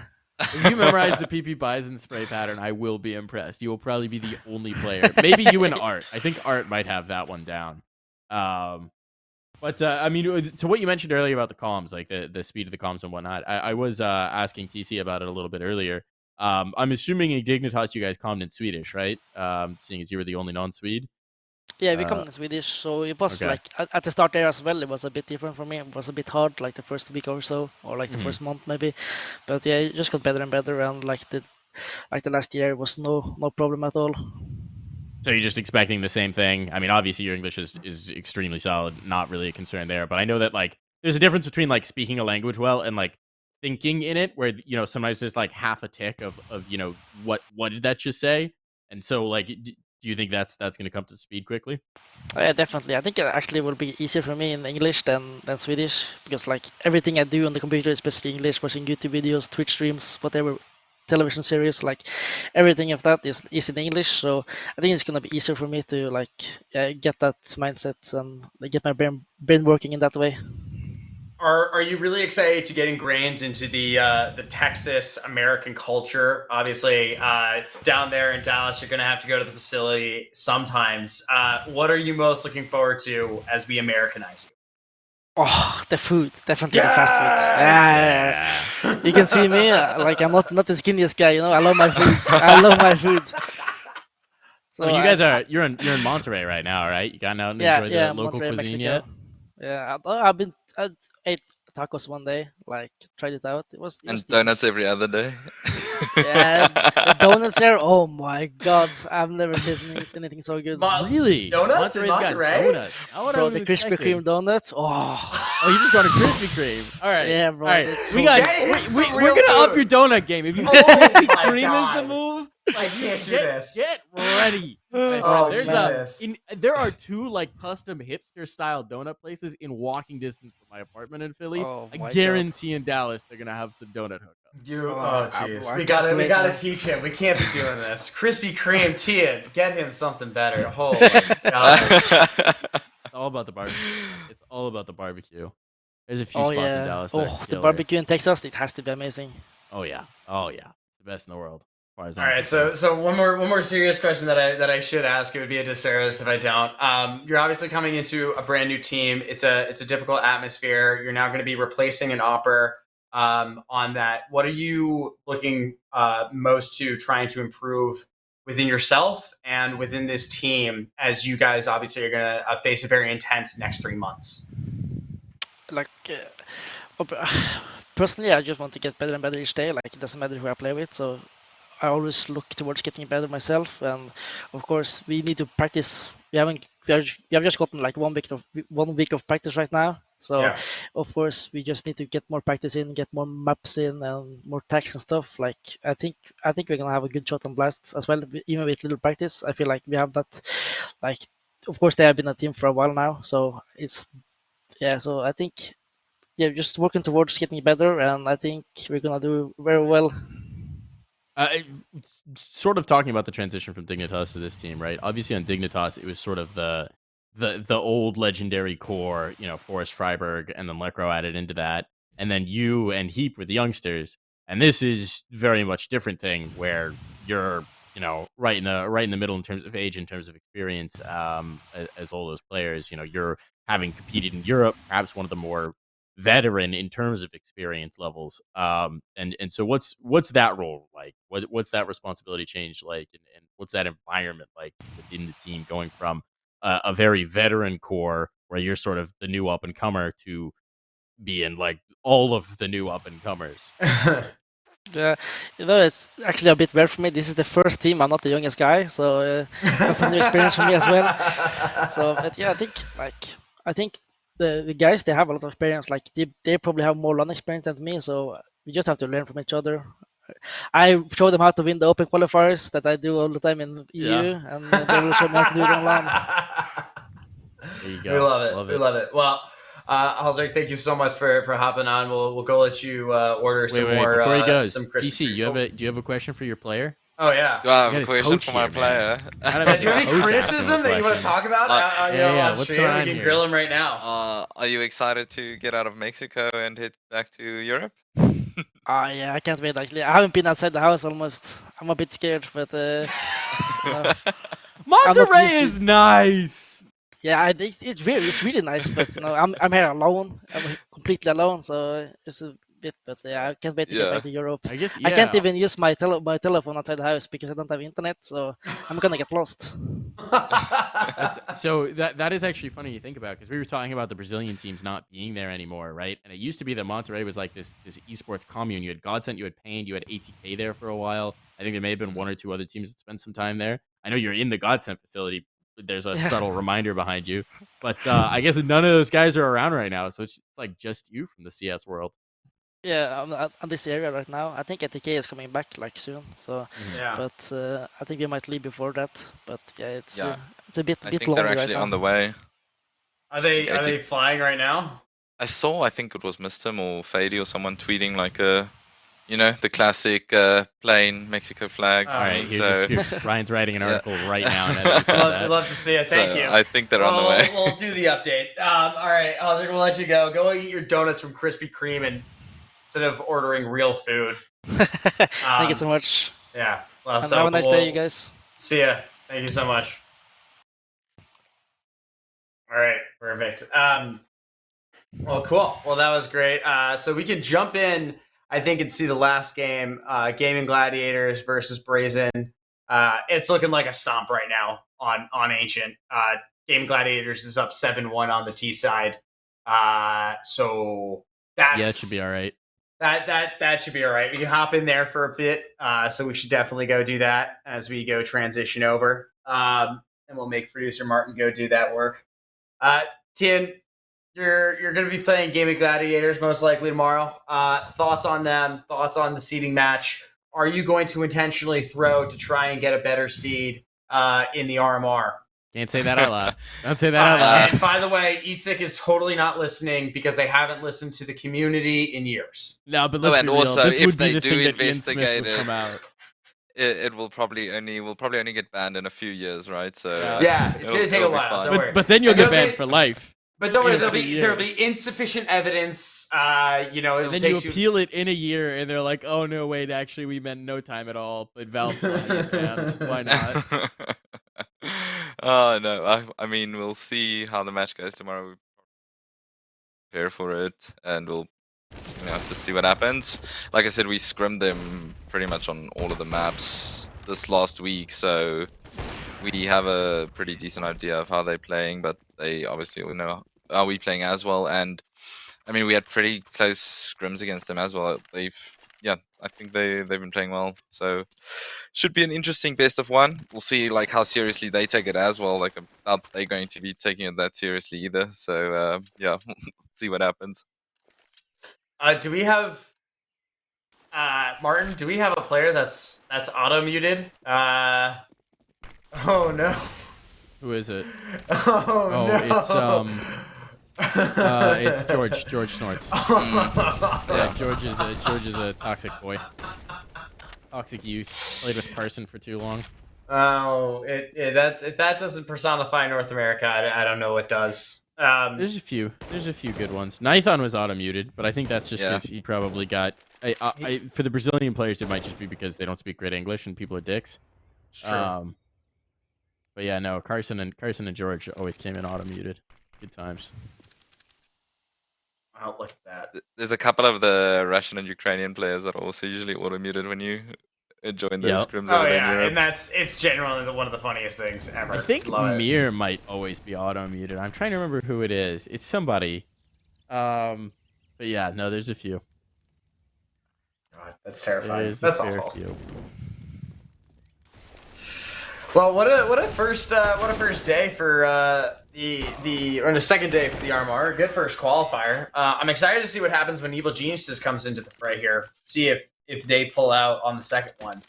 I think it's going to be 6 days in a row of qualifiers for that one, so that'll be interesting. So here's my question for EG, right? Presumably, once they start competing in the qualifier, that 5 or 6 or whatever they're registered as is like the team that has to play the qualifier, right? Aw. Really? Mm-hmm. Get a new roster of players to then go guess that for makes the sense, next yeah. qualifier, right? Because it's a separate event. You fail in one, you can go try another. It would be so. But if they win and they go to the RMR, as am I muted Ryan, again? you're muted. Son of a bitch, Martin. Stop muting yourself. What the hell? Martin, in revenge, just shrink his camera. Shrink his camera more. Don't shrink my camera. I'm really disappointed that you. Yeah, you already know. Fuck? I'm really disappointed that you didn't just shrink Ryan's camera like 5% every other round. Then one of my face is the crosshair. That I don't want. I want you over a player. Listen. So, anyways, Anyways, now that I derailed your what the train of hell? thought What the hell was I entirely. even saying? I don't know. Oh, you can submit the same roster with the 5, but once you submit the 5 and you proceed on the RMR, they changed the locked in. rules so it says the core. I think I saw something from Norse. He tweeted out that there were changes into the rulebook. I think it said this. It used to say the squad of 5, the team of 5. Now it says a core players or the core members of the team, which unclear what core means. Does it mean majority? Does it mean the 5? Does it mean the 4? What defines core? Yeah, but that's. But without having the actual definition of what defines core in the rulebook, it then becomes a little bit of, who knows what it necessarily is. But now it says core of the team. So it could be 3. So Evil Geniuses could put 3 members forward and then have 2 new ones coming in and still go to the RMR. So, who knows on that one? But it looks like they want to use their main team to play this qualifier, and I assume they're just waiting for them to get back from Blast to play in the second and the third qualifier should they need it, because otherwise they would have just had like Body Astronauts or Copper DM play in this first qualifier.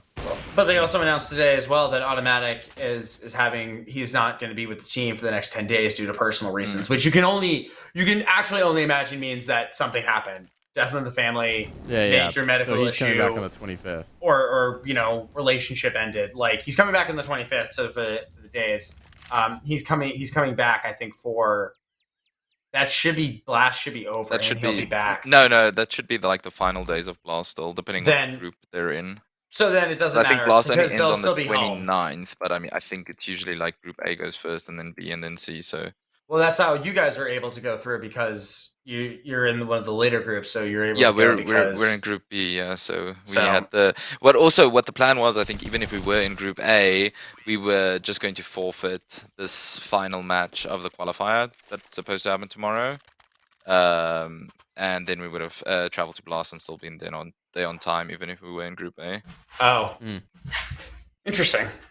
EG's in Group C too, so they're not going for a bit. But for Evil Geniuses... But I think they're probably already there. Yeah, probably. If seeing that they didn't play in this first qualifier.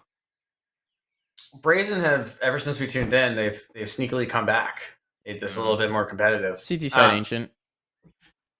Who doesn't love it? Oh man.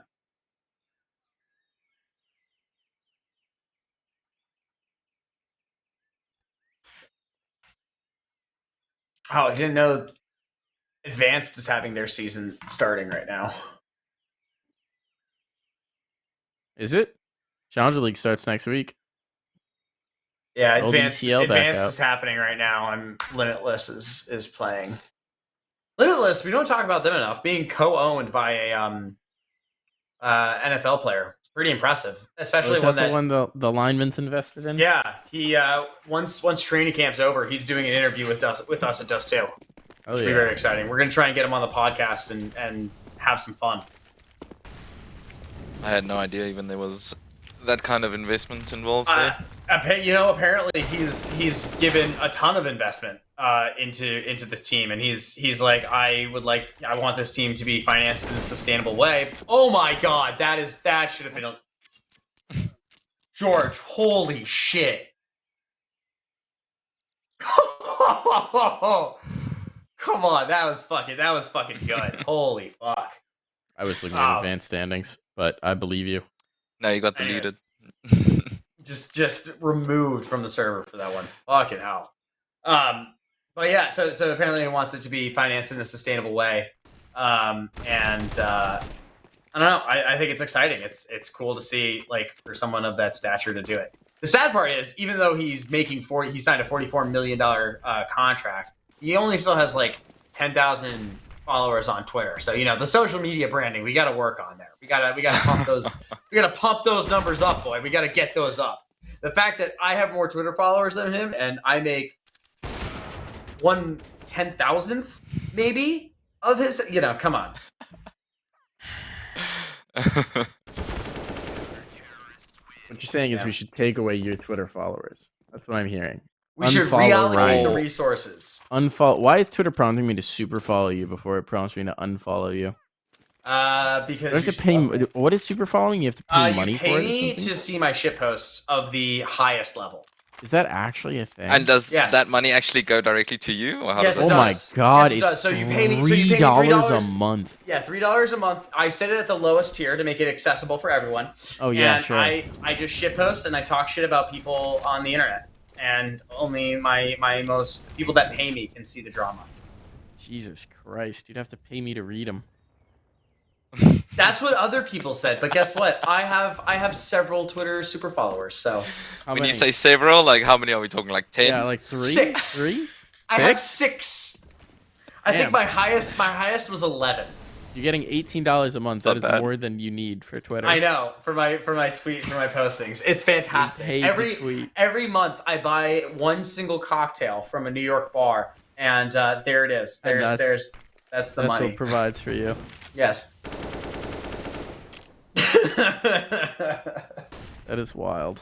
It is an adventure. Conceptually, that's wild. Like, imagine paying to just read someone's tweets. Like, I'm not even talking you. I'm saying anyone. Like some like it's.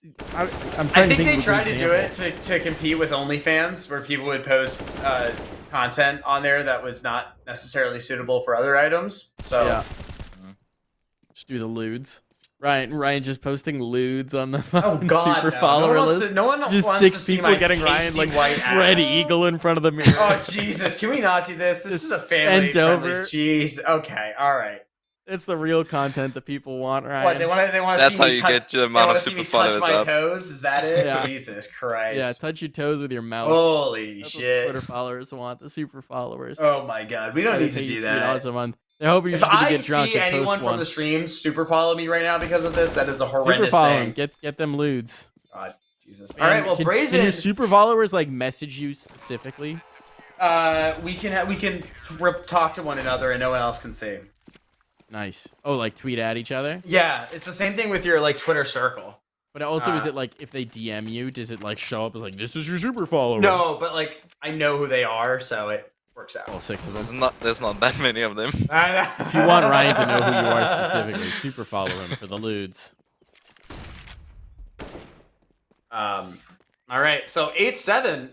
Damn, quite the run back. Brazen turned it around a little bit. It was 7-1, right?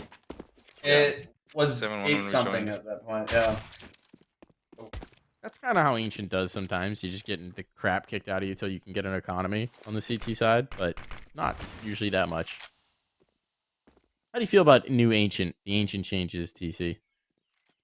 I'm wondering. Like, I feel like we haven't really played it that much since the change. I think we only played it like once after, but like in an official. Like, I mean, we obviously practice it and we've been playing it, but I mean, I feel like it definitely it like makes it a little bit easier for the T side, especially getting onto the A side. Yeah. Just yeah, I mean, just this. I can't even remember exactly what the changes were. Obviously, they closed off the one gap, and didn't they make the side a little bit wider with the donut entrance or something as well? They smoothed the edges inside donut so that you can't hide in the corners. Okay, yeah. And then So- they changed. so when they did you widened decide- something over on B. When did you really decide to stop playing it? Because I remember you picking it like every fucking game, losing on it like 6 in a row, and then I finally was like, "Can you guys please, for the love of Christ, stop picking Ancient? You've lost 5 out of the 6 times. You're killing me here." But those were close games, right? Yeah. You blew it every time. Yeah. You had the lead. You were winning. exactly. And you threw it That's why- away. That's why we kept picking it. It's like shit, You we should have won. should have figured it out after the 5th time. You could have closed it out. You know, even before we went to Pro League, we decided that we were going to pick Ancient for majority of the matches. And Johnny and I were talking about it. Like, are we sure? It's like, yeah, okay, cool. No, it makes the most sense against the teams that we're playing. So we like decided already going to Pro League that we're picking it against everyone. And then yeah, it didn't work out that well. Classic. Hey, we gave people a lot of hope at least with those some impressive T sides, and then not winning any rounds on the CT side. So, I do have to ask you this. You're going to go up against Navi, which is not going to have simple. Chances are significantly improved there. How do you feel? Are you gonna get 5 rounds this time, or is it 6 rounds? 16-0. I mean, Head last trick time about we- to get tricked on. I think the last time we played them, it wasn't it 16-14 on both maps? With simple? The last time that you played Navi, At Pro League, yeah. I think we ended at 16-14 on both maps. They had April hit trick 1st. for Boomage. it was 16-13, 16-14. All right, I will give Yeah. you some credit there. You did play head trick though, Yeah, instead of Boomage. Which and head trick went -16. Did he really? Yeah. Huh. He had a 0.74 rating. was and he bad or Simple- were we just that good? That's the question. Yeah. You were just that definitely good. bad. Definitely just bad. I think it was just 360 no scoping him. That is, I will give you credit. Your Ancient, you did have 10 rounds on your CT side. You only had 3 on the T side, and then your Dust 2, you had 11.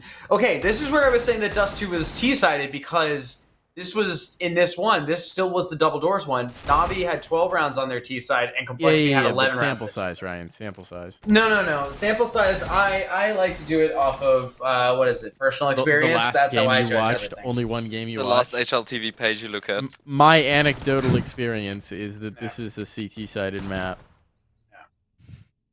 So, well, you're not gonna have to face simple. So that's a little bit better, I guess. I mean, it does definitely make it a little bit easier. You I might guess, you might if win don't have to play one against map. the goat. Yeah.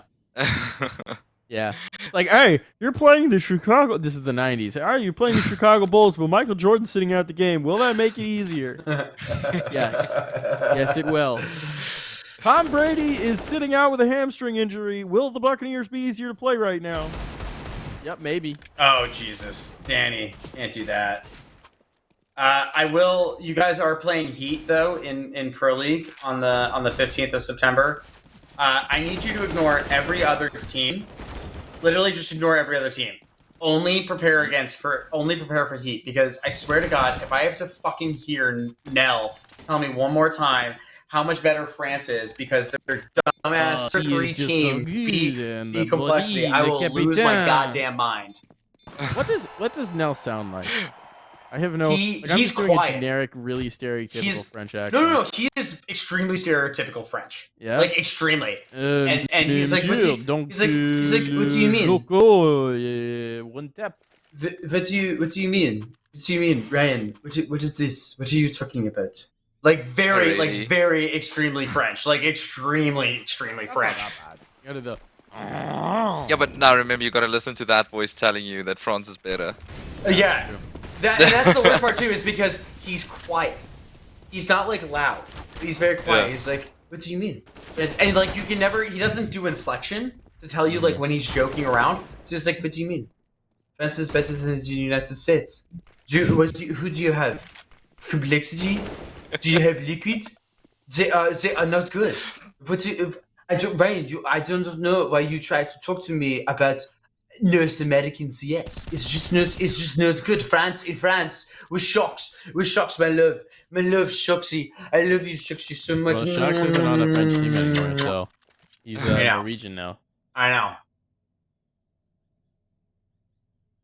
Oh, yes. Did you miss some news about Sybil? Yes, you all did, because none of you support journalism. Sybil is not going to be there. There's some personal reasons or something, so he's not going to show up to Blast. That's all we know. Just not going to show up, and Hendrick's going to be there. Mira from Deserto did it. He posted about it. Not ideal. Well, ideal for us, not ideal for them. Yeah, take those. Okay, Cynic. Jesus But Christ. obviously, I mean, Holzik's a bit sad that we're not playing Navi at full strength and he doesn't get to dominate Simple, but, Yeah. you know. You know, We'll have to- if we'll have to wait if for you next can time. beat Navi, I will I'm gonna be so fucking obnoxious for like days. I'm like so pumped. Like if you can do it, Ryan, if they beat Navi, will you shave your hair into a mullet? no, I don't Oh, have sick. enough hair to grow. You know, my hair gets so curly, it just goes up. There's Yeah, no yeah, like yeah, down I back. hair. But by that time, right? So just grow. Here's what you do: you grow down your neck hair, right? And then you Grow shave down the my neck hair. sides. How long? You shave the They play in sides. like 4 days, Mike. Yeah, well, you know, you'll just have to commit to the bit for a while and just get a mullet. Listen, I will gladly What do you think, shave chat? like What full do you think, shave the chat? sides Ryan of mullet? my hair. I will go bald on the sides. I'll get the fucking like, you know, undercut of the century. Yeah, I think you'd have to grow your hair until you can grow a mullet Oh, Jesus Christ. for the culture. For the boys. I'll do it for the boys at the major. We'll see. If you guys go There on you some, go. if Just you start guys, growing it now for the major. I'll start going in Yeah, now there for you the go. major. I have and you know I'm gonna have to get you guys on board because I did the first major already, but now I have a ton of content ideas. Now that I got the first major under my belt, or technically my second major under my belt, I know what I'm gonna do. So we're gonna have some fun time in Brazil. We're gonna go down to the beach. We're gonna do some video. I want to do some videos with like Floppy trying to do Carnival. That'd be great. It's not the right time of year for Carnival. No, No, isn't the World Cup happening? Oh no, the World Cup will have just have happened. So we could actually, if Brazil wins the World Cup, we'll still see the lingering celebrations for weeks on end. That's we happening, could- what, in Qatar, right? Yeah. Oh, well.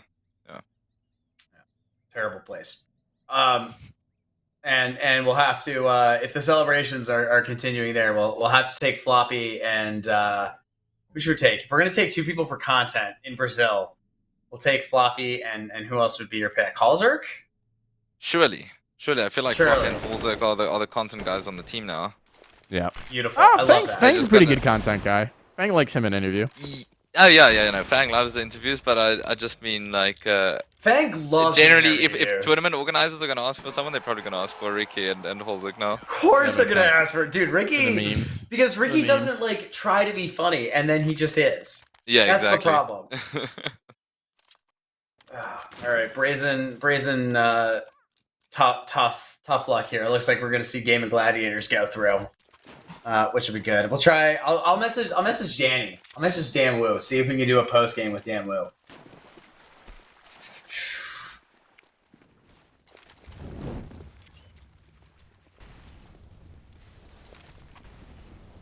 Oh, new CLG Reds getting their season started.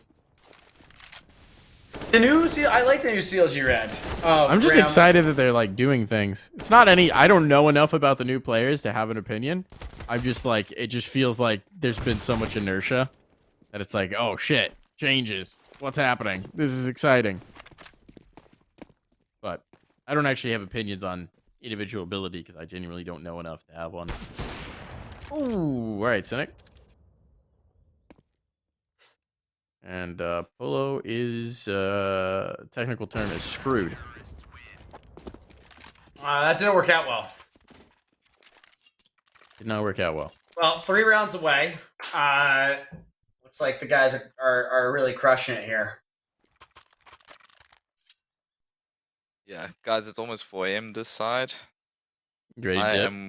I'm going to have to love and leave you guys. All right, that's fair enough. You need to go to bed. I understand. Go. You're catching your flight? You're going straight from South Africa to Blast, right? To Copenhagen, yeah. So I'm That's leaving okay. on Thursday evening. So I How pretty long? much. How long is that flight? Is it a direct, or do you got to stop in? Like, No, stop over in London. Go get some gasoline grill in the Copenhagen airport. I've heard that's the move. How long are those flights? It's like 11 hours to London, and then got like a 3-hour layover there, and probably another 3 hours to Copenhagen. Jesus Christ. Ah, well, you get used to it after a while. I think my flights to Brazil are going to be like 12 hours. So That's nothing. I'm flying commercial. It'll kill me. I'll see if I can get the business class upgrade. You definitely can't. You Let me know. tell you this now, not unless you want to spend a lot of money. With these It's super not my money. followers, what do you mean? Oh yeah, it's not my money. It'll be the super followers' money. Yeah, all $18 of it. You better be saving up a lot of months of that. You can get those upgrades for cheap sometimes. Like I think we've gotten them as low as like $300. Oh, I would. Oh my god, to That's pay like $300. Full business class upgrade, like you. Is that would the be ones where silly you not like? to do it? Is that the ones where you bid, or is that actually like they just offer you the number? 'Cause there's some of them where it's like minimum bid. No, it was. I just one time. I think it was at the start of this year when I just called Lufthansa and asked them how much the business class upgrades were, and yeah, it was like, oh, it's $300. Like, oh, amazing. We'll take all of them, you know. Yeah. Yeah, exactly. Yeah, I think if I had the option of choosing business class to go down to Rio de Janeiro on a 12-hour flight, I think I would do that. I would probably pay out of my own like wallet. You will pay out of your own wallet. Probably like 300. You know what, Mike? Jesus Christ, it's a figure. Holy God! Letting you know. All right, Tien, get out of here. Go to bed. I appreciate you hopping on. Perfect, guys. Thanks for having me on. Thank you so much. We appreciate it. All right. Sweet. See Cheers. ya. All right, we're gonna fix. I do enjoy that the score has just been wrong up top, Martin, for a while now since the half switch. You know, it happens. It happens. Yep, I just noticed it. Flipperoo time. It's not like it's gonna be on there for much longer. All right, it's probably it's not. Just, it is what it is. Oh no, we love that. Yay, official camera time. Ryan, how do you like my terrible mustache? You know, I saw it. I was wondering when you were gonna shave.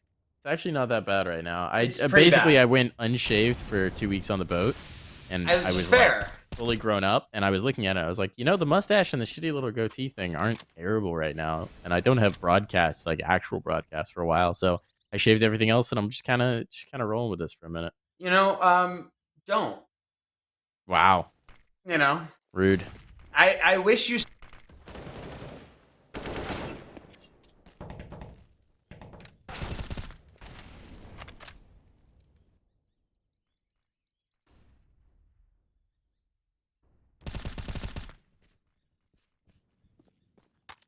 Stop muting yourself. It's not Martin's fault. It's you. Be real here. Now I'm muted?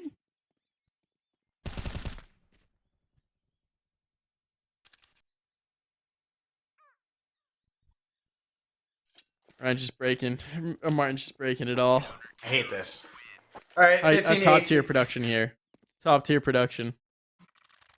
All right, 15-8. We've got this. Looks like it's gonna be in the bag. I've tried messaging Danny. He has not responded. He's busy playing a game. Well, you know, it's true. But you know, you never know. Busy. Is he even in the Discord? He's not in the Discord, but you know, we've asked for a post game interview, and we'll just have to see how it goes here. Otherwise, we'd love to see in chat asking, is it Ryan or the equipment? And I'm just gonna say, if you have to ask, is it Ryan's fault? It's Ryan's fault. What the hell? Just keep that in mind, chat. Definitely not Martin's fault. Never Martin's fault. God. He's blameless. All right, and it's with gonna be over. this, Gaming Gladiators will have qualified to the RMR, unless Dangerous can pull out something. So Yeah. Okay. So it's over. So congratulations to Gaming Gladiators. It's a huge win. Let's see. Dangerous. 5 HP, 1v2. 5 HP, 1v2 for the Dream. Keep the Major Dream alive. Dangerous in the clutch. Oh, he's back into the corner and he's dead. There it is. Armor. Dan Wu makes it. Gaming Gladiators make it. I've reached out one more time to Danny. We're gonna see if he responds here. See if he comes on for an interview. Hopefully he does. He's liked it, so he says yes.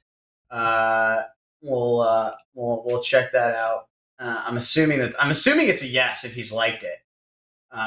So I'm going to Sure, he responded. Love it. So we're gonna bring him on. If you want to, producer Martin, let's get him loaded up, and we shall get him in there. I just sent him the invite to the Discord, so he should come in soon. Sent him the invites. Just checking the welcome channel, so once he comes in, we can give him all the permissions. Mike, so Gaming and Complexity have made it through into the RMR. It's incredibly impressive. Kind of what we expected, though. Yeah. Yeah, I mean, if you look in these pool, these teams, the second spot, obviously, I think Gaming had a pretty smooth run through. In terms of the teams that they came up against, we talked about the slightly closer games against Red Wolves, Yeah. but online BO1s are online BO1s. But this is a pretty light, qualifier. Frankly, none of the Brazilians being in, some of the North American teams not making it through. Obviously, EG not being available for this one. This was the best path for any of these teams, to be quite frank, and so it's obviously complexity is fully expected. But for Gaming, it's a great opportunity, and they seized it. And I think Gaming Gladiators, this team in particular, could be really interesting this season. I'm here for it. I think this is their time to stump up to sort of the front of NA a little bit, move into that sort of fourth it'll slot. be perfect. I think for Gaming, this is a huge opportunity for them. We love to be able to see these guys. I think a lot of them have worked really hard for this. This is going to be another big shot at them up at the top level there. So we'll be doing that. Danny, we can hear you in the Discord. Don't use your camera. You're gonna be joining on a vMix call, and we're gonna get you a good password, and we're gonna be getting you in a good post game, because welcome to the RMR, Dan Wu. So we're gonna be loading him up real quick, guys. We're gonna love this. Stream not having his audio right now, so it just sounds like Ryan's talking to himself. I know. I sound like a crazy person each and every time that we do this. It's pretty bad. All right. So what do we think about Gaming? I think that they're definitely going to be able to compete here at the RMR. I'm hoping. I think that. Do you think? Can you imagine if you just waited until now to start talking shit about Gaming? Now that we have 60 in the channel. Oh, and there he is. I mean, I could. That would be hilarious. It'd be like, what do you think about Gaming? They fucking suck. Right as you come Gaming, they picked up this new guy, Danny CXCI. Of course. He never is without that damn Bass Pro Shops hat. That thing sticks to your head. It's in every frag photo. We love that. Danny, congrats on making it to the RMR. Congrats on joining Gaming only about a week ago or so, and now you're already headed to the RMR. That's a huge move. How do you feel?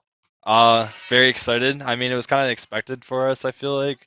So it was just more of like us knowing not like that we have it in the bag. We just couldn't let the pressure build up. Yeah. Go ahead, Mike. Wait, no, that's all I was gonna say. I'm taking over here.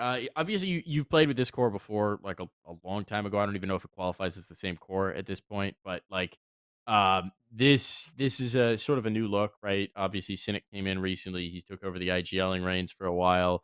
Beebles was added the tail end of last year, I want to say. You're now coming in as the newest addition.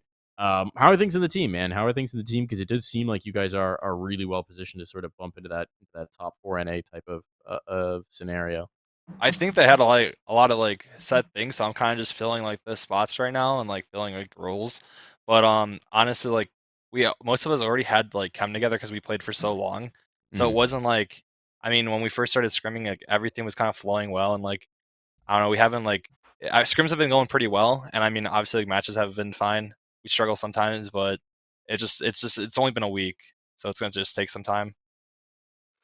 Yeah. The RMR is going to be a huge, like a really, really huge event for you, and I think for everyone as part of that team.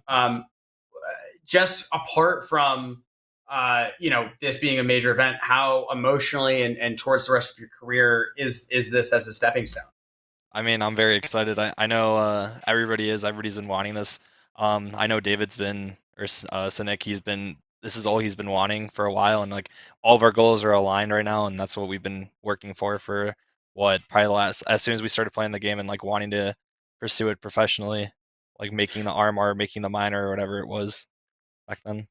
So I know that you've had some trouble with this before, but you guys got to make sure you got to get all your passwords in lock, get everything together. You got to make sure you got all the We travel have everything. documents. We have You know, everything. We we have do. Okay, everything. we do have everything. I had to find my passport, but I have it somewhere. You got It's it somewhere. somewhere. Yeah, You I said have. somewhere. Oh It's. no, no, I just no. checked my room here. I'm at my like normal house, but it's at my apartment. I'm pretty sure. So Pretty sure is not yeah, sure, Danny. Gotta go Oh get your hands god. on that one. Oh Gotta go make jeez. make I'll know sure. Thursday. I'll know Thursday if it's I there. will. I So will let you know from personal experience. If you do need to replace a passport, you can get it in 2 weeks. Is a rush order from the United States Passport Service. I had to do that when mine was expiring, so you can do that. You have ample time, as you will be there in about. March starts in about a month and a half, Month and a half. so you yeah, have so enough it's time. like five. It's like five. It's like 8 weeks, I think it is. But I'm not gonna Yeah, trust expedited stuff. So Yeah, no, don't trust it at all. They get backed up all the time. they do. Um, They do. They do. They do. yeah, get that passport for sure. I mean, look, obviously the major. I mean, the major is a huge thing, right? I think the major, yeah. as you're saying, it's the dream, man. But looking forward to the Challenger League season. You guys are competing. It's a very drained pool in North America with the Brazilian teams not competing this season, but then back in Brazil it seems, right? Obviously, we've had a lot of advanced move ups, a lot of teams that didn't actually qualify that then got yoinked up to qualify to fill out the ranks and that kind of thing. So how are you looking at this season? How are you guys looking I at the mean, competition? How are you feeling about it? I think we're gonna just win the season. I mean, it's gonna be a battle between us and ATK. It's gonna be whoever like hits their shots. I feel like, or who has it. It honestly just depends because I mean we'll both be in Europe for. I mean, assuming the RMR is in Europe, I mean we're both gonna have a lot of practice and we're both gonna be Yeah. probably at our peak form. So it should be Uh, an interesting one. would you be trying to do any kind of boot camping preview, Yeah, like I think up that's to like what it we or would want post to it? do. We kind of Yeah. talked about it. That's like what our plan. Hopefully, our plan is for it. Perfect, perfect. Besides that, what are you guys? Obviously, there's a lot of other qualifiers. There's going to be the Rotterdam qualifier. I think that's coming up in NA. Yeah, That I should think they're gonna be. change that from the frag dates, but I'm not 100% sure yet because I You mean guys are. You guys are we're going going to we're going to frag, frag or too. Yeah, nice. yeah. Dope. I think we're number one on the leaderboard, so we're gonna go for sure. There you go. We like to see teams that play the frag events get number one and actually go. That's Yeah, always Defending no, it's always champion nice too. to see. You're the yeah. defending champ. I know. I've never finished lower than fourth in a frag, so it's not gonna happen now. Oh, we like to Hell see yeah. it. We like to hear it. So you're gonna play Complexity tomorrow in a seeding match. A lot has been said about the seedings, usually for the RMRs and even for the major. They get a little hinky sometimes. It gets a little weird.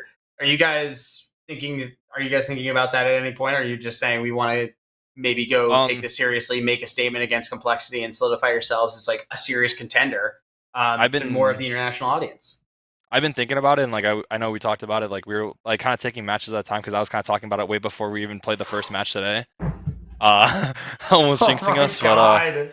I think we're not gonna take it lightly. We want to.